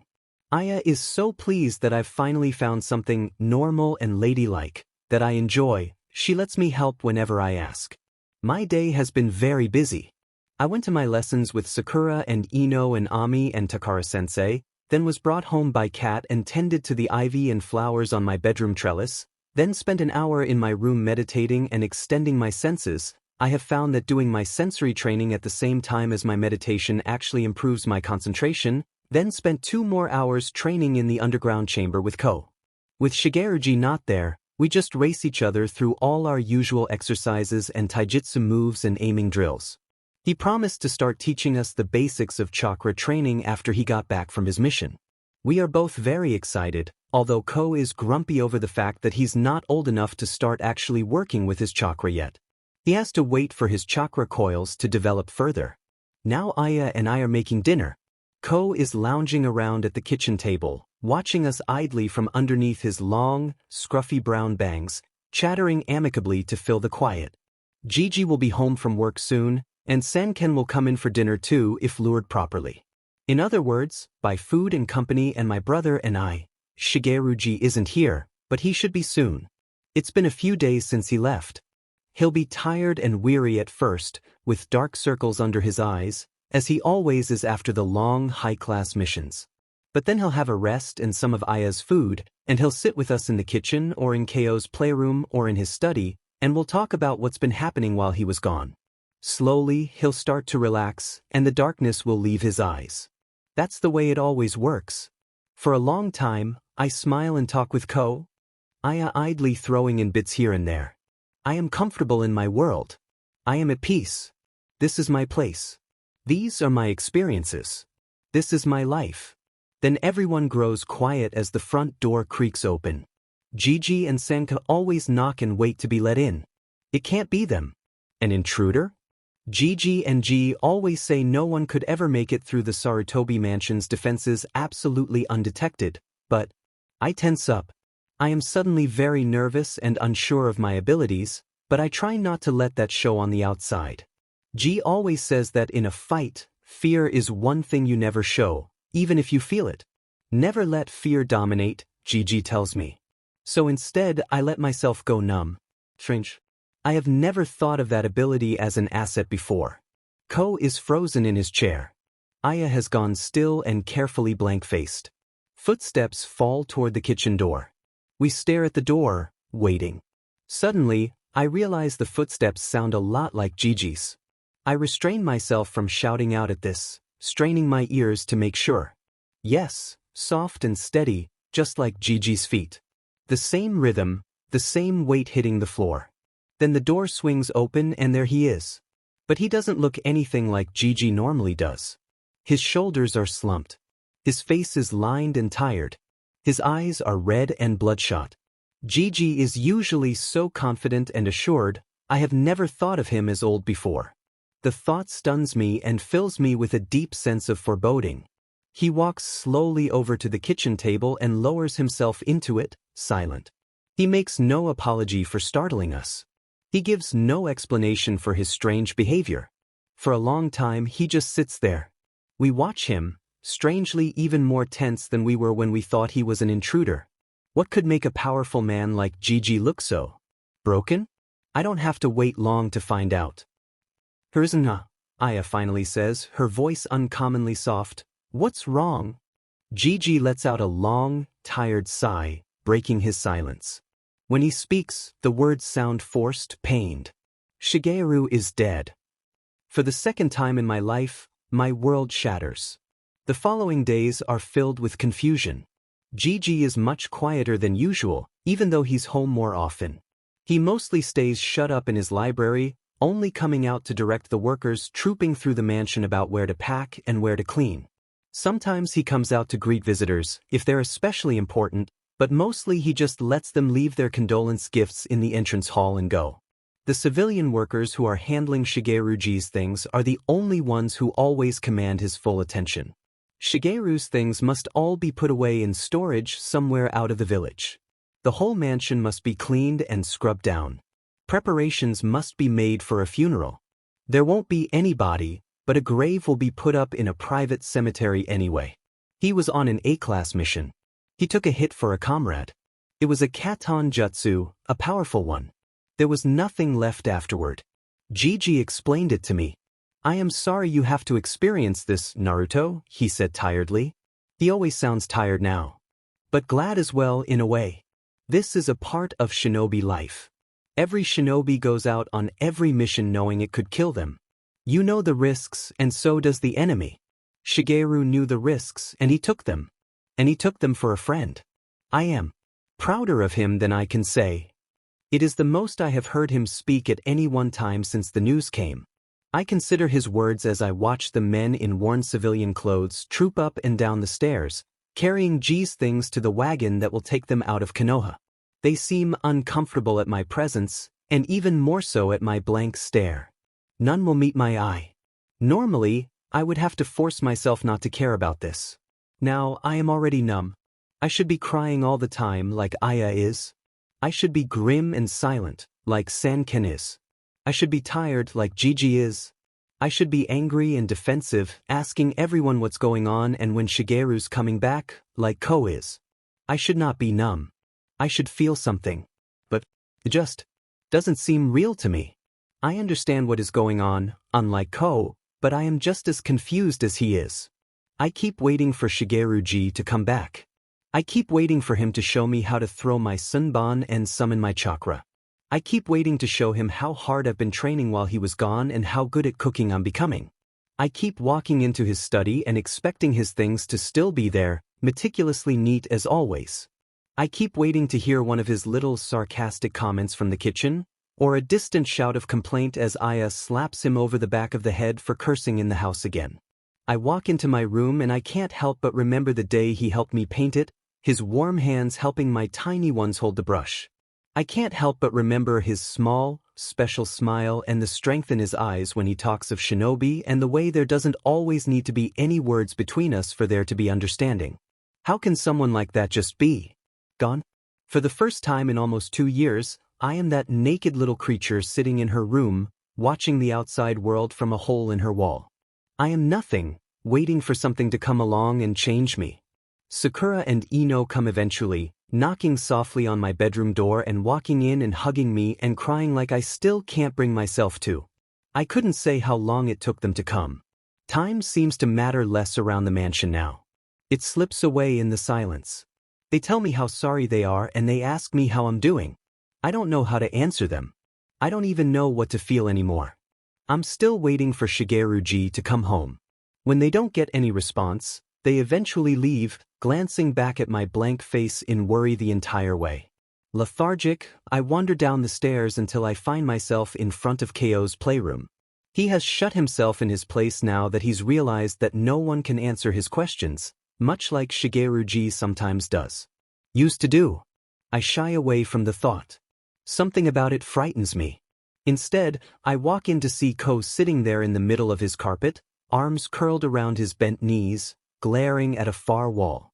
Silent, I sit down beside him, and he leans over and buries his face in my arm without a word. At the warmth, I realize how much I needed his presence. Perhaps I actually meant to come down here after all. He's not coming back, Ko whispers into my sleeve, as if for confirmation. Somehow, I find my lost voice. No, I answer hoarsely. Ko starts, as though stunned that someone finally answered his most important question. Then, a few moments later, his shoulders begin to shake and my sleeve becomes wet with silent tears. I let him cry for both of us. Aya comes to me in my bedroom one afternoon. By that time, Shigeruji still isn't home. I am tending to my plants. I have been doing this more often lately.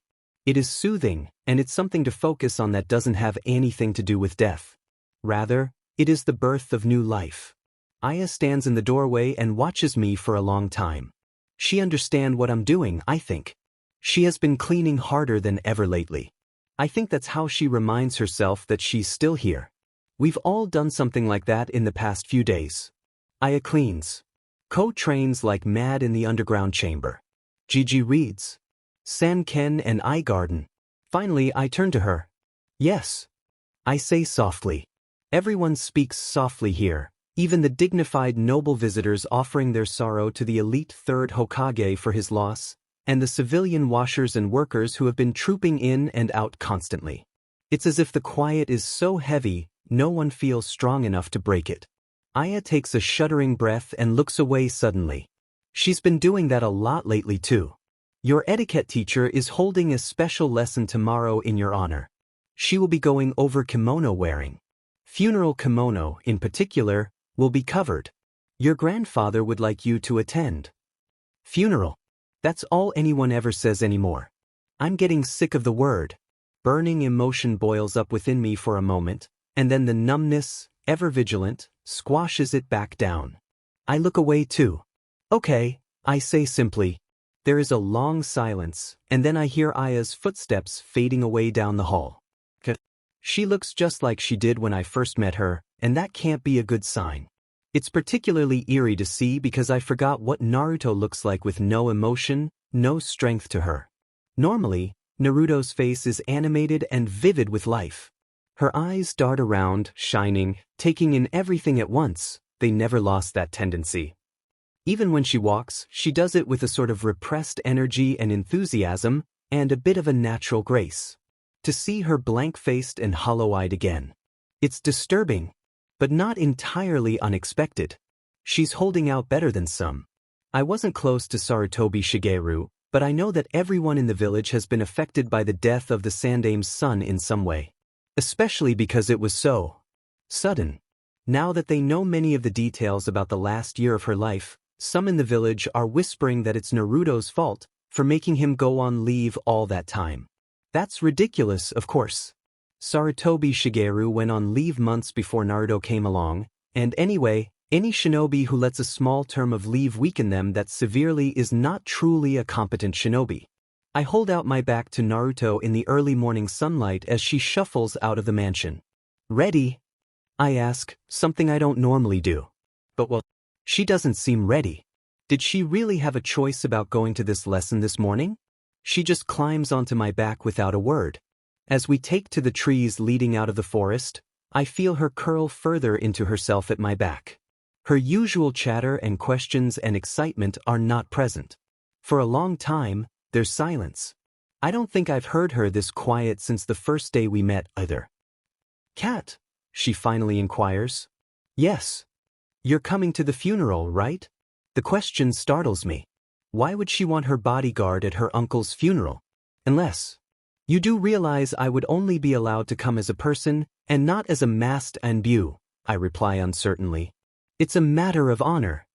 Naruto seems to digest this for a moment. So, she finally presses, are you coming? Unless she doesn't want her bodyguard to come. She wants me to come. I probably shouldn't. It's a matter of routine for bodyguard Anbu to never show their faces to their clients, no matter what. That way, if they die protecting their client, the client doesn't take it as badly. A person didn't die to save their life. An Anbu died doing their duty. I really shouldn't let her get to know me. But I pause on a branch to look back at her wide blue eyes, which are unusually reserved. Underneath that, however, I can see a glimmer of touching hope. I'll be there, I find myself promising, against my better judgment. A flicker of something like happiness passes across her face. Thanks, Kat, she says sincerely. I feel good about myself. I'm getting too DMN soft for this girl. Naruto. The Kabaji Theater is Konoha's only theater. As if to make up for this, its sheer size takes up almost an entire street. The first time I ever walked past it, I stopped and stared in awe because I thought it was a golden palace. Here, I am going to be learning kimono wearing. Kat takes me up to the backstage entrance, where a stiff-backed, proper-looking elderly woman with her hair in a sharp black bun is sitting outside the back door, probably to keep just anyone from walking in on the lesson. I eye her own perfectly worn blue kimono as Kat puts me down in front of her. The woman, who I assume must be the Kabaji's owner, looks me in the eye, and not with disgust or judging. I am startled by this for a moment, and then I realize that she is silently nodding us in. Still thrown off balance, I walk obediently inside, Kat right behind me. Backstage is a wide open space, with whole rooms full of changing areas and hooks for clothing and full-length mirrors leading off of it. The dark curtain is long and intimidating and heavy a ways in front of us, with small spaces to lead onto the stage on either side of it, and above us is a tall ceiling full of levels upon levels of strange wooden rafters and scaffolds and pulleys. Milling about in the wide open space in the middle of the backstage is my class. We must be trying on the kimono here in the changing rooms. Naruto. I turn to see Sakura and Ino running toward me from the crowd. They stop in front of me, faces anxious. We didn't know if you'd make it, Ino explains, looking me up and down scrutinizingly. The trip outside the mansion and Kat's promise have given me strength I wasn't expecting. I force my face up into a smile. I came, I say quietly. There's still the funeral after all. Saying the word leaves a bad taste in my mouth. Still just doesn't sound right. I guess so, Sakura says hesitantly, eyeing me as well. I turn away from their scrutiny. So, I say, still attempting to sound cheerful, what's been going on while I've been away? Ugh, Ami's been awful all week, Ino replies, rolling her eyes, instantly warming to the subject. But to my surprise, Sakura is nodding along with her fervently, looking unusually fierce. Especially when it comes to her fear of Ami's bullying. Don't get anywhere near her, she. But before she can say any more, Takara-sensei calls out to the group, all right, it's time to start. Everyone over here. The girls all gravitate around Takara-sensei, some sitting, others bouncing around impatiently. I stand quietly in the background and, after a moment's hesitation, Sakura and Ino come to stand beside me. Some dancers of the Kabaji Theater are waiting on stage behind that curtain. Takara-sensei says loudly over all the talk, and everyone quiets down to listen. They will go through kimono with you, step by step, using themselves as examples. Then we will separate into groups. Each group will go into a changing room, either with one of the dancers or myself as their leader, and will practice putting on and wearing kimono themselves. Is everyone clear? There are some sparse nods, Sakura among them. Let's go. Takara-sensei leads the group through the thick divide in the middle of the curtain and onto the stage itself. Hundreds of plush seats rise in great tiers in front of us, all the way to a ceiling painted like the night sky. The stage itself is wide and sweeping, with lights at its foot. For a moment, even I can't help but be awed, imagining what it must be like to be performing on this stage when the theater is full. How amazing and frightening it must be. The dancers are waiting in a small group on the large, smooth wooden stage with a neat pile of fancy clothes beside them. They are all small and slim and muscled and long-legged. Their hair is down, and they are wearing nothing but what seems to be a thin white nightrobe on their bodies. At our approach, they all straighten up and gesture for us to sit down in front of them. The demonstration is actually fairly quick. Kimono wearing seems simple enough. It's the doing it that will be the hard part. First, the demonstrators show us that under what I thought was a sleeping robe, they are wearing a silk hip wrap called a kashimaki. Above the hip wrap is a short-sleeved kimono undershirt, tied shut at the waist with string. Finally, on top of that is the white robe, called an underrobe. The performers explain that the underrobe actually shows once you're wearing the full kimono regalia, such as when you lift the hem of the outer kimono while stepping out into the street. Its collar also shows slightly above the outer kimono's collar. That is why underrobes are not actually normally white. They are all different colors and patterns to coordinate with the outer kimono, which is mostly seen by the outside. The demonstrators just wore white today to keep things simple for us. Next come the outer kimono. They demonstrate putting on a few for us. We think their brilliant colors and patterns and shimmering cloth is beautiful, and I can't help but join the others briefly to awe and delight. But the demonstrators laugh a little and explain that these are relatively plain compared to many kimono. It is required to put the outer kimono over the shoulders very slowly and neatly and precisely so that there aren't any wrinkles and you don't bunch anything up and it all fits to your body perfectly. Then, because kimono are the same size no matter who wears them, the extra fabric that pools around your feet must be bunched up under the sash tied around the middle, which is called the obi. The knot to tie the obi in the back is the most complicated part of the whole thing, and they take several minutes showing us how to do it step by step. I see many around me who are very confused, but they tell us not to worry too much. We'll all do it for each other at first, and it's easier to do it for someone else than yourself. After this, Takara-sensei goes up to the front of the seated group to call out names and then name a leader. I am put with Sakura, a very quiet girl I've never spoken to before named Chi-Chi, and a pretty young dark-haired dancer named Uemi. Uemi leads us backstage to a dressing room, smiling pleasantly the whole way. She's not looking at me oddly or glaring at me, and I am a little relieved. Normally, I could have lived without mastering this lesson, but I need to learn this. From an unprejudiced person. Uemi is a good teacher. She's very nice to us as we put on our wraps and underrobes in plain white, and then she sits us down in front of a little mirror above a dressing table and shows a bit about the different makeup brushes on it and what they do and where they're supposed to go. She helps us put some basic makeup on, and she even looks me in the eye and smiles when she comes over to help me hide the thin scars on my face behind a creamy face makeup. A total stranger has never smiled at me before, just because. For the second time in almost 2 weeks, I give a genuine, if small, smile back. Afterward, we all, except Sakura, whose hair is too short, and is therefore kept in the red hair ribbon she always ties on top of her head, put our hair up in simple buns at the backs of our heads, and Uemi lets us choose from a little box of hair ornaments she's brought so that we can decorate our buns. We're each allowed to pick one.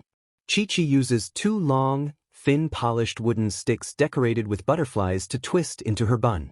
Sakura picks a little hair clip to her ribbon. I pick out a lacquered comb Sakura recommends for me. It has a jeweled flower on it, and she says the color matches my eyes. To our surprise, even silent little Chi-Chi speaks up long enough to tell me it looks good, in a deep, solemn voice. We put on the outer kimono then. Sakura chooses a dark blue one with pink sakura blossoms decorating it that goes well with her hair and her namesake. Its obi is red to match her ribbon. Chi-Chi takes a simple one in light gold and mint green, with an obi in the same light gold color as the trimming. But instead of letting me choose from the racks of kimono that Sakura and Chi-Chi choose from, Uemi leads me to the back, where she takes out a beautifully made, formal black kimono with a deep blue obi. "Your grandfather has bought this for you for the funeral," she says quietly.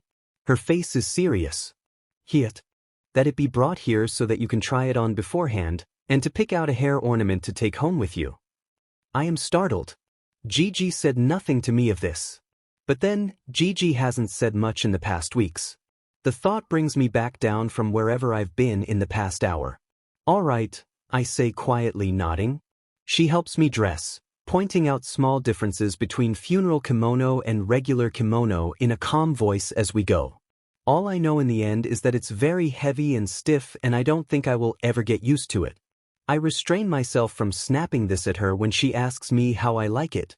"It's fine," I say, giving out a pained smile which I'm certain is more of a grimace. When she puts me in thick white tabi socks and lacquered sandals, however, and places me in front of a full-length mirror, I have to admit to myself, with my lovely kimono and my shiny golden hair done up with the jeweled comb that matches my eyes, I feel pretty for the first time in my life. I don't even recognize myself. But there is something missing. Something about my blank face. Some small part of me thinks of Shigeruji, and what he would think of this if he could see me now. Some small part of me thinks he would disapprove. I don't like that thought. I hate that thought. And I hate the fact that I think he would be right in his disapproval. The hot emotion boils up inside of me for a moment, and then it bursts into a flurry of movement as I run over to the makeup table and use thick, sharp black mascara to paint over the whisker-shaped scars on my face and make them stand out amidst all the makeup. I'm not ashamed of what I am. I will not hide it. Yuemi looks startled. Sakura and Chi-Chi are staring at me. I lift my chin defiantly and carry myself, even through all the heavy fabric, through the door and back to the main backstage area. Kat is standing there, somehow quiet and inconspicuous as ever, even in her NBU garb. A few other girls are mingling around as well, waiting, and they all pause briefly to rove their eyes to my face as I walk back over to stand beside Kat, suddenly ready for the trip to be over. Sakura and Ino join me a few minutes later, Ino in a soft silver and blue kimono decorated with waves, like the sea. They say nothing as they stand beside me, watching the backstage area slowly fill with dressed-up girls, but I can feel them glancing uneasily at me out of the corners of their eyes. They seem to be doing that a lot lately. Then, suddenly, an unwelcome voice shouts out across the room, well, if it isn't little Miss Whiskers. The three of us turn to see Ami and her usual posse coming toward us. Usually, when we are too close to Kat, it keeps them away. But, even though she turns her blank mask to look at them as well, they don't pause. Ami's round, scrunched-up face is too eager for hesitation. She has been waiting for this. When I gave you the nickname, I didn't think you'd take it quite so literally, she sneers, eyeing my face. The girls behind her shriek with laughter. I don't have to hide any embarrassment this time. A strong, burning kind of defiance has arisen within me, and I feel more powerful than I ever have. I glare at them, angry and indignant for the first time, instead of passive and numb and hesitant of insulting the people around me, at their laughing at something I have no control over. Something that has already brought me so much pain. Ooh, I'm sorry, have I insulted you, my lady? Ami says, dark eyes flashing at mine. Lay off, Ami. Sakura, of all people, shouts suddenly, fiercer than I have ever seen her toward anyone. Perhaps shy little Sakura has a fire hidden somewhere inside her too, I think, as I watch her green eyes widen with a kind of protective anger I've never seen in her before. Standing up for Whiskers, forehead girl? Ami's expression becomes even crueler as she turns to the quiet, bookish girl that I know for a fact she used to pick on before Ino stepped in and got right up in her face, fending her off and befriending Sakura in the process. But I'm just being polite. If her ladyship is offended, I want to know what I've done to make it so. Bullshit, Ino says bluntly, taking a step toward Ami and her friends. A couple of them gasp quietly, and even I'm a bit startled. I've only ever heard that word a few times before, from the matron when she was drunk, and once from Shigeruji when he thought I wasn't listening. The thought of Shigeruji, right in the midst of all of this, punches a hole somewhere inside me. I retreat into myself suddenly, and the anger fades a little. Everyone in the backstage area has stopped to watch by now, even the few people who haven't seemed to have taken one side or the other.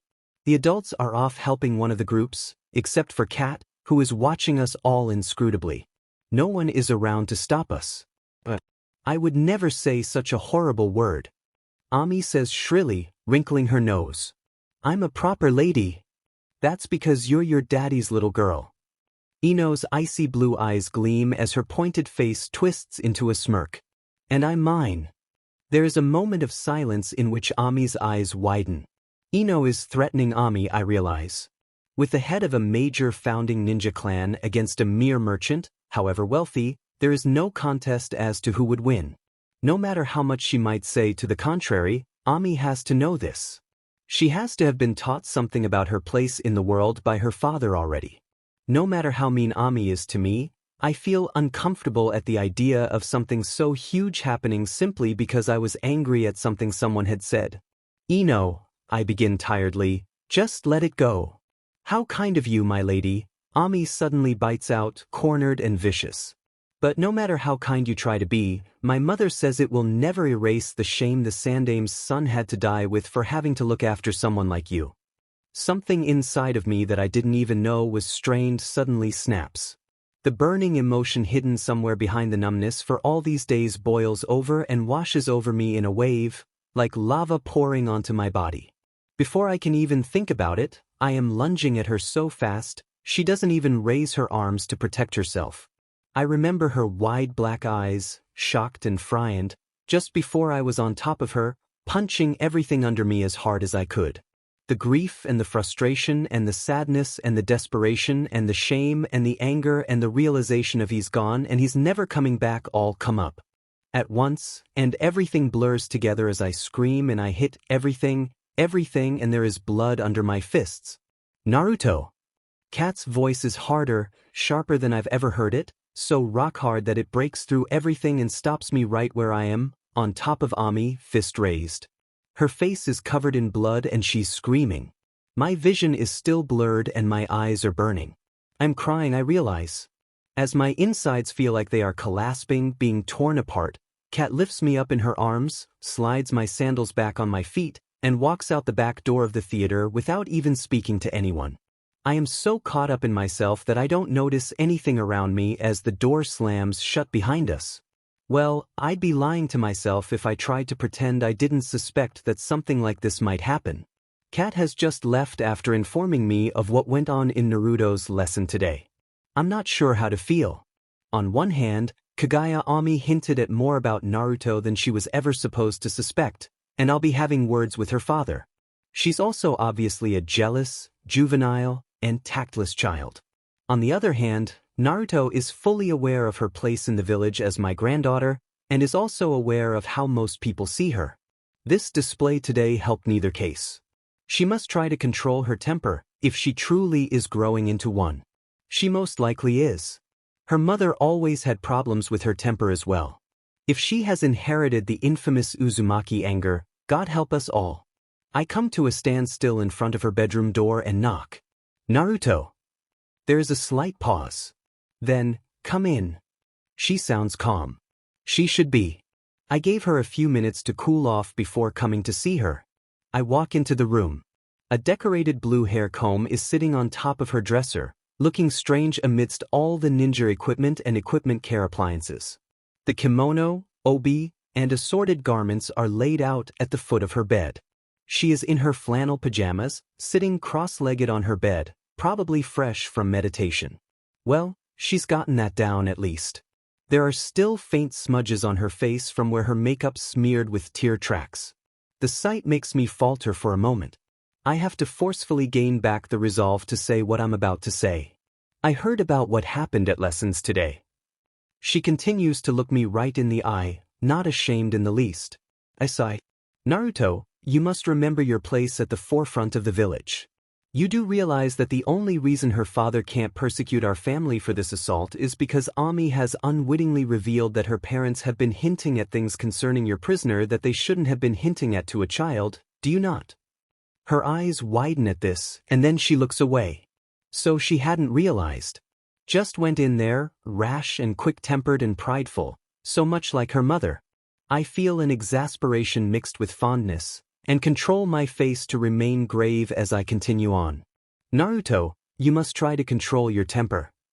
Her head shoots up and she opens her mouth furiously to argue. I cut her off. I realize what she said to you was unfair. I believe we have already discussed that it is an unfortunate repercussion of your state that you must always try to be the better person. She turns away, face screwed up. Naruto, I say softer, worried. You will never do yourself any favors by behaving like this.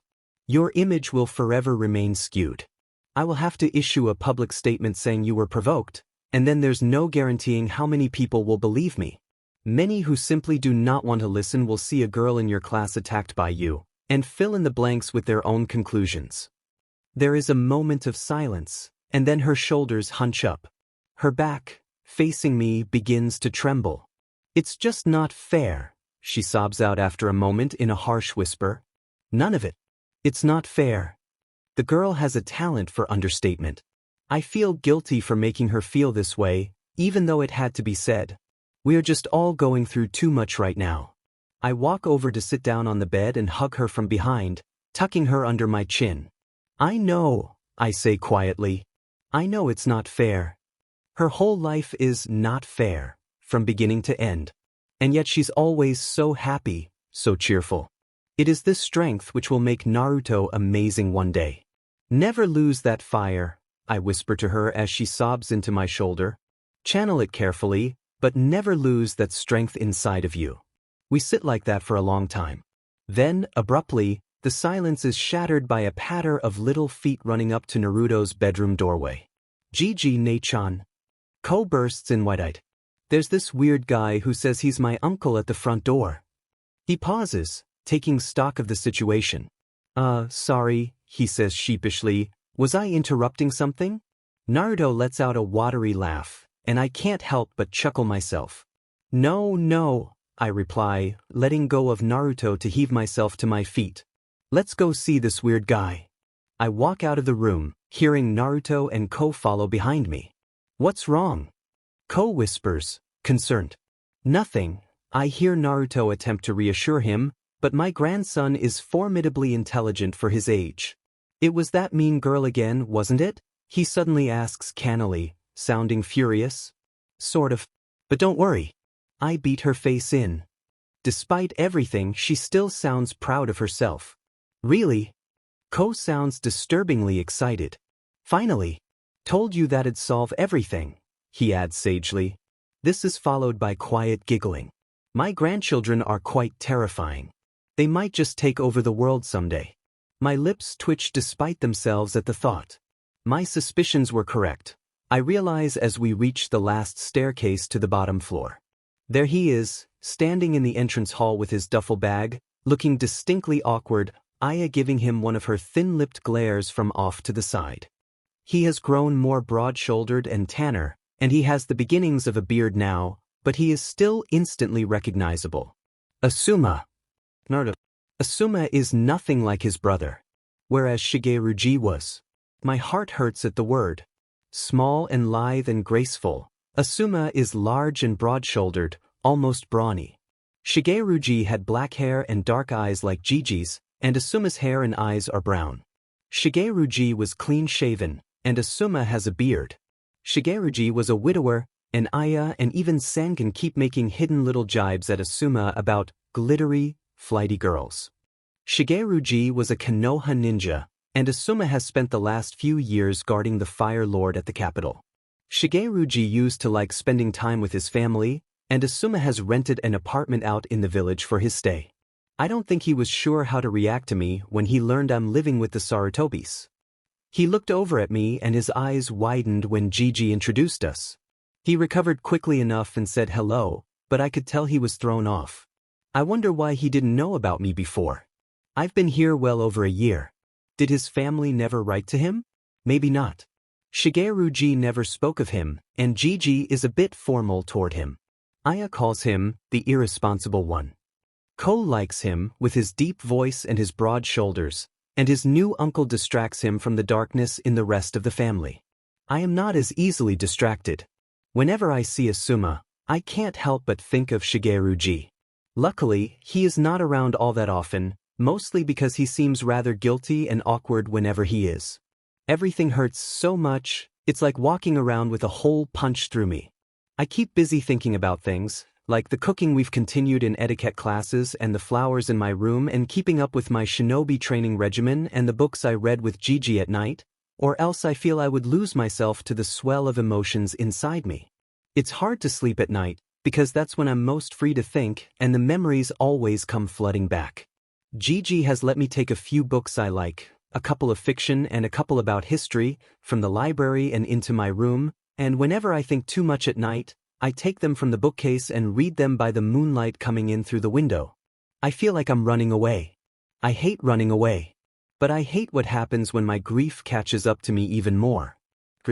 I remember the first time I came across the word in a book, and Gigi explained to me what it meant. I thought I understood exactly what he was talking about back then. I knew pain. It was just another form of pain, right? But looking back, I realize I had no idea what it was. Not back then. I thought I understood Shigeruji's pain about his wife's death too, but I was wrong. I can understand how withdrawn he was when I first met him now. His irritability. The dark circles under his eyes.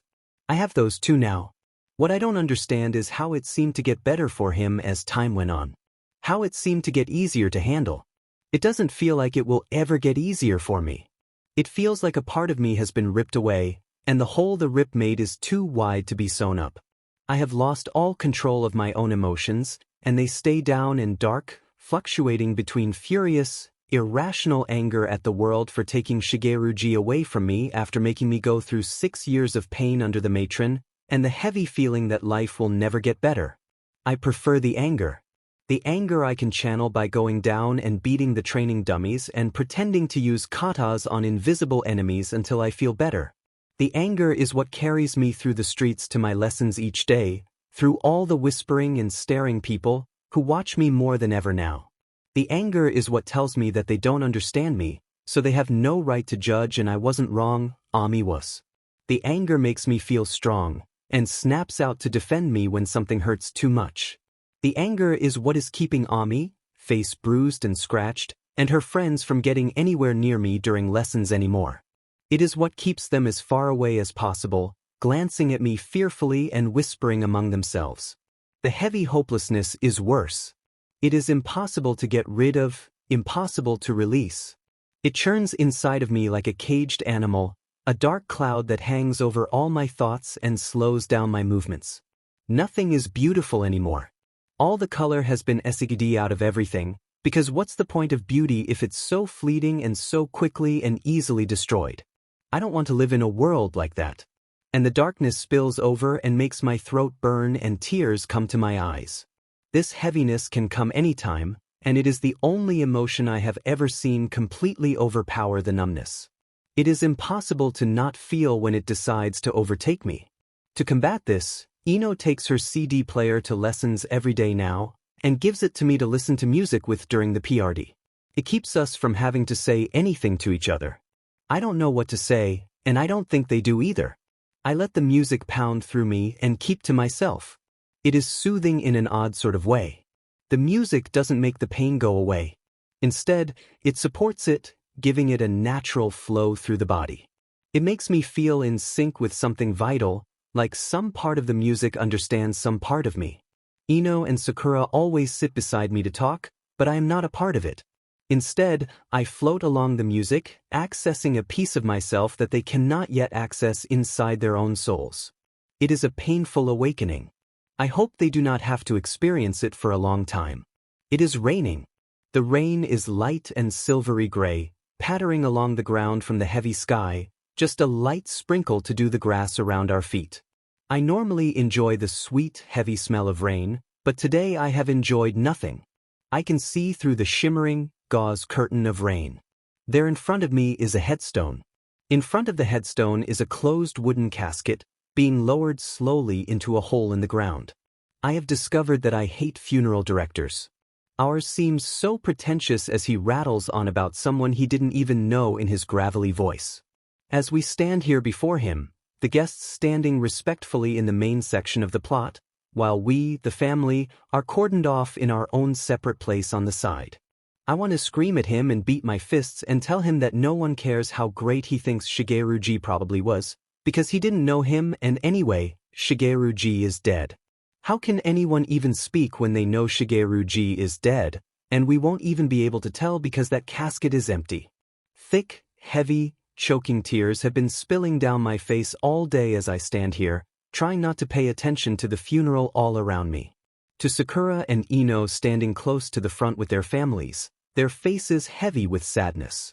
To Aya and Senkin, standing near them in the main crowd because they aren't allowed to stand in the family section because of some stupid old rule only a council member would care about anyway. To the hundreds of villagers who have come out in assembly to this, the burying of the Sandame's son, and are so distraught that they aren't even glaring at me today. To the nobles in their stiff clothes who don't really care about this anyway, and have just come because it looks good. To Asuma, carrying the lacquered umbrella protecting the family from the rain, his face twisted with a guilt and heaviness that makes me feel more charitable toward him than I have since he first got here. To Gigi, who looks older than ever today as he places a hand on the shoulder of each child and gazes silently at his son's empty casket. To Ko, who is staring forward uncomprehendingly, wide-eyed and haunted at the idea that his father really is gone. But especially, I try not to pay attention to the pretentious funeral director, supposedly the best there is, who just keeps on talking and talking about someone he didn't know until I feel like I'm going to burst. Instead, I focus on the tears on my face and the soft fabric of my kimono clenched into the fists I have made at my sides and the patter of the rain and Shigeruji's headstone. Soon, all there is in the entire world is Shigeruji's headstone. The plot is small, set on a rolling green hill overlooking the city, which is just a little way away. We can see practically all of Konoha from this hill, laid out below us in all its variety. I sit under a tall tree in a corner of the plot, hidden away among its giant roots. The ground tilts just slightly in a gentle slope downward, and the shade of the leaves above proves soothing. I breathe in the scent of dew and plants around me, a result of my extensive training in reaching out my senses. I never got to show G that. I can't see any of the actual graves from my position, nor can I see the hundreds of people milling around them. Even their voices coming from the rest of the plot, hidden from my view by the giant tree, seem muted somehow, as if they are coming from very far away. I prefer it this way. In this little place of isolation, I don't have to worry about what anyone thinks of me. I don't have to attempt to hide my emotions. I don't have to attempt to hide how tired I am. Konomaru sits beside me as silent as I am, his face scowling in an attempt to hide pain behind anger and frustration and mulishness. I say nothing to him about this. We are going through the same thing. We understand each other. There is no need for words. It reminds me a bit of Shigeruji, which brings a pang of sorrow again. The sun has come back out after the light rain, making all the greenery around us gleam with drops of water. Suddenly, the day seems too beautiful to hold an event like this. I'm getting grass stains on my kimono, I think to myself, wondering why I even care. Wondering when my thoughts became so jumbled and chaotic. I hear soft footsteps from the other side of the tree, and then Ino's and Sakura's faces peek around the trunk. "Hey," Sakura says quietly, her face twisted in a pity that I hate more than anything else. Ino's face mirrors Sakura's, but all she says is, "A woman is looking for you. It's probably Aya." I nod and sigh, resigning myself to joining the rest of the crowd. As I stand up, Ko stands with me, but Sakura shakes her head. "She was just asking for Naruto," she explains hesitantly. Ko frowns and sits back down. I am confused. Aya would have asked for both of us. Then who could it be? I follow my friends back out to the graveyard, which is the same as it was when I retreated to the tree, full of quiet, solemn people walking around, murmuring to each other, bowing respectfully to G's grave in passing. Everything just reinforces the heavy quiet, reminding me of why we're here in the first place. I hate it. I hate it. I remember thinking once that I never want to arrange flowers for a funeral. I was wrong. Funerals need happy, colorful bouquets like I make. After a moment, though, as I dwell miserably on the solemn faces I pass by, I realize something. When the adults catch my eye, some of them don't look away. Some of them don't glare. Some of them continue to look at me respectfully, or even pityingly. A couple even nod to me in passing. I am so stunned at this that it takes me a moment before I regain myself enough to nod back. My mind whirls at this realization, so much so that I don't pay attention to where we're going until Sakura tugs at my sleeve. I break out of my reverie to look up at them, startled. Ino points. "That's the woman." She is slim and statuesque and dark-haired. Dressed in a simple lavender kimono, she moves like a shinobi through and through, making her seem almost awkward in the dressy clothes. Her neck is long, her face is thin and pale, and her eyes are a dark, deep brown. I don't know her. I walk over to her anyway. "Ma'am," I say politely, catching her attention. She turns to look at me, and when she doesn't glare, I feel relieved. "You wanted to see me?" Her eyebrows raise in surprise. "Naruto, she says questioningly, and my eyes widen. Cat. I almost breathe. Shoo, she hisses hurriedly, her eyes darting around her, as if to make sure no one heard. Not in public. It's Megumi. The way she says it seems almost reluctant. Gumi. I have a name and a face to go with my bodyguard now. The thought is strange and at the same time, wonderful. Unbidden, a lump crawls up into my throat again, though this time for a different reason. I fly at her and hug her around the waist. You came, I whisper into her kimono. She stiffens and then slowly relaxes into the embrace. I came, she mutters, rubbing my back like she did that first day. I stand there for a moment, reveling in the fact that I know the face behind the ANBU mask now. And then it registers. The ANBU mask. Megumi is an ANBU. Once her term with me ends, when I start at the academy, Megumi will take other missions. Black Ops missions, ones even more dangerous than Shigeruji used to take. Megumi could die. In just a moment, Megumi could die. Any shinobi could. I go cold at the thought, and my head shoots up to stare her right in the face. She gazes down at me in surprise at the sudden move. Megumi, I say slowly, ANBU is the most dangerous position there is, right? She looks even more surprised at the sudden topic. Debatable, she replies after a slight pause. But many say so, yes. And you could die, right? At any time, right? Megumi's eyes widen. Her mouth opens quickly, and then slowly closes again. She can't think of anything to say to refute it, though a small part of me hoped desperately that she would. Panic rises up within me, clutching at my chest and binding around it, making it hard to breathe. My air comes in and out in short, painful gasps. Cat, you can't die. You can't. I shake my head furiously, my mind rebelling at the thought. You just can't. I gasp out. She takes my shoulders in her iron grip. Naruto, she says in her firmest voice, breathe. Reluctantly, I close my eyes and force myself to concentrate only on my breathing. Just on my breathing. In and out, just like in meditation. Slowly, the panic's grip loosens, and then it breaks away completely. In the calm that follows, I open my eyes to find Megumi kneeling down to look me in the eye. All ANBU take the position voluntarily, for the good of the people, knowing how dangerous it is. That is my decision, she tells me quietly, her brown eyes penetrating into mine. But you could quit. Become a jonin. Isn't it true that most ANBU only serve for a few years anyway? I ask her desperately, the pain still fresh in my mind. She actually falters briefly at this, which gives me a flicker of hope. It is true, she admits. Technically, I have gone past the term of 2 years that all volunteers are required to attend. I have been considering leaving. The hope blossoms within me, and I open my mouth eagerly, but she interrupts me with another firm look. I said I was thinking about it. Perhaps after you start at the academy.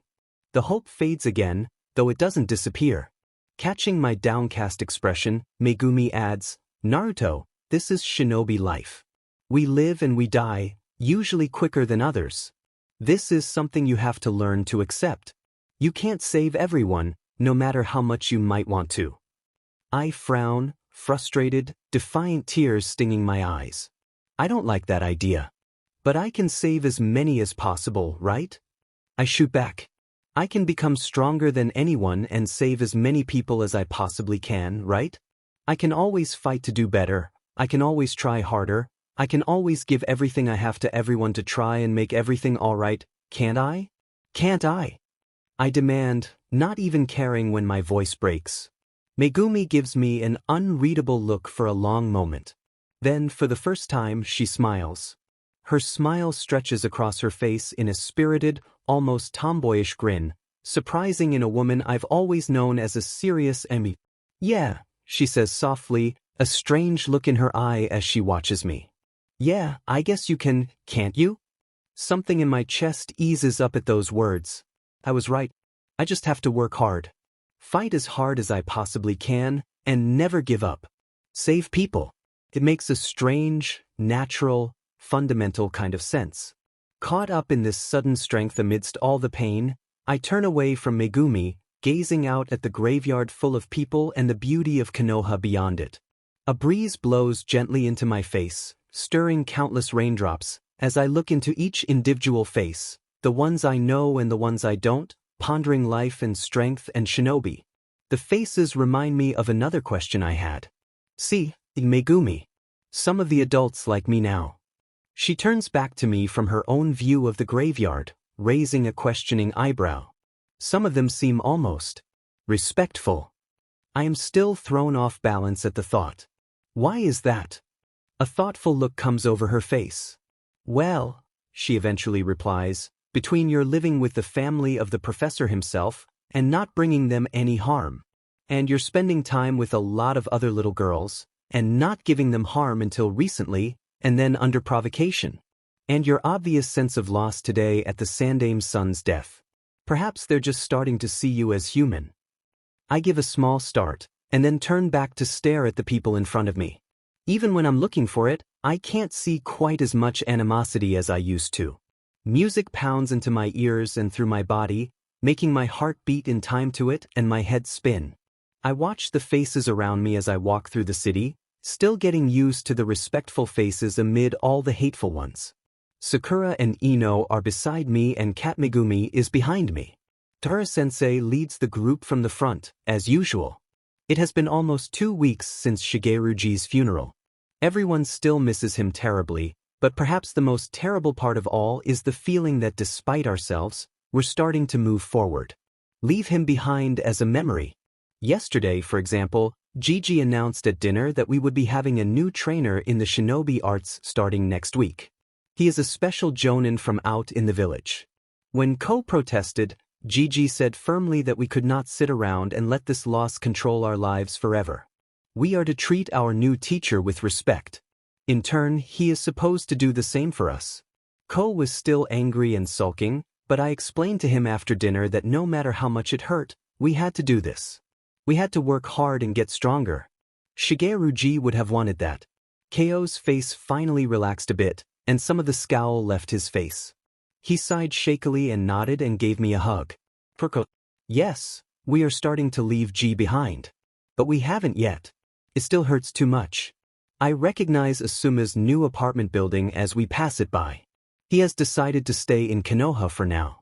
Perhaps it is the strange guilt in his face which drives him to do this. Perhaps he is trying to make up for not being here before. I have been interacting more with Asuma lately. He has been coming around a bit more often, and we have been getting along surprisingly well. Like Shigeruji in some ways, he is kind and casual with a dry sense of humor. He smokes almost as much as Gigi does, though with cigarettes instead of a wood pipe. We were hesitant around each other at first, but I think he almost likes me. He has taken to calling me Haim lately. Once I would have blushed at this. But something fundamental has changed in me sometime since Shigeru's death. I feel more reckless, more bold, more challenging. I feel like I am channeling that inner fire Gigi has talked to me about. Like in my pain I have cast off my hesitancy at this great world I was thrown into like an annoying shroud.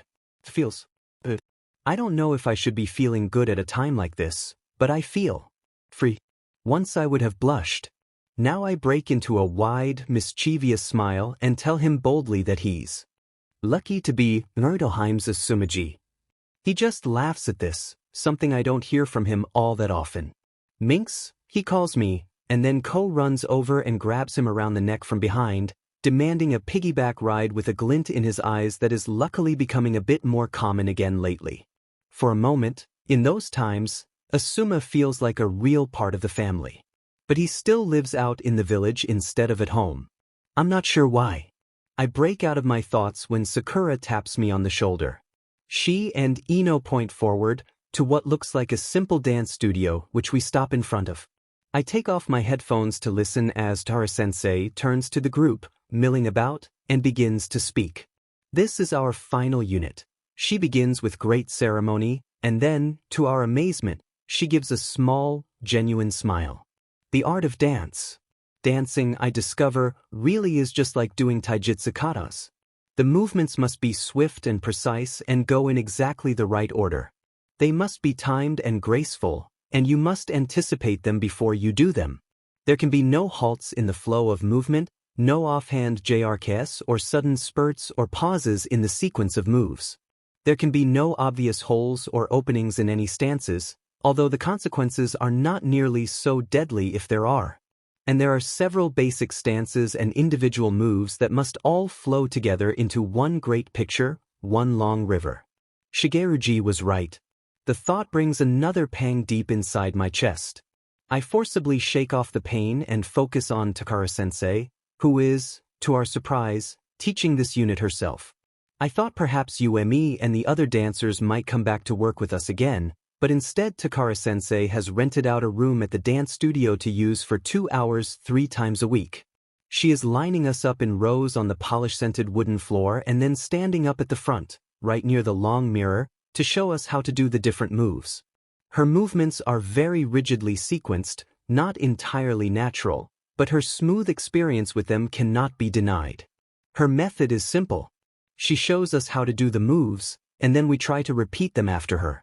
Theoretically, we should also all be doing the moves at the same time. That's going about as well as individual cooking stations did. Still, though we can't all do them at the same time, the moves she's shown us so far are fairly simple. Most can repeat them, and the few clumsy ones who can't are quickly moved up to the front by Takara-sensei. Usually it's the other way around, she explained to us once, with the ones who have trouble in the back and the ones who look good at the front. But that's only in professional dancing troupes, when it's important to look good for the audience. Here, it's best if we realize your weaknesses and get rid of them right away. I was put up in front on the very first day, to my dismay.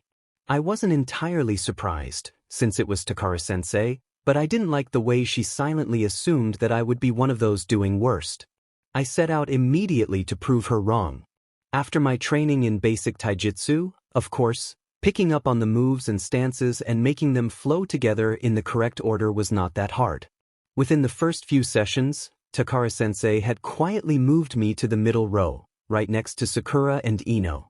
That was good, but still not quite good enough. Selfish though it might be of me, I was secretly hoping to gain the satisfaction of being moved to the back row. I tried to explain this to Sakura and Ino one day after a session. They didn't seem to understand at all. "What do you mean, Naruto?" Sakura asked in confusion.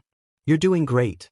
She moved you away from the clumsy row, didn't she?" she finished in a "what more could you want?" sort of way.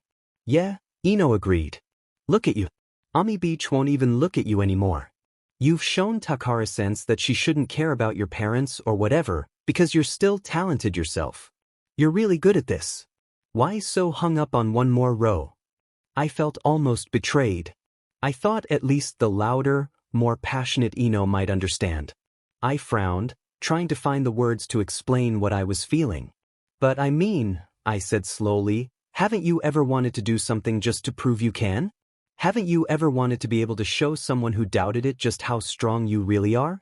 Haven't you ever wanted to do your very best at something just so you could be proud of yourself afterward?" I felt it all the time. In my determination to become, not only a powerful shinobi, but a good one. Every time I helped Aya cook a meal in the kitchen, and could do most of it by myself.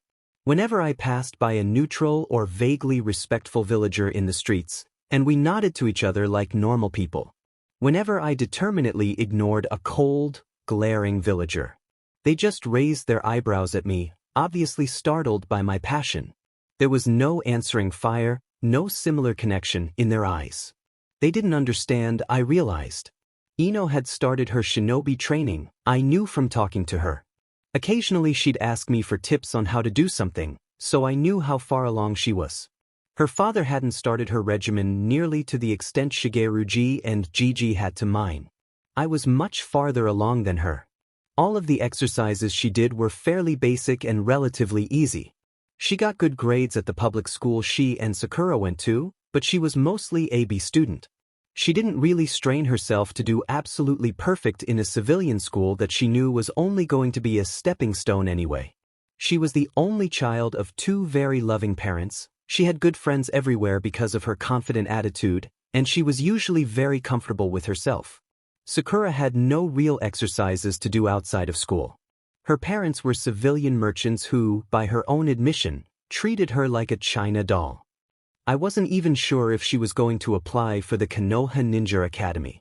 She got straight as at public school, but because of her natural love for reading and her photographic memory, that wasn't any great strain for her. Sakura was naturally book-smart. Ami had not just nicknamed her Forehead Girl because of her wide forehead. She, again, had very loving parents. She also had a lot of friends in me and through Ino.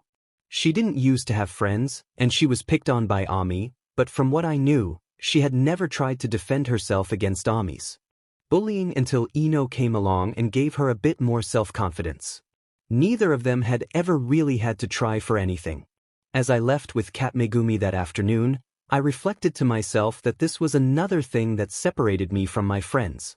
Not only had I gone through many painful things that I hoped they never had to.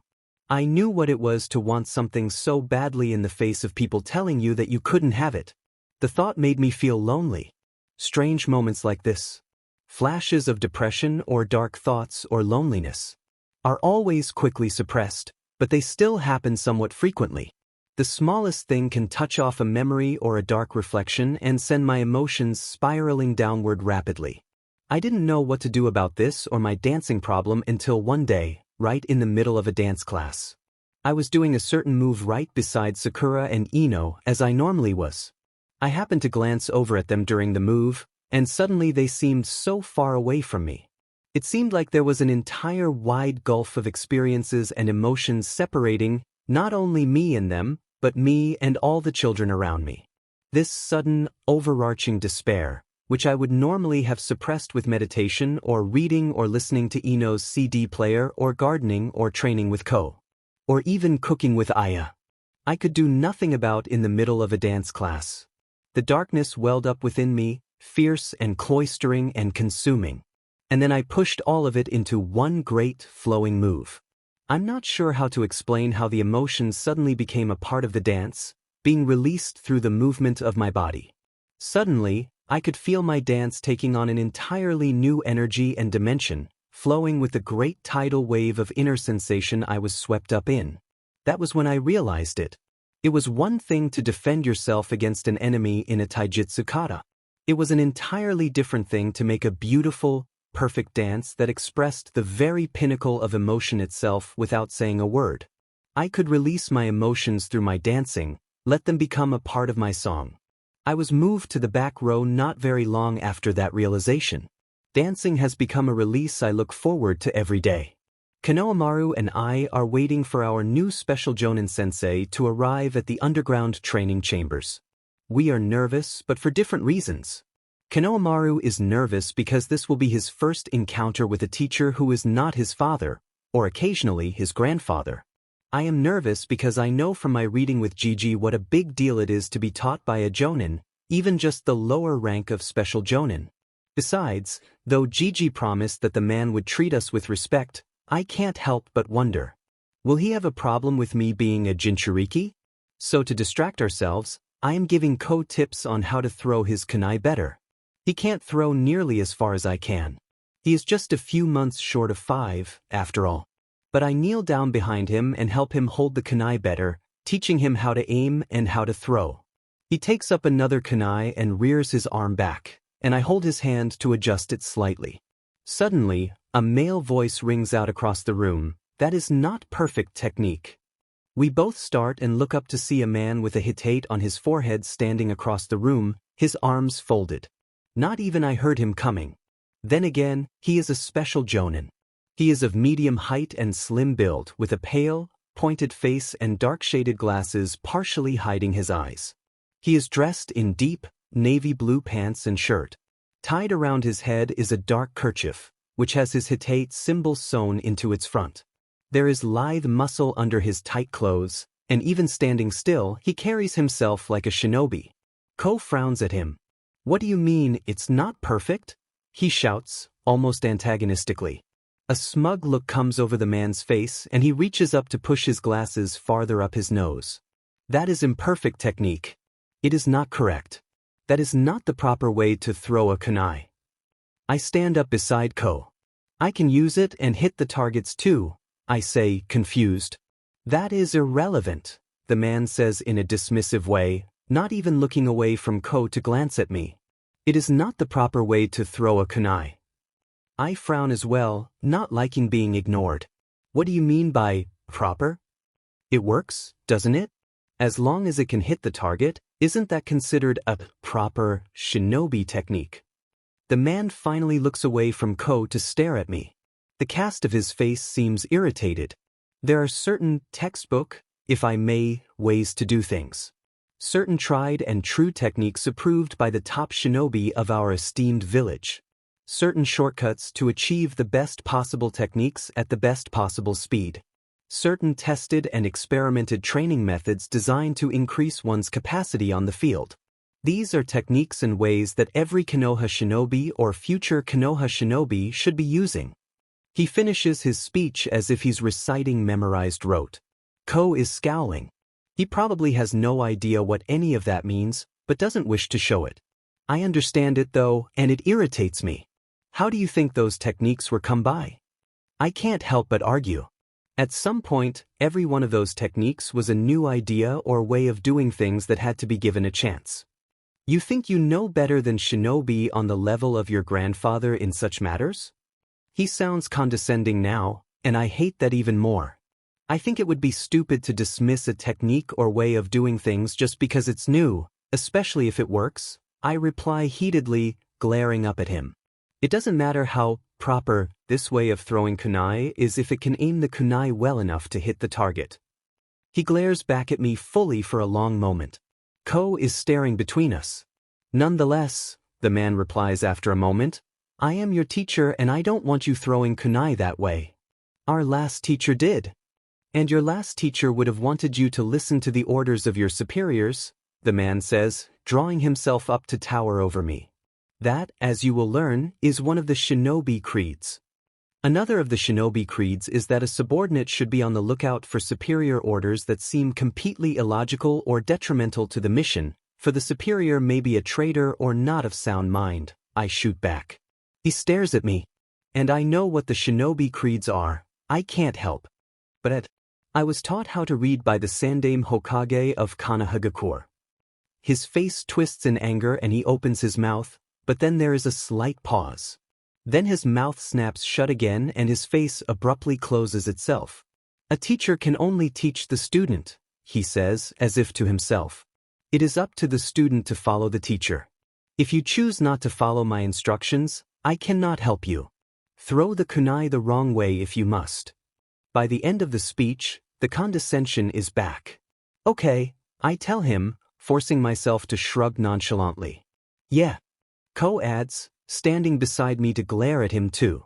The man stares at us coldly for a long moment before saying, I am Ebisu, personal trainer of Hokage's dash. You train the Yondaime? I interrupt in sudden interest. Do not interrupt me, he snaps, sounding frustrated. I can see a faint flush to his face. He didn't. This man has never trained a Hokage in his life. The others are too old for a man in his late 20s to have trained them. He takes a deep breath and starts again. I am Ebisu, personal trainer of Hokages, and it is my job to mold the honored grandson here into a perfect Hokage candidate, using special, approved techniques and shortcuts only I can teach him. He gives Ko another smug look. Ko scowls, clearly not appreciating this or liking the idea of this training. I know I told Ko we should treat our new teacher with respect so that we can learn better, like G would have wanted us to. But I take it back. This man annoys me. Besides, it's not like G would have wanted us to take orders from someone like him. Shigeru-ji could have beaten this pansy in 2 seconds flat. And what about me? I interrupt again. What if I wanted to be Hokage instead of Ko? Do I not get any of his special shortcuts? Ebisu pretends not to have heard me.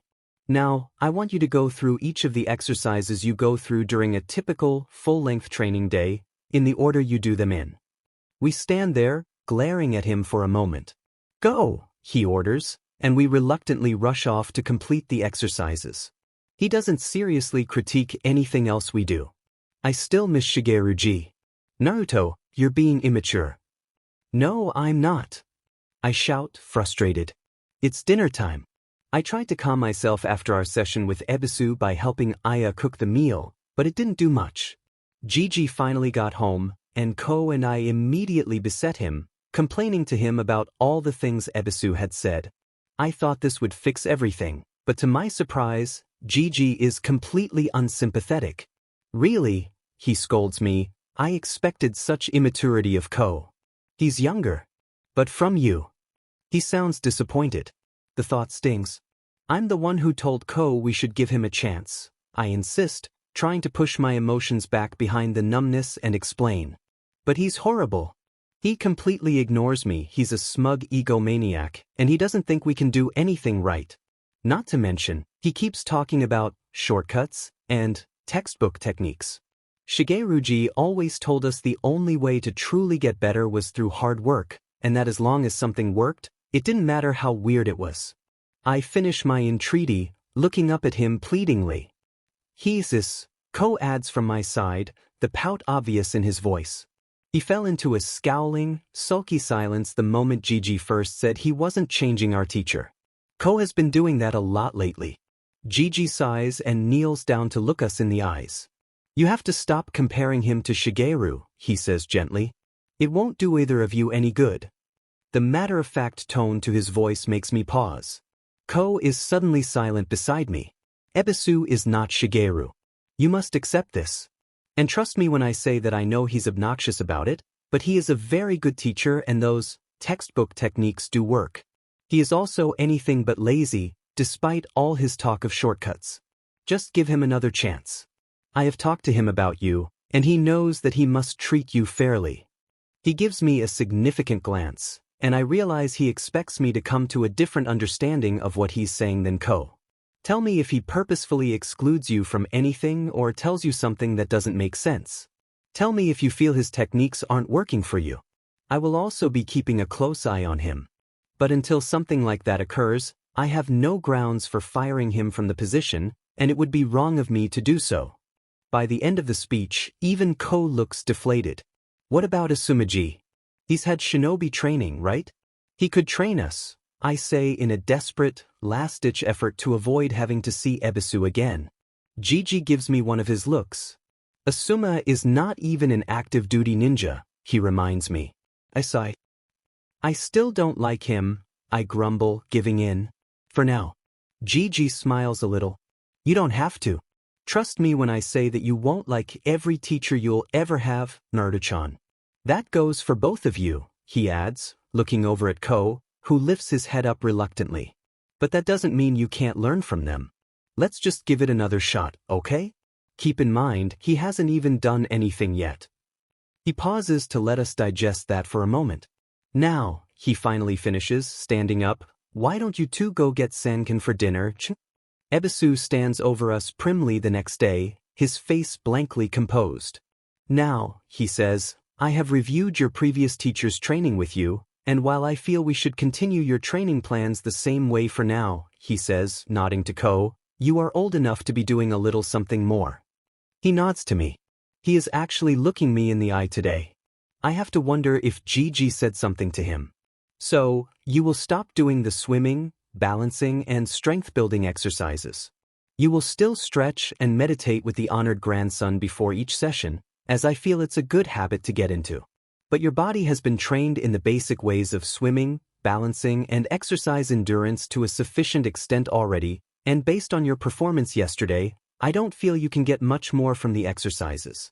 Therefore, you will exchange those basic exercises for some chakra exercises, in addition to continuing your basic taijutsu exercises and aiming drills. As your previous teacher requested so in his notes, I will also attempt to start teaching you the art of sunban.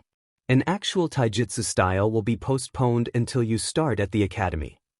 Despite myself, I begin to feel the stirrings of excitement at all these new things. Ko feels entirely different. Why don't I get all these new exercises? He complains, again in a way that seems like he's purposefully trying to antagonize the teacher. Ebisu's voice drops some of its formality and becomes almost greasy.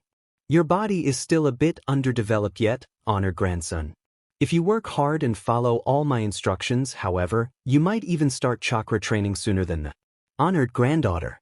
Did. I think only I may have noticed the slight pause before the title. I run in the front door, waving goodbye to Kat Megumi as she leaves the mansion grounds. I am just back from another dancing session, flush with the excitement and relief I've come to associate with the dancing phase of my etiquette lessons. I sprint past Aya, who is polishing the hall floor. "Hi, Aya," I shout as I go sliding past. "Be careful, Naruto-san, don't slip," she calls back. I run upstairs, ducking my head into Ko's room as I pass. "I'm back, Ko. Let's go outside, okay?" He looks up, the bored, sullen, lonely expression disappearing from his face in a cloud of excitement. He nods eagerly. I go upstairs to gather my gardening tools, because I also promised Sanken that I would help him outside today. I fix my tank top and put my hair up in a ponytail, then I join Ko to leave for the mansion's grounds. It is a bright, sunny day, with a cool breeze marking the beginning of spring. Sanken is walking out of his cottage door as we run around to the back of the grounds.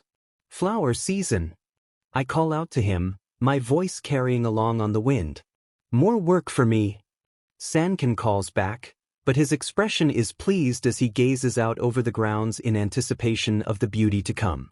Sanken loves more than anything to see his work bear fruit. I think I can understand that. I can't wait to see my trellis once all the plants on it really start to grow and bloom. Finally, all my painstaking hours will really pay off. Ko bumps my arm, his face shining with a new excitement. "Asumaji's coming over today, right?" he asks. He's been saying that all morning. "For the 10th time today, yes," I reply. "Aya will probably show him out here while we're out here." He beams in satisfaction, not looking at all abashed about his nagging, then takes my hand and pulls me toward the big oak tree by the pond. There is sunlight on my face, the wind in my hair, and I'm starting to think I might be okay after all. I'll survive. Ebisu, sensei, spends the next couple of weeks focusing entirely on my chakra exercises. He leaves Ko to his physical training exercises, choosing instead to stand over me as I sit cross-legged below him. He is putting me through an exercise that is meant to help me find my chakra and realize its presence inside of me. I am to concentrate inwardly as I would during meditation, feeling each of my body parts in turn. My bones. The blood running through my veins. He says right around these blood vessels, when I concentrate, I should feel something else. Like a spark shooting through me. That will be my chakra.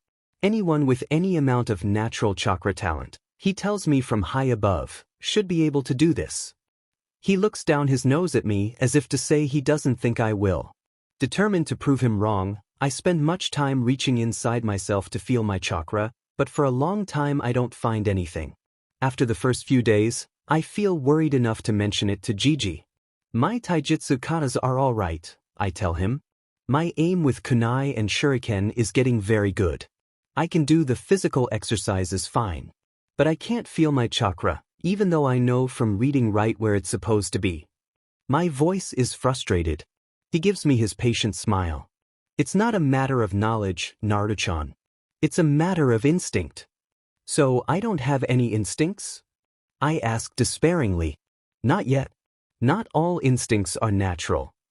His tone suggests that he's being enigmatic on purpose. I give him a look of confusion and annoyance. He laughs at my expression. "Trust me," he says, "it will come with time. It always does." But for a long time, it does not come. Ebisu's speeches to me get longer and more patronizing as, session after session, I still feel nothing. And yet, every time he looks over to Ko, he gives one of his self-satisfied smiles and says, "Excellent, honored grandson. Just keep following my shortcuts."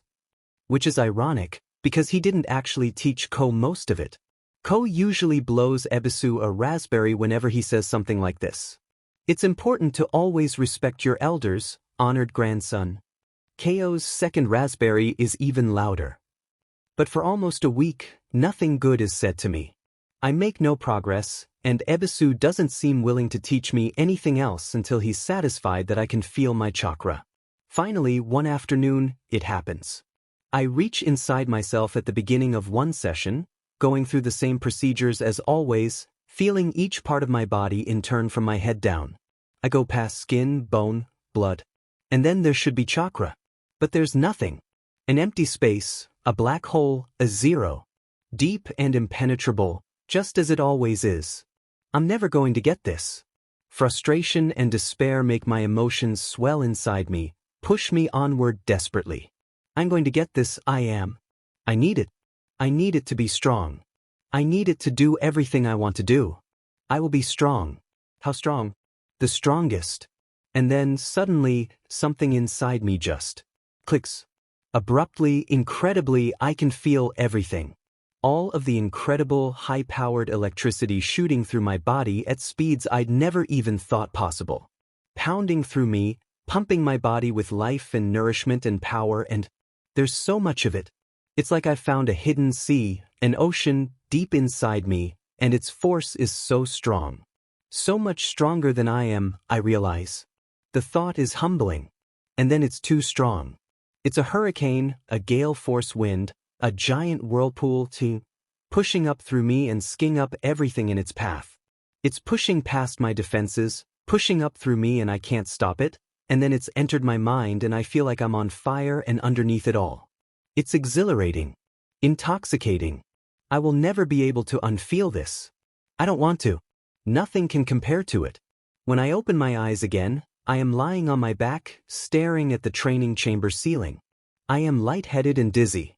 Little flashes of color explode here and there in my vision. There is a kind of ringing in my ears. I feel changed somehow. Takes a moment for the memories to come back, but when they do, I gasp and sit up sharply. Ebisu and Ko are all the way across the training chamber, as far from me as possible. Ko is pushed back behind Ebisu, almost like he is being shielded, and Ebisu has a kunai out.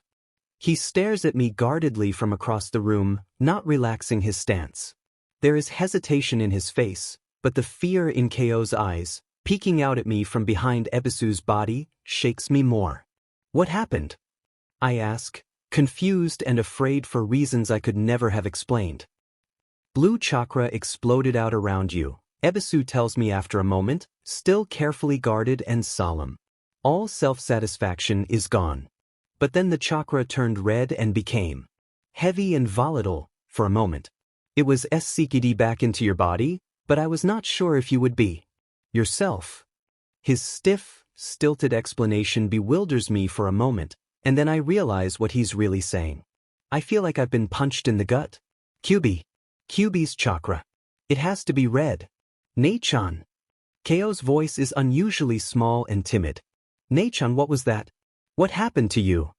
I realize for the first time that Konohamaru is the only member of the family who still doesn't know about Kyubi. The thought had never occurred to me before. It strikes me as unfair.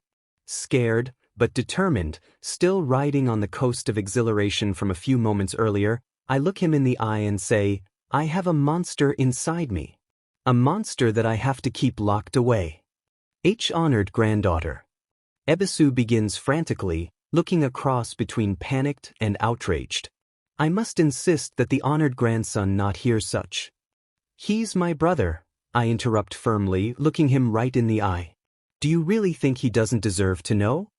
Know what? Ko says eagerly, looking from one to the other with more bravery. Ebisu opens his mouth, and then slowly closes it again. I take that as assent. I turn to Konohamaru without another word. Years ago, a monster called Kyubi no Kitsune attacked this place. I begin, remembering Gigi's words to me when I first met him 2 years ago. I take a deep breath, and start the story that is the beginning of my everything. Ko slowly trails forward to sit before me, wide-eyed and riveted by the story. Ebisu stands off to the side, impotent, watching us inscrutably. Asumaji comes over to visit the next day. He sits outside with us, as he usually does, preferring it to the inside of the mansion. The air is warm today, and it smells of summer. The scents of grass and different kinds of flowers, the sounds of little bugs crawling around in the grass below me and of distant birds landing in trees and of a light breeze creeping through the leaves, now so normal to me, seem unusually powerful today. Asumaji's huge, strong, warm, bear-like form sits between us in the middle of the back gardens as we tell him what's been going on. I felt my chakra yesterday, I tell him proudly, beaming. My very first time. Ebisu says I should be able to start chakra control exercises now.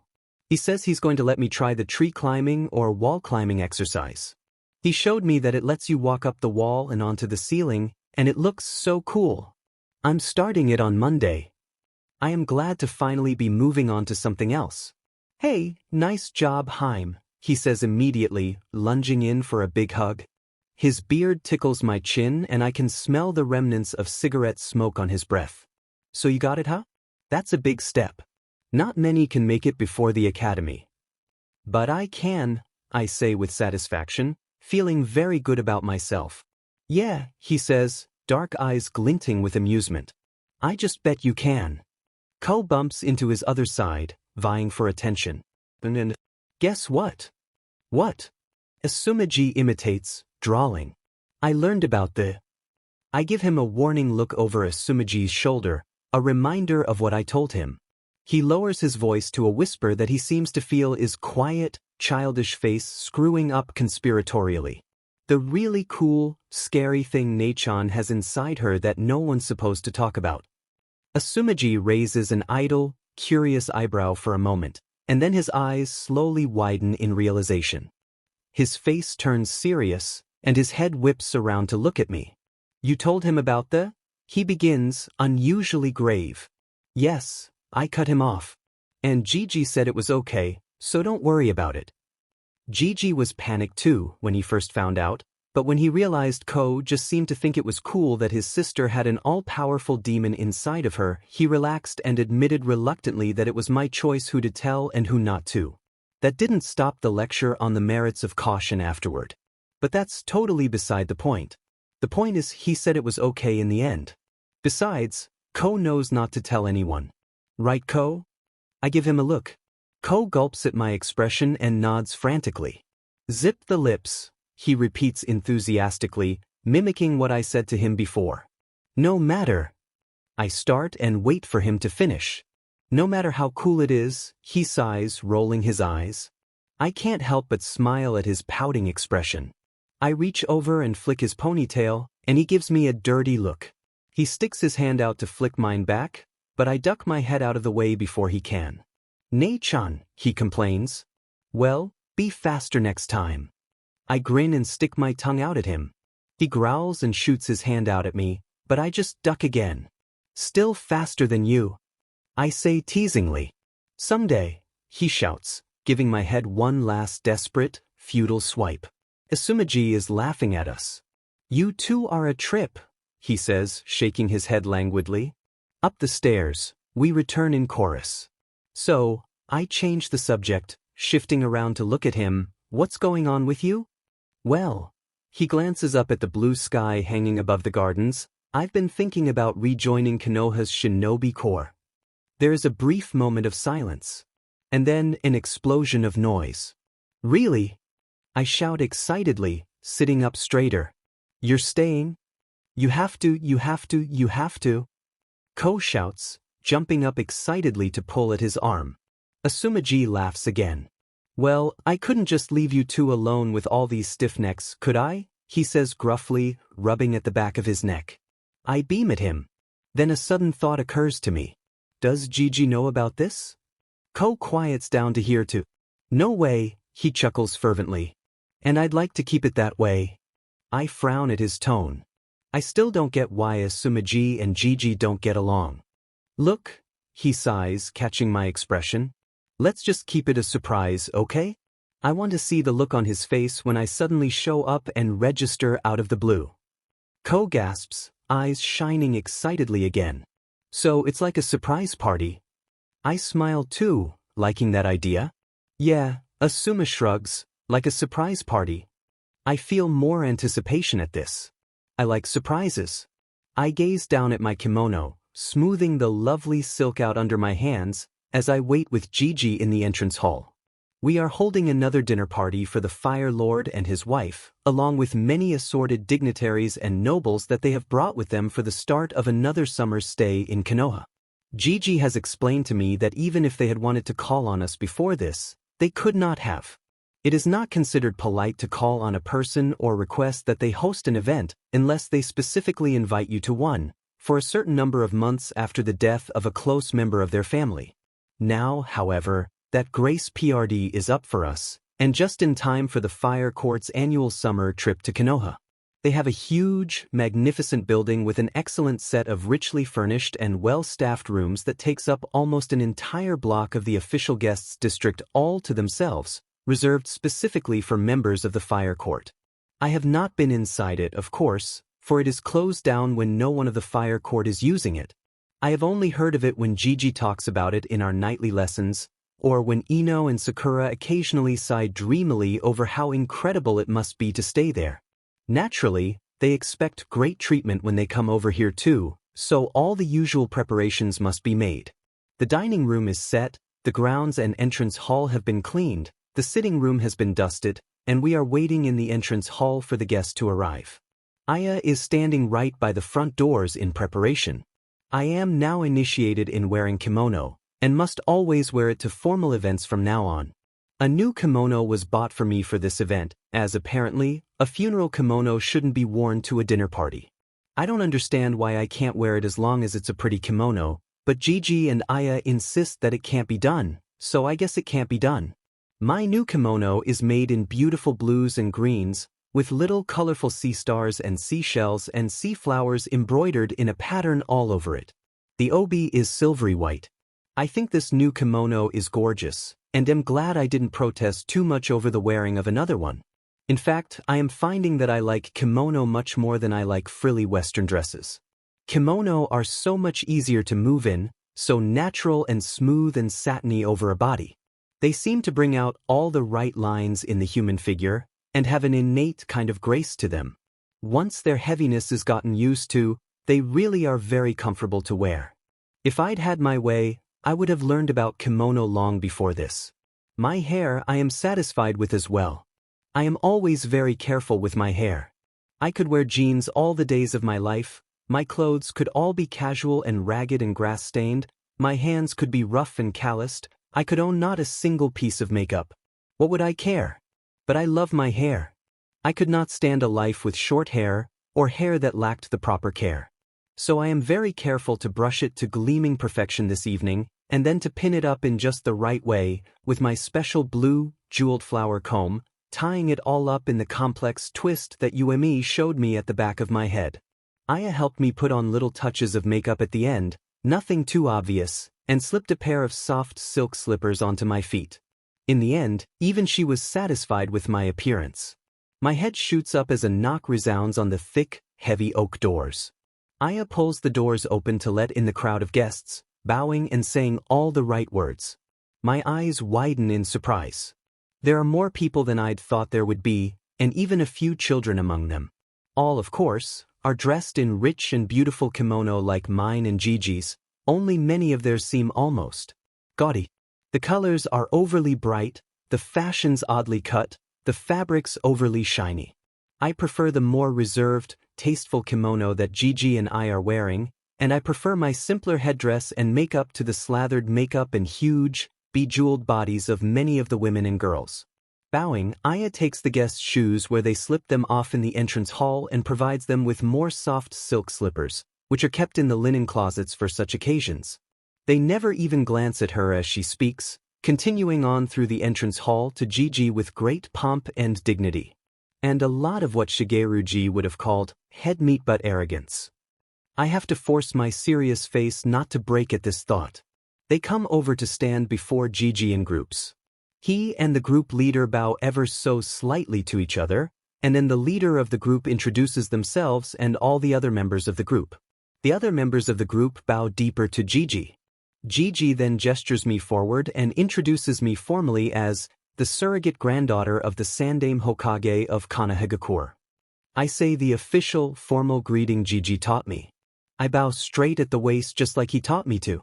Then I stand back politely and let Gigi invite that group into the dining room, where Aya is at the door to place them in their seating arrangements. Then the next group comes forward and the process repeats. It's very boring. So many names of official members of the daimyo's court and family members and titles are all crowded into my head at once that I know I won't remember all of them. Finally, it's over and we walk into the dining room behind the last group. The long, polished table is decorated with specially crafted and finished chopsticks and the finest silverware and dishes. Food that Aya has been preparing for days beforehand is laid out scrumptiously, smelling delicious, on set places along the table. Gigi goes to the head of the table as the host. I go to a place near the end of the table with the other children, in between a dark-haired girl a few years older than me in an extravagant pink kimono that hurts my eyes to look at and a pale brunette boy about my age in a more modest forest green kimono. No one is sitting yet. Everyone stands behind their chairs, waiting for the signal. Gigi and the tiny, stick-skinny, fish-faced fire daimyo glance at each other, and then carefully sit down at exactly the same time. After that, everyone else sits down and the food starts to be passed around. A low buzz of chatter fills the room. There is an awkward silence among the children for a moment as we all gaze at each other, and then the older girl next to me pointedly turns and starts talking to another girl there, whom she clearly already knows well. After this, all the children seem to relax and just start talking to the people they know, ignoring the ones they don't. This means that I don't have anyone to talk to. No one knows me. It's like Ino's 7th birthday party all over again, only without anyone like Sakura to bring me into the fold. I sit there, feeling lost for a moment, and then I notice the boy next to me, the one my age. He's not saying anything to anyone. His clothing is more modest than most here, his dark brown hair is neatly swept back, and his pale, soft, childish face is almost as awkward as I feel. With some sympathy, I wonder if he had any more choice in doing this than I did. "Hello," I say. He blinks and looks up to me, startled. "My name is Naruto. I'm the Sandame's granddaughter." I'm not sure why, but it feels necessary to add that last part here, in such a setting. His eyes gaze back down toward his plate. "Katsuya," he says in a quiet, reserved voice. "My father is the official head of Daimyo-sama's treasury." His voice carries a slight, formal accent to it that I am beginning to realize is a mark of someone who grew up in the capital. "Oh, it's nice to meet you," I tell him. "Likewise," he answers, still just as quietly. He doesn't look up from his plate. There is an awkward silence. I wonder for a moment if he just doesn't want to talk with me, but then I glance back at the other children around us. None of them talk to him at all, despite the fact that they grew up in the same environment. Maybe he is always this reserved. "Why don't you try this?" I ask after a moment, handing him a fish dish where it is sitting next to me on the table. It's one of Aya's best. "Oh, thank you." He sounds surprised that I would say something else to him, and genuinely sincere. Finally, after another moment. "Who is Aya?" he asks. "Oh, she's our maid." "The one from the entrance hall?" "She's not usually like that, of course. Normally, she's kind of scary." "Your maid frightens you?" he asks, raising his eyebrows. "Well, not like that. She just has a forceful personality. She can tell someone off like nobody's business. It's actually cool to watch. And she loves playing dress-up with me." I grin, rolling my eyes. Aya likes my clothes more than I do. "You talk to your maid?" He sounds endlessly surprised. "Of course. She's nice to talk to." "Why? Is there something wrong with that?" I challenge, eyes flashing dangerously, watching his reaction. His eyes widen. "And no, of course not," he says hurriedly. "I just..." He shrugs, smiling slightly nervously. "I don't know many who do, that's all. I love talking to my servants. Sometimes they're more fun to talk to than the people they work for." I add brightly. "I mean even San-ken, that's our gardener, he." And I'm off, talking about Aya and San-ken, and even Shigeru-ji a little. I talk about my brother, Konohamaru, and my new trainer, Ebisu, and my life here. Katsuya doesn't seem bothered by the fact that I do most of the talking. He seems sort of awkward as I thought originally, like he doesn't like crowds and he isn't good with conversation. He's very nice though. Interesting to talk to, but in a completely different way than Ino's friends, Chuji and Shikamaru, were. I learn a little bit about him, that he likes to read and we like a lot of the same books, and that his father wishes he had a better aptitude for math and finance. We are only interrupted a couple of times, by adults at the other end of the table. They smile indulgently, asking me over the chatter things like how old I am and what I'm learning in my studies, and then go back to the adults and completely ignore me once they have the information they need. I'm still surprised though. In our more private, previous dinners with them, the fire daimyo and his wife never actually spoke to me. Maybe not everyone from the court is like that. I still don't like the whole affair too much. Judging from Katsuya's shy, understanding smile, he doesn't either. The music from the CD player in the corner pounds through me, washing across my body and flowing out through my movements. The steps of the dance Takara-sensei has been teaching us, now so familiar to me through long weeks of practice, glide out one after the other almost effortlessly. I concentrate more on the emotion, the feeling, the gestures and uniqueness I'm putting behind them than the steps themselves. I am in a peaceful, happy frame of mind today, a frame of mind I haven't had in a long while. My peace and subtle joy suit this song, for it is much like that, a peaceful tune, not bright and happy, but bringing a kind of slow, beautiful joy to all who hear it. I tilt my head back with my movements, close my eyes and smile, feel my body twist and turn and step with grace. Dancing grace. I think of the coming summer and of what the garden will look like during it, of the bugs and butterflies that will be crawling and flying around, of the sun in my face, of the plants and flowers in full bloom, of the birds and the wind above and around me. I imagine lying in the soft grass of the gardens, all warm and naked, nature playing all around me, a fluttering feeling inside me. I think of the merry crackle of the mansion's library fire, of the deliciously long shadows on its walls and bookshelves in the evenings, of the smell of ink and the rustle of turning pages, of the orange glow around the beautiful stained glass lamp in front of me, of the smell of wood smoke coming from Gigi's pipe. I imagine his patient, steady, wise voice as he teaches different things to me, his leathery old hand cradled gently over mine as he points to words and helps me turn pages, the unraveling of knowledge and all the amazing stories of the world laid out before me. I think of my brother's loud and strident laughter, of the brightness in his chocolate eyes when he's happy, of his childish pout when he's not, of the determined way his face screws up when he's trying to beat me at something physical, of his panting breath and quick footsteps beside me as we train together, of the burning in my own body when I know I'm pushing myself to be better, of the intoxicating feeling of chakra flowing through me. I imagine my bare feet hitting the cool mats as I sprint down the training chamber, feeling like I'm flying, Ko right behind me, and then that perfect moment of absolute exhilaration as I lift my face to the air and breathe deeply. The music suddenly ends. The spell is broken. I stop and my head lifts up. At the front of the room is Takara-sensei, along with a tiny little woman. She is innately slim and graceful, and she has short, dark brown hair and a round, firm-chinned face. Her expression is blank and uninterested as she gazes around at us. This is the head of dance at the Kabaji Theater. She has come to inspect Takara-sensei's older students and pick out any she feels have potential for her beginning dance classes at the Kabaji, which start in the fall and are arranged after school from 3:30 to 4:30 p.m. 3 times a week.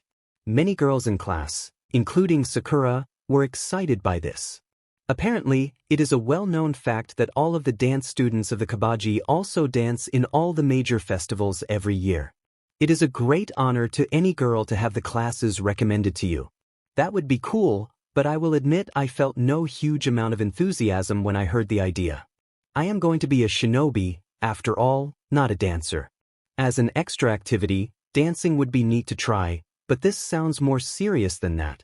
Besides, the woman has just stood in the corner and observed us neutrally all PRD. I eventually forgot she was there. Now Takara-sensei claps her hands and says, "All right, everyone. 2 students have been chosen."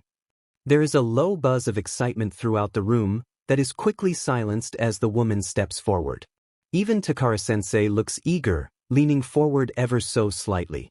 The woman lifts her finger and points toward the back. "Right at me." "That one," she says simply. Then she points next to me. "And that one." Stunned, I look over to see quiet, dark-haired little Chichi. From my group in the kimono-wearing session. She looks just as surprised as I am, her eyebrows lifted up over dark eyes. I don't think I've ever seen her look surprised before, I realize dimly. "Ma'am," Takara-sensei's voice breaks in hurriedly.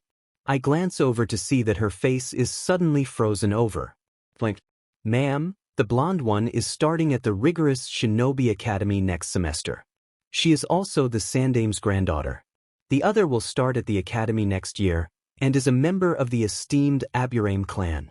I am aware of that, Tarasan, the woman returns, looking her in the eye, a hint of steel in her quiet voice. There is no doubt as to who holds the authority here. I believe it is the candidate's choice whether or not they join my dancing troupe next semester. I have merely given them the opportunity to do so. Takara-sensei has to step back at this, for there is nothing she can say. All I feel is surprise. Later, as I am standing with Kat Megumi, Sakura and Ino rush over to me, squealing. There is a mix of awe and jealousy on Sakura's face, and impressed triumph on Ino's. I can't believe you got in. Neither can I say honestly. But I wonder why Takara-sensei seemed to feel that Chi-Chi and I shouldn't dance because we come from shinobi families? Because most from prominent shinobi families don't do anything else, Ino replies, more seriously. They remain true to the shinobi profession. Pure is the word some use. Catching my worried expression, she adds, don't worry. Only the really old-fashioned and really stuck-up believe things like that anymore. I'm sure your grandfather will let you join. The question is, are you going to? She gives me one of her calculating looks. I don't know, I admit. Are you kidding me? Sakura breaks in incredulously. You're actually thinking about not taking it? I don't know if I'll have time with all my academy work, I say defensively. You will. All three of us look up at Kat Megumi's voice. She gazes down through her mask at us. You'll have time for other things in your life besides the academy and training. In fact, as you get farther into the shinobi career, it's recommended. I know you already read a lot and you like gardening. Dancing could be another extra hobby. You really think I should do it? I ask in surprise. Definitely, all three answer fervently in unison. I think of that huge stage I admired at the Kabaji, thrilling and yet terrifying. I think of always watching the beautiful festival lights and shows from a distance. I think of the villagers changing opinions of me. I think of the fact that I'm trying to impress them. But in the end, in my heart, all I really have to think about is how much I love music and dancing. I wonder what my family will think of this. Ebisu, I say one day as I walk into the training chambers.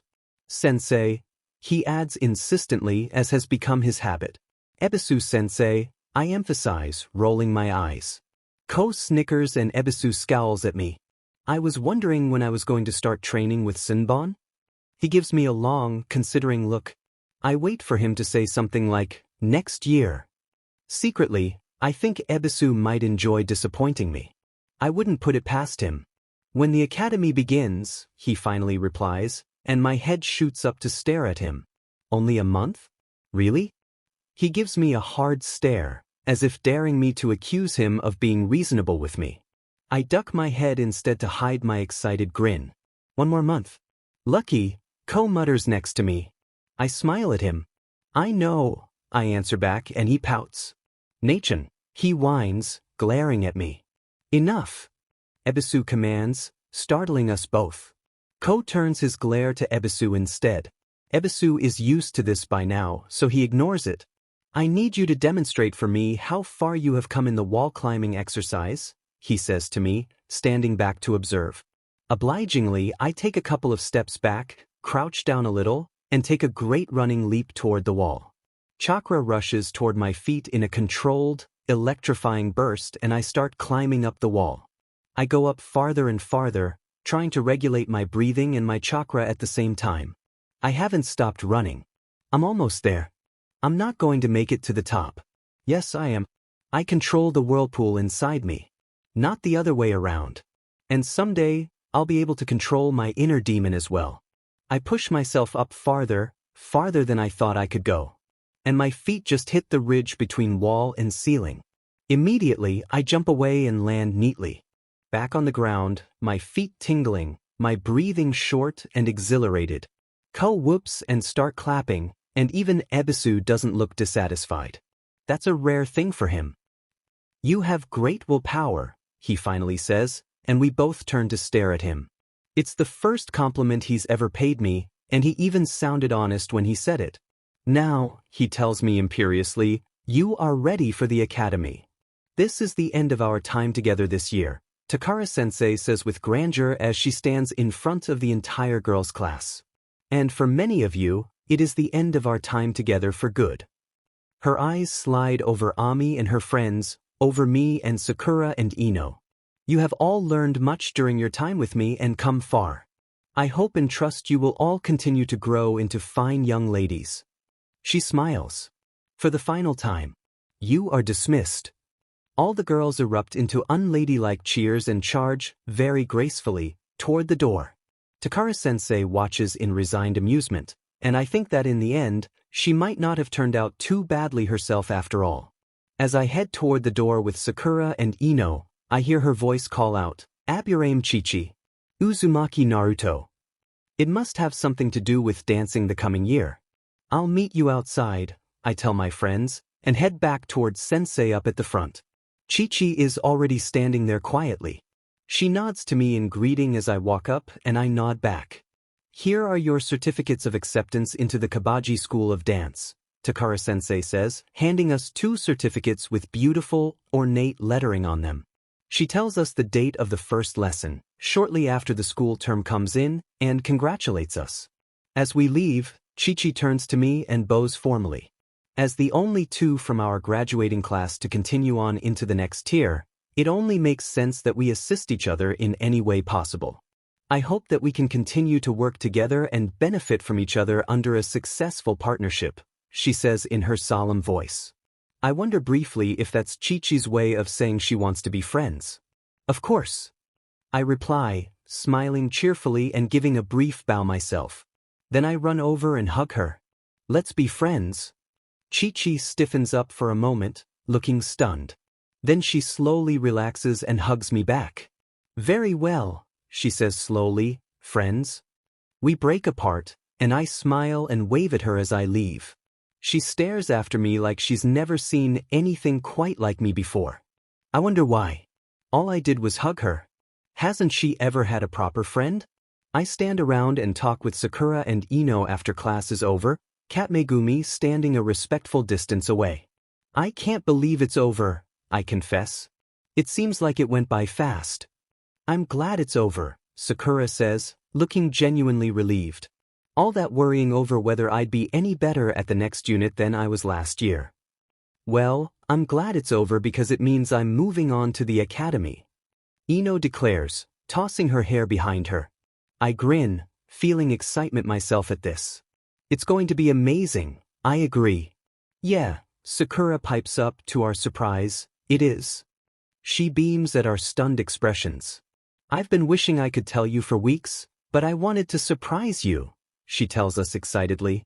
I'm going to the academy too. She and Ino squeal in twin delight, and I leap over to give her a huge hug.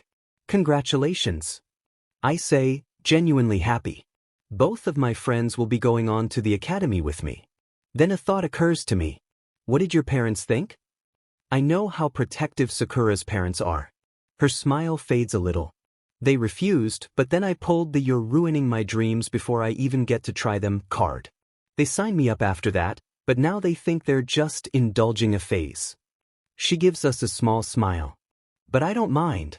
I want to follow you too. We smile at her. Later, as Kat Megumi's taking me home through the trees, I ask her what she thinks of Sakura joining the academy as well.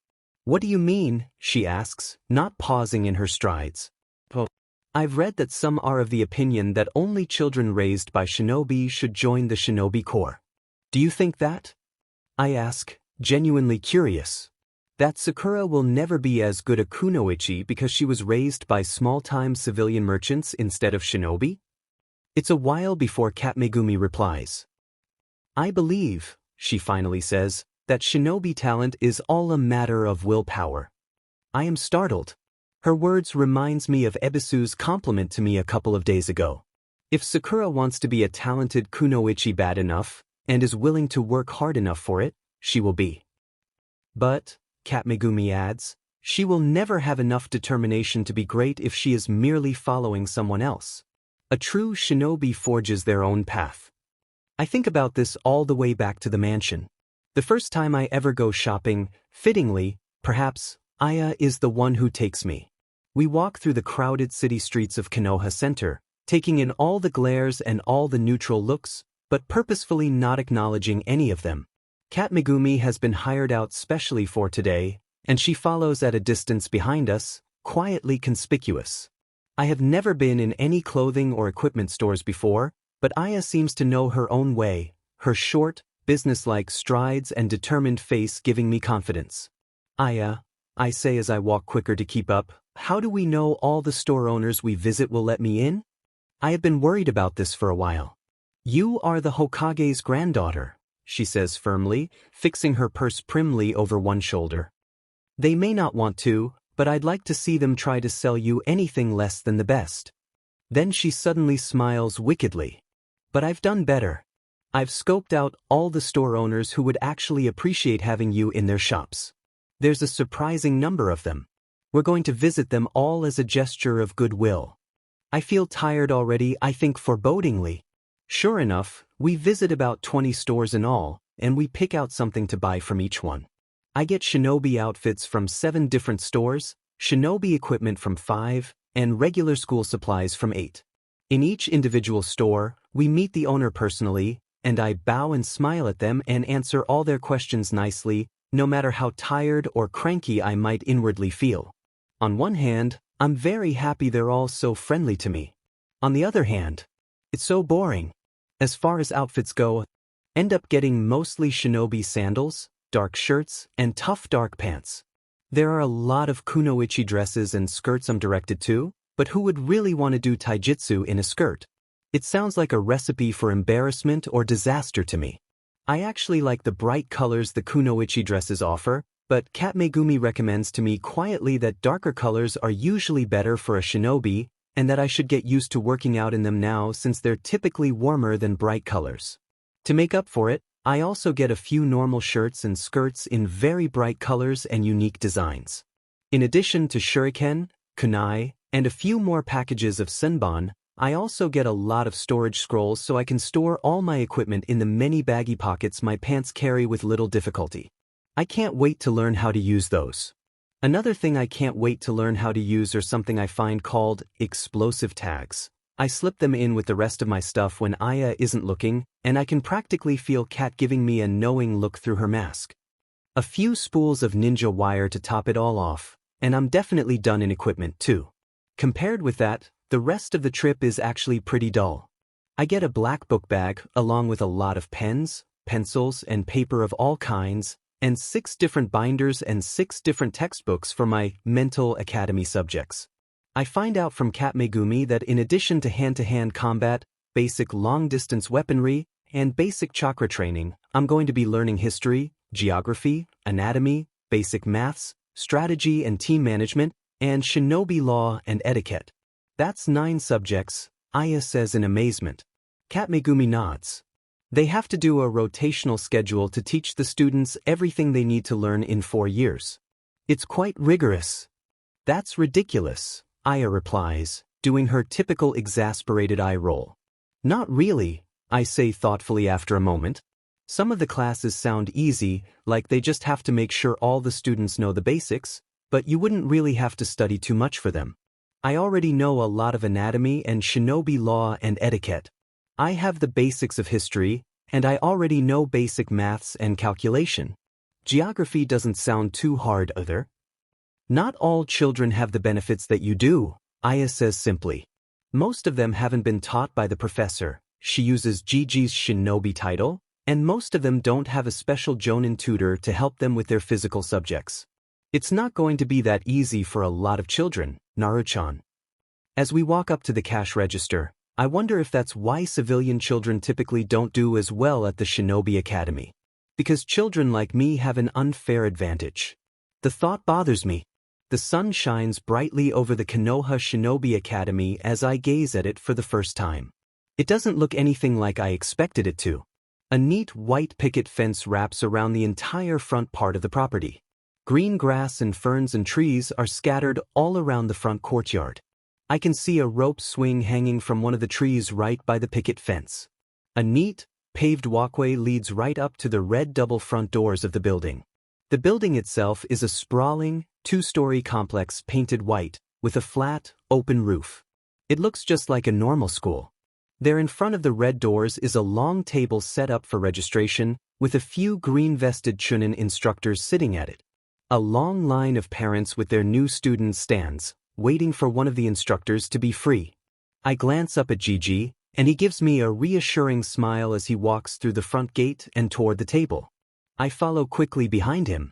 People in line look up and start whispering to each other as Gigi, in his official Hokage robes, approaches them. He stands politely, waiting his turn in line just like an ordinary Konoha citizen, but it doesn't take long for the person in front of him to stand aside and murmur respectfully, "Hokage-sama." The person in front of them follows their lead, and soon the whole line has cleared the way for Gigi to be next. He walks slowly forward, nodding to each person who stood aside in turn. I walk carefully behind him, trying to ignore how people are staring at me even more than they are at Gigi. Gigi approaches one of the green-vested chunin instructors, who is staring at the two of us, looking stunned. "I would like to register my granddaughter for the coming school year," Gigi tells him. His voice is quiet, but there is a hint of steel behind it. The chunin stares at me for another long moment, and then seems to shake himself out of his reverie and reaches for a registration form. "Weiss, of course, Hokage-sama," he says hurriedly, holding out the form and a pen for Gigi to fill out. Gigi takes but a minute or two to fill out the form, and there is silence in the courtyard as he does so. His face perfectly calm as he signs his name, title and all, at the bottom of the paper. Then he hands the pen to me and I put my signature below. He returns the form to the shell-shocked chunin, thanks him simply, and walks away, me in tow. I expect us to leave, but instead he pauses in the shade of an overhang, turning to observe the proceedings of the registration booth, which have picked up again with his absence. "Naruto," he says after a moment, "you may leave my side. I think someone is looking for you." I give him a confused glance, and he nods toward the line of parents and students. Abruptly, I catch Shikamaru and Chuji in line, gaping at me from their father's sides. I smile brightly. "Shikamaru, Chuji." I run over to them. "What was that?" Shikamaru mutters to me, glancing at Gigi. "What was what?" "Everyone expects you to come with one of your servants, and then the Hokage himself comes from his lunch break just to sign you up, giving off enough chakra presence to make the chunin at the table look like he just got a lobotomy." Shikamaru shoots back, turning his stare to me. "That's what? You didn't notice?" he adds disbelievingly at my expression. "I guess I've gotten used to his presence," I reply sheepishly. Shikamaru shakes his head at me, and Chuji smiles uneasily. "Wow," he says. I throw up my hands. "Well, I do live around it, you know." I remind them in exasperation. "Indeed," Shikamaru's father says unexpectedly from above us, "it's amazing what the body can get used to when it's exposed to it long enough." Turns to Shikamaru, serious-faced. "For example, you've gotten so used to the feeling of my chakra that you haven't noticed I've been pushing it into a shoulder nerve for the past 5 minutes to make your arm go numb." There is a moment of silence as Shikamaru's eyes widen and he seems to concentrate on his shoulder. "To-san," he finally shouts, flailing back, and everyone else laughs. Narsen turns his sharp dark eyes to me. "It is interesting to finally meet you face to face, Uzumaki Naruto-san," he tells me. "I am Nara Shikak, head of the Nara clan. And I am Akimichi Chuza, head of the Akimichi clan," the huge man next to him booms in a deep voice. "You already know my son." "It's nice to meet both of you," I say politely. "Thank you for proving my point," I add to Nara-san. "Anytime," Narsen says, his eyes glinting mischievously. "My son is quite used to it." Shikamaru grumbles behind me as Chuji snickers. I am wearing dark cargo pants and a thin, long-sleeved black shirt. My kunai and shuriken holster is attached to my right thigh and my equipment pouch is attached to my left hip. My pants pockets are filled with other equipment and scrolls. My new black book bag is slung over my shoulder, full of pens, pencils, paper, and binders. My long blonde hair has been brushed to gleaming perfection and put up in a high ponytail. I am ready for my first day at the academy. I practically sprint down 2 sets of stairs and into the wide, echoing, polished entrance hall. I leap the last 3 stairs to the cold floor, feeling intense, almost exhilarating excitement. It is nothing like entering the etiquette classes a year earlier. There is no nervousness now. I am going to be learning with my friends, going on to achieve my dream of becoming a shinobi. I've never felt better. I run through the dining room and into the kitchen, following the smell of food, beaming excitedly. Good morning.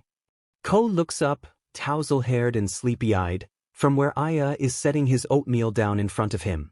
Usually, I would be up earlier than this, but I spent a long time getting ready and making sure everything was absolutely perfect this morning. Lucky, Ko mutters drowsily for the 1000th time in the past month, dropping his head back onto the table with a dull thunk. I know, I answer, for the 1000th time, and sit down in my place at the table, still beaming happily. Aya sets my oatmeal down in front of me, I make a face, it's not exactly my favorite breakfast, and puts a bento next to it. Stuck to the top of the bento is a note in Gigi's hand. I had to leave for the office, but I wanted to wish you good luck on your first official day on the shinobi path. May you find great strength, and may the will of fire burn bright within you. Remember my words to you. Fight for others, but fight for yourself as well. I am very proud of you. Your grandfather. Warmth fills me, such great warmth that I have to fight back tears. I concentrate for a moment on the wonderful words. Proud. If I don't entirely succeed in holding back my emotions, Aya pretends not to notice. After breakfast is over, I jump up and ruffle Ko's wild hair before taking up my book bag. I stuff my bento into it. Bye, Ko. Bye, Aya. I say hurriedly. Good luck. Aya calls after me as I run out of the kitchen. I hurry upstairs for a moment to stow the precious note from Gigi in my dresser with the wrapping paper left over from my birthday. I have decided to keep it. Then I run back downstairs, put on my sandals from the little cubbies next to the door, and go outside. Kat Megumi is waiting outside to escort me to my first day at the academy, but to my surprise, Uzumaki is there too. Uzumaki! I exclaim excitedly. Heim, he replies, grinning and rushing forward to give me a huge bear hug. Then he sets me down on the ground, kneels to look me in the eye, and his face becomes serious. Now, he says, I have some very important advice to give you before you brave the wilderness of public education. You ready? I nod determinedly. Okay, he says in his best commander tone. Some things to keep in mind. The Academy's taijutsu style is the single wimpiest taijutsu style that has ever been created. I blink. No, really it's horrible, he says dismissively. Make sure that closet homosexual jonin tutor of yours teaches you another one. I think I hear Kat Megumi sigh quietly behind her mask. Uzumaki. What's a homosexual? He stares at me for a long moment, frozen. Never mind, he finally replies. Moving on. He ignores it when I glare at him in annoyance. I hate it when grown-ups do that. Next, they're going to tell you the way you throw kunai and shuriken is wrong. It's not. Any real shinobi throws kunai and shuriken the way you do, and you can tell them I said that. I feel happier at this and nod along. The leaf-cutting chakra exercise they show you is going to SCK, and because of this, they're going to tell you that you don't have to master it, you just have to try it. This is because all academy instructors are secretly SDSDS. You actually need to learn the exercise at some point in your shinobi career, and the older you get, the more chakra you have and the harder it becomes. So you should master the leaf-cutting exercise while you're in the academy, but they tell you that you don't have to because they want to punish all the kids who are willing to slack off in their class by letting that exercise come back to bite them in the butt later on. Long story short, just master the DMN exercise. Always review the newest shinobi creeds you've learned before walking into your law and etiquette class on Fridays. Never volunteer for demonstrations in your anatomy class. It's always either humiliating, uncomfortable, or both. And never, ever sit at the front of your history class unless you like being sprayed with spit. By the end, I'm a little bit more nervous about the academy than I was before. It sounds kind of scary. Think you've got all that? He asks, and I nod hurriedly. Uzumaki smiles at me. Don't worry, huh? You'll take him by storm. God knows they've probably never met anyone like you before. I grin at him, relieved. You bet they haven't. I declare. That's the spirit. So, you ready? He holds up a hand. Ready? I reply, slapping his hand so hard the sound leaves my ears ringing. He grins and stands up, shaking his hand. Save that strength for the academy. Speaking of which, we must leave before Naruto-san is late. Cat Megumi interjects, slipping between us and scooping me up. Quickly. Bye, Uzumaki, I say over her shoulder as she starts down the long drive with me. Bye, Senkan. I yell to the distant figure already raking the garden in the early morning sun. He stands up for a moment to wave quietly to me. I wave back, beaming. Then we are through the front gates and Cat Megumi takes to the trees again, setting me on her back as usual. I sigh happily as I feel the wind rush through my hair. Soon I'll be able to fly like this myself. The thought excites me. There is silence for a few moments as the natural green and gold beauty of Konoha forestry flashes past us in a whistling blur. I've taken your advice, Cat Megumi announces after a moment, surprising me a little. What do you mean? I ask her. I have decided to retire from ENBU, she replies, sounding contemplative. As of 2 days from now, I will be simply a jonin. I gasp excitedly. Really? Really? And not so loud, Naruto-san. You leave my ears ringing. Sorry, I reply sheepishly. But you're really becoming a jonin? Wow, that's so cool. Does that mean I get to call you Megumi now? Does that mean you can come over all the time now? Yes, Megumi replies after a moment. Yes, I suppose it does.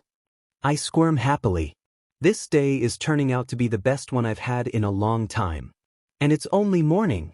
Then that means you have to come over and see me on Friday to learn all about my first week. I declare. Does it? She asks, sounding dryly amused. Yes, it does. Because I'm queen of the universe and I say so. Well, Cat sighs, I know I can't disobey the queen of the universe. I guess I'll have to come. Demon right. I giggle, pleased with Megumi's joking. Maybe she'll be less stiff as a jonin too. Soon, we are through the forest and then running through the dirt roads of the training grounds and clan compounds. Why is no one else from around here heading to the academy? I call to Cat over the wind. Because thanks to your uncle, we're running behind schedule. Megumi calls back to me. Oh, well, it's not really his fault. I tell her. He probably didn't know he was making us behind schedule, because Uzumaki's always behind schedule. It must have seemed normal to him. Then we are passing over the rooftops of Konoha Center. I gaze down interestedly at all the people beginning their morning tasks below us, shopping and walking to work and things like that. I'm becoming a shinobi to protect people like this, I think. Then we are landing in front of the Konoha Shinobi Academy. It is just the same as it was during registration. The morning sun shines brightly down upon the front courtyard, which is absolutely crowded with students. Megumi puts me down in front of the school. I take a deep breath and step through the front gates. Scene break. Cat Megumi. Naruto seems full of nervous excitement, jittery and smiling, gazing around her. As we walk through the courtyard, certain adults give her uncertain or suspicious or even cold looks as she passes by. But many do not, and no one dares to actually say anything, not even to each other. No one ever does, after everything that's happened. I gaze down at her, this shinobi trainee, and I remember the way she looked when I first saw her. The tiny, frightened, still form huddled in my arms. She is barely recognizable as the strong, bright, confident young girl I see walking before me now. She has come a long way, I think, and I can't entirely help the swell of pride that I feel. Finally, Naruto stops and looks up at me as we stand enmeshed within the crowd of students. Thanks, Cat, she says for the last time. But I've got it from here. She tilts her head confidently, and her bright blue eyes are strong. Her stance is sure. She knows she's ready. Then her two friends, Sakura and Ino, are running up toward her from behind. Naruto, they call out, and she turns to them, grinning. Over here. They wave her over to where a group of other young kunoichi in training are standing. She runs off to join them without a moment of hesitation or a backward glance. I stand there for a while and have a rare moment of reflection on what it means to watch someone grow up. Then I smile under my mask and turn away. My last report to Hokage-sama as an ANBU will be a good one. Scene break. Naruto. The girls around me shift and giggle and chat as they wait for class to start. Sakura and Ino are sitting on either side of me, and their female friends from civilian school who have gone on to the Shinobi Academy are sitting around us and behind us. I recognize a few faces from Ino's birthday party all those months ago. I notice with bemusement that our entire side of the classroom is made up of girls. The other side of the room is for the boys. This was not assigned to us. In fact, the teacher hasn't even come in yet. It's as if, in the nervousness of the first day of school, everyone has decided that there is safety in gender and grouped together defensively with other girls or other boys. As a result, all the rows in front of me are filled with a great mass of chattering little girls. Most of them are wearing the brightly colored kunoichi dresses I rejected at the clothing and equipment stores. I regret that decision now. I was simply relying on Aya's and Megumi's advice. But I realize now that of course the grown-ups wouldn't know what everyone else my age is wearing. I try to make up for how much my clothing stands out by participating in the talking of the girls around me. It's mostly gossip and fashions and things like that as before, so I don't care for it too much. But I pretend to be interested anyway because this seems like my chance to be a part of a group of friends, and looking around me, everyone else already seems to have formed theirs. I doubt any of them would welcome an intruder into their group. So I ask questions about everything they're talking about, and they answer me, eager to talk. I listen with an expression that I hope is less bored than I feel. I wish vaguely that I could sit with Shikamaru and Chuji instead, but they are sitting with a group of boys all the way on the other side of the room, and it feels like a violation of some code of social safety to walk over and ask to sit with the boys. I glance over when nobody is talking to me, and see the group they're in laughing loudly at something. I bet Shikamaru just made some funny quip again. I wish I could know what they're talking about. Suddenly, the door to the classroom swings open and the Chunin Academy teacher sweeps into the room. "Quiet down, everyone," he calls out over the students' voices. I turn to look at him, and so does Sakura beside me. But we're some of the few who do. Many, including Ino and a few other girls behind me, just keep on talking. The Chunin takes a deep breath. Silence. Everyone in the room jumps at once at the stern bellow. A thick silence follows. The Chunin gazes around at us all for a moment. Anyone caught talking after I give the call for silence in my class will be doing push-ups from this point on, he finally tells us in greeting. Welcome to the Konoha Shinobi Academy. Scene break. The rest of my class time that day continues on in a similar trend. The teachers seem determined to shake us out of civilian life at once and emphasize to us that we're going into a different setting and lifestyle. They're all very strict today, and they expect complete silence from the students in front of them. Many people who do not follow this rule actually do get push-ups. At least a couple of girls in my group are always talking, and whenever a teacher has to stop a lecture to yell in our general direction, I'm always the one assigned push-ups. Despite the fact that I'm never the one talking.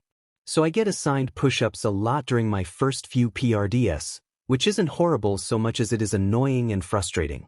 I have to keep my words from GG about proving them wrong and being the better person in my mind to stop myself from yelling back at them or protesting in any way.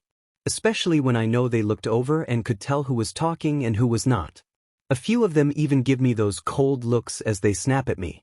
Sakura and Ino, who must assume the teachers are being mean to me because of that little white lie I told them about my biological parents, are quick to pick up on what's going on.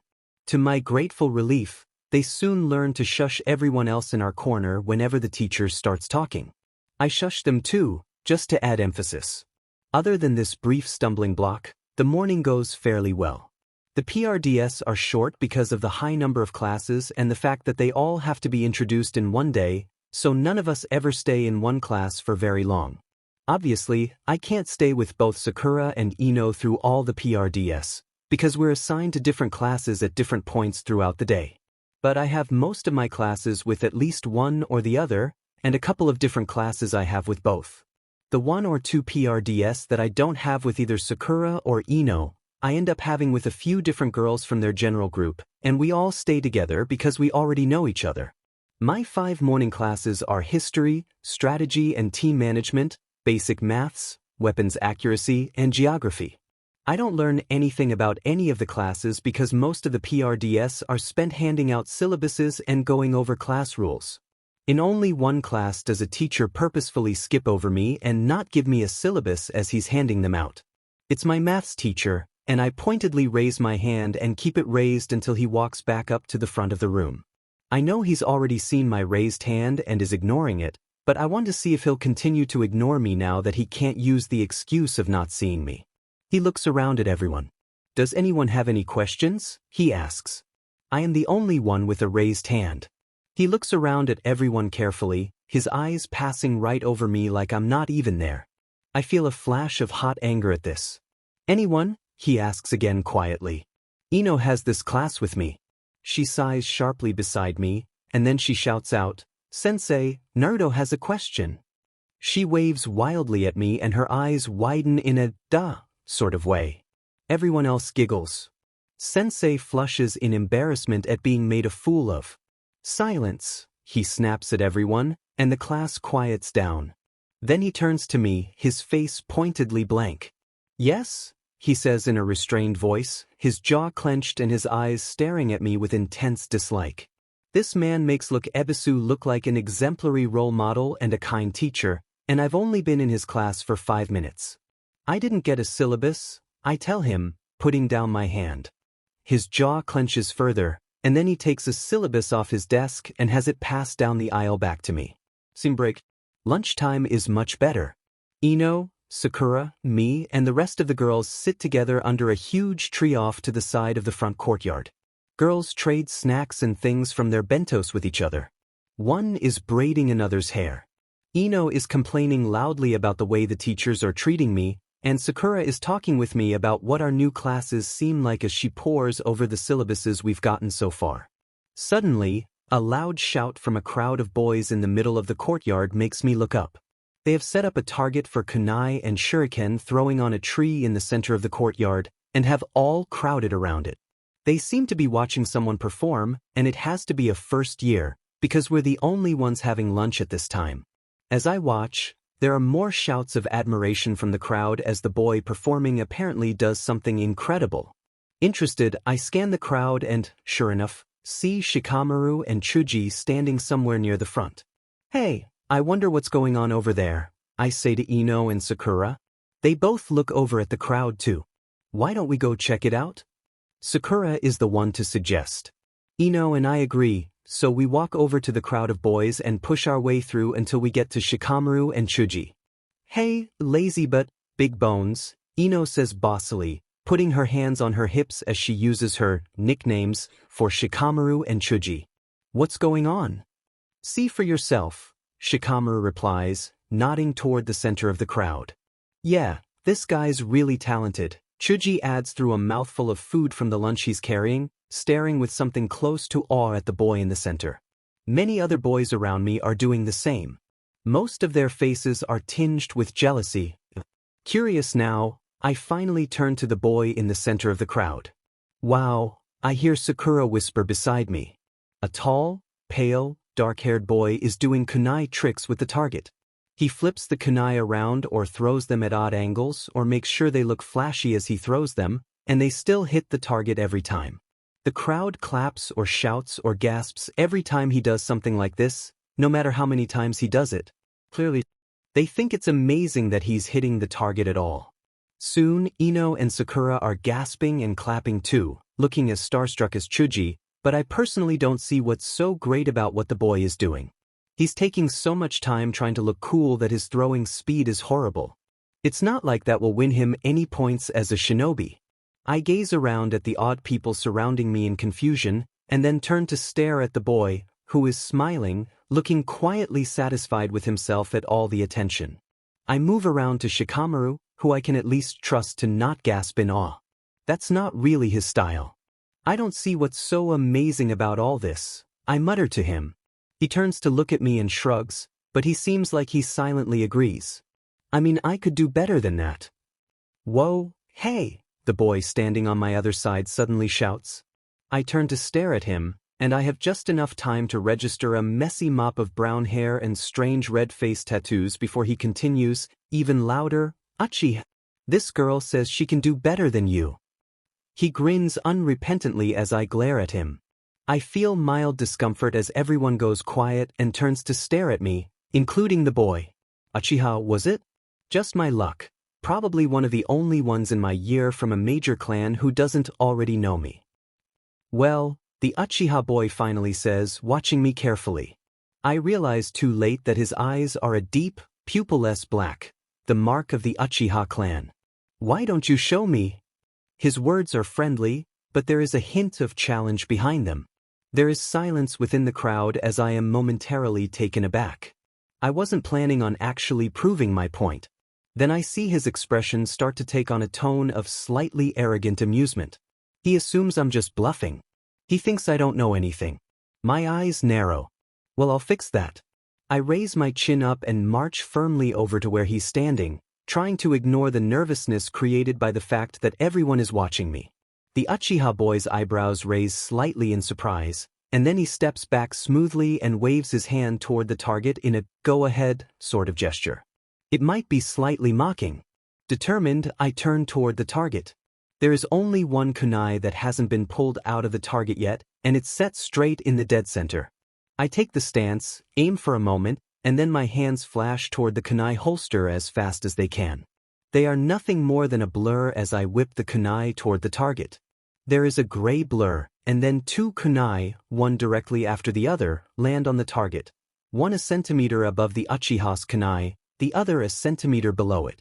I stand straight and let out a deep sigh of relief. It worked. Whoa! I hear the boy with the face tattoos mutter behind me. I barely saw her hand move. There is a stunned silence. I turn back to the Uchiha boy, who is staring at me with wide eyes, his expression unreadable. It doesn't matter how good you look if the other person is faster than you, I say simply. I push through the crowd and leave amid silence, with people staring after me. The Uchiha's black eyes are the most piercing on my back. Scene break. My afternoon classes are shinobi law and etiquette, taijutsu, anatomy, and ninjutsu. I don't like my shinobi law and etiquette or taijutsu teachers very much, mostly because they obviously don't like me. Anatomy class, though, is a little better. The teacher spends the PRD reviewing anatomy basics to see how much we know. I already know all of it, and the first time she asks the class in general a question, I raise my hand because I know the answer. She stares at me hopelessly for a moment, her eyes desperately scanning the room, as if silently pleading with someone else to know the answer. Nobody does. Yes, Uzumaki? She finally asks shortly, her tone impatient and displeased. The tibia and fibula, ma'am, I reply succinctly, and she starts a little and stares at me for a moment. That's right, she finally replies, sounding surprised. She looks at me as though she's never quite seen me clearly before. Very good, Uzumaki-san. She sounds like she means it. I don't miss the san at the end. I smile. Maybe this will turn out all right. Scene break.